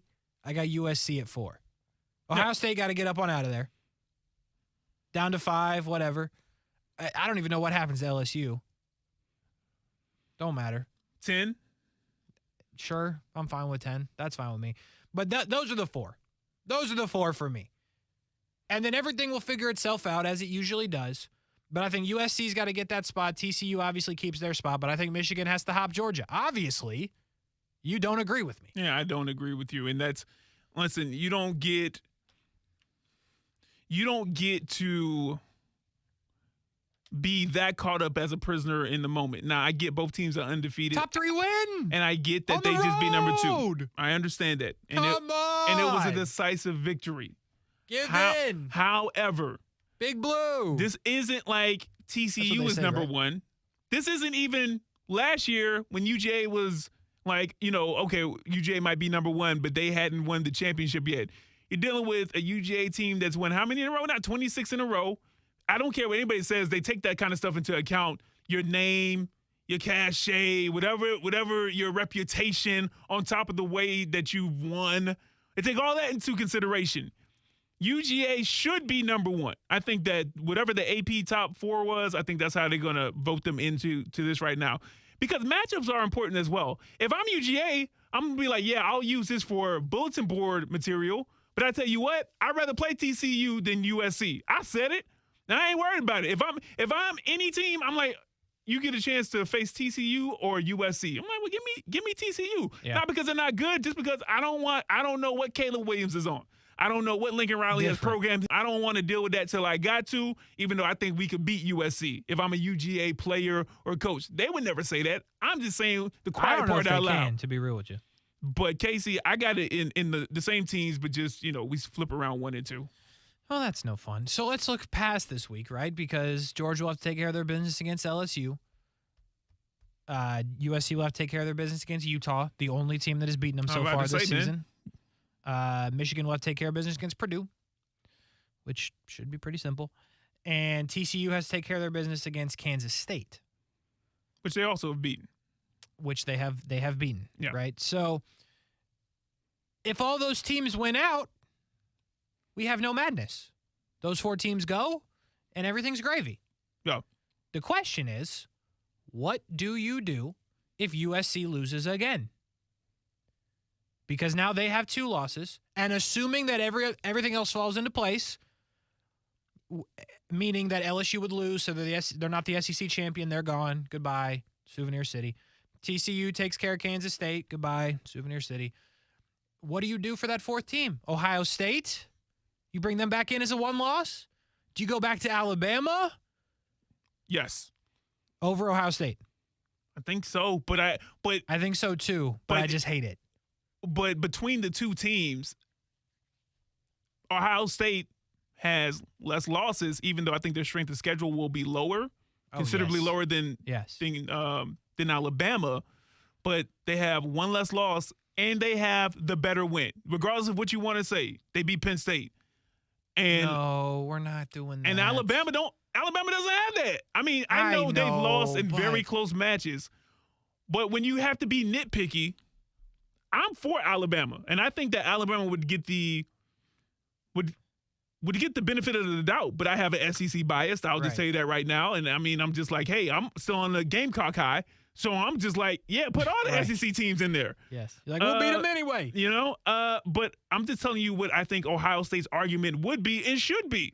They'd be like, hey, listen, I get it. We got walked out of our house, but listen, we got 1 less loss.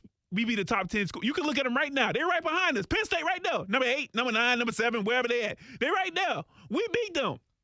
Now you telling me Alabama got one more loss than us? And who's the best team they beat? What, Texas? Are we looking at the actual rankings of somebody? Well, here's what is unlucky for them. They beat Ole Miss, and then Ole Miss dropped out. And that's a similar situation to what has happened with Clemson, right? Clemson doesn't have those wins. And the interesting part of that is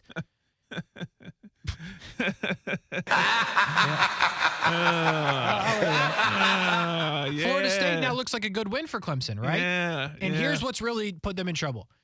3 weeks ago, North Carolina would have been a great win in the ACC championship for Clemson, and they come back into this conversation.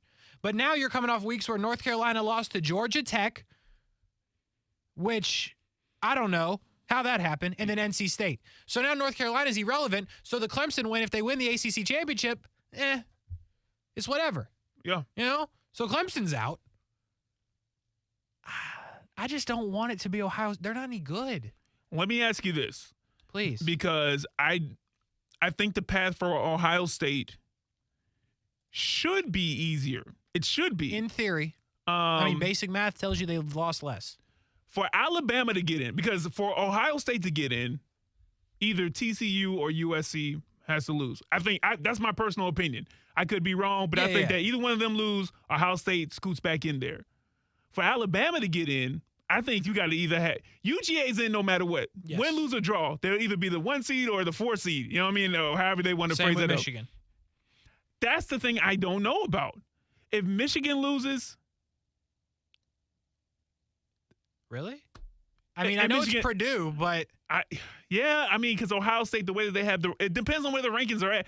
Yeah, you know what? You know what? I worked out in my head. Yeah, it's gonna be a tough go to try to get them. But let's say that Michigan loses, and then for Alabama to get in, does it have to be TCU and USC have to lose, or could it be or? Do you get what I'm saying? I hear what you're saying. I think if USC loses, they're done. It's over. It's a wrap. We'll see you next year. Which is a shame because I don't think that Ohio State nor Alabama is better than USC. So that then opens the door for either Ohio State or Alabama. You think Ohio State gets it. I think there's an argument for Alabama. We'll see. I think TCU's kind of immune, even with the loss. Because one loss TCU has a better resume than either Ohio State or Alabama. Really? Yeah, they played tougher teams.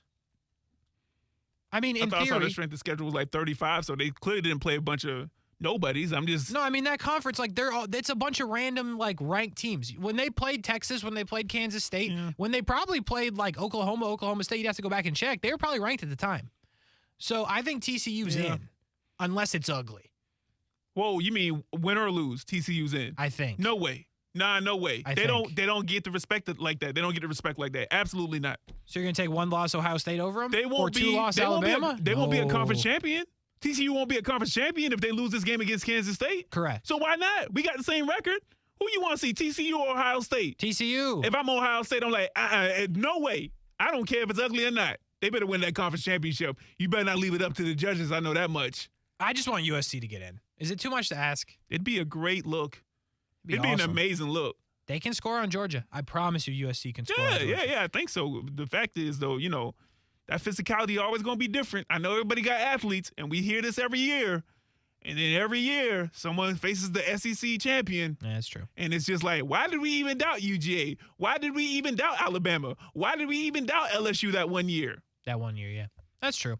So, listen, all I know is you heard it here first. Tonight, Michigan will be the #1 team in the nation. You'll be like, hey, that guy on the radio said that. I'll be knows like, what yes, he's talking about. That was me, Kasey Kurtz. And if they're not, that was Brian Middleton who said that, okay? That's how you're right all the time. It don't matter one way or another. We take a break. Overtime with Kurtz and Middleton. Another segment to go. Did you hear what happened today, Brian Middleton? I sure did, but that's what you call a tease, right? Did you see? Yes. Did you see it? Did you hear it? Yeah, man. People were talking about it, even on the news. And what did it take for it to happen? What did they lose? Everything. Nothing short of everything. This is the greatest tease in the history of sports radio, and you'll find out what it is when we come back. Sure, we have 30 seconds to tell you that drivers who switch to Progressive could save big. But then what? We could romance the legal copy. It never gets the attention it deserves. And some lawyer worked real hard on it. So take it away, lawyer. Progressive Casualty Insurance Company and affiliates. National annual average insurance savings by new customers surveyed who saved with Progressive in 2020. Potential savings will vary. Now that was some beautiful legal. Well done, lawyer. Well done. With Black Friday savings at the Home Depot, you can get top brand laundry sets with the latest tech to tackle any mess you might face this holiday, like automatic fabric and load size detection for spills of any size, from cookies and milk on your favorite holiday sweater to the toddler of the house discovering just how fun cranberry sauce can be.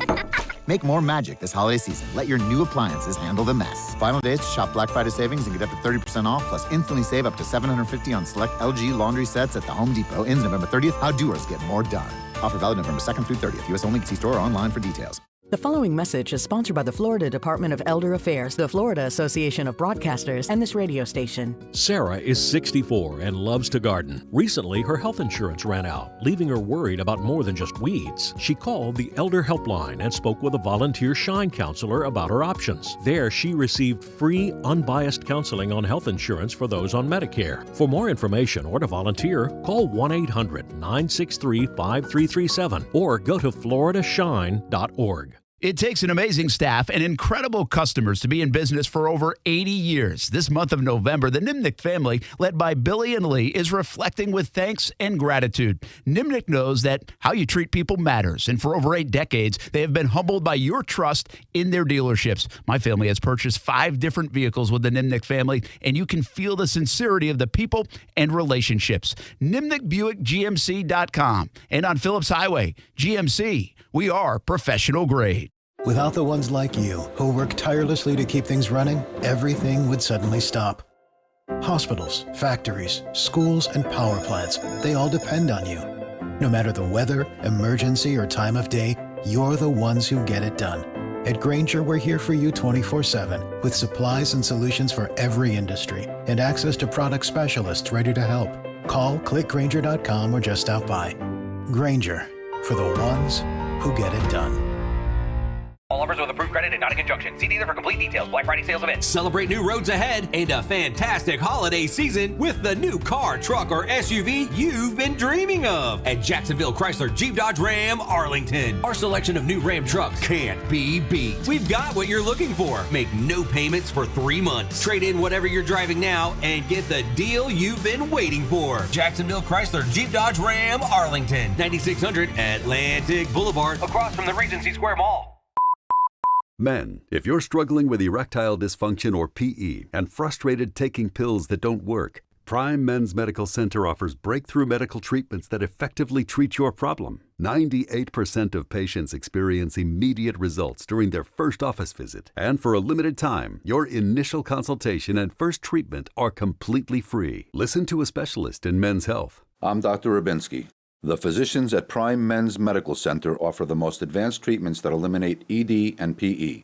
Now men are lasting 30, 60, 90 minutes or longer, regardless of age or medical history. Guys, to eliminate your frustration in the bedroom, call Prime Men's Medical Center now to take advantage of this exclusive limited-time offer. Your initial consultation and first treatment are totally free, and you'll see instant results right in the office. Call now, 904-664-8214. 904-664-8214. That's 904-664-8214. In Florida, it's not if the storms are coming, it's when the storms are coming. And that's why you need the Chief. Jacksonville's chief meteorologist, Mike Burrish, with a proven track record of keeping local families safe. Rain, heat, hurricanes, flooding, tornadoes. We get it all. Just more reasons why you need the Chief. Chief Meteorologist Mike Burrish. Backed by the First Alert Weather Team. Only on CBS 47 and Fox 30 Action News Jax. The wait is over because Toyotathon is on right now at Arlington Toyota. During Toyotathon at Arlington, you can get a new 2022 Tacoma TRD Sport 4x4 up to $1,900 off MSRP, 18 in stock to choose from. And at Arlington, every new Toyota comes with a lifetime warranty and 30 days to love your new purchase or exchange it. Don't wait. Toyotathon is on. Shop in person 10939 Atlantic Boulevard and online at arlingtontoyota.com. Visit arlingtontoyota.com/Toyotathon for full details. Hey, it's Brent Martineau from Action Sports Jax. Did you know you can watch our radio show? Yeah, video of a radio show. Just search ESPN 690 Jax on Facebook, YouTube, and Twitter. Or follow me on Twitter at Brent A.S. Jax. Watch the show live weekdays from 3 p.m. until 6 p.m. or listen on ESPN 690.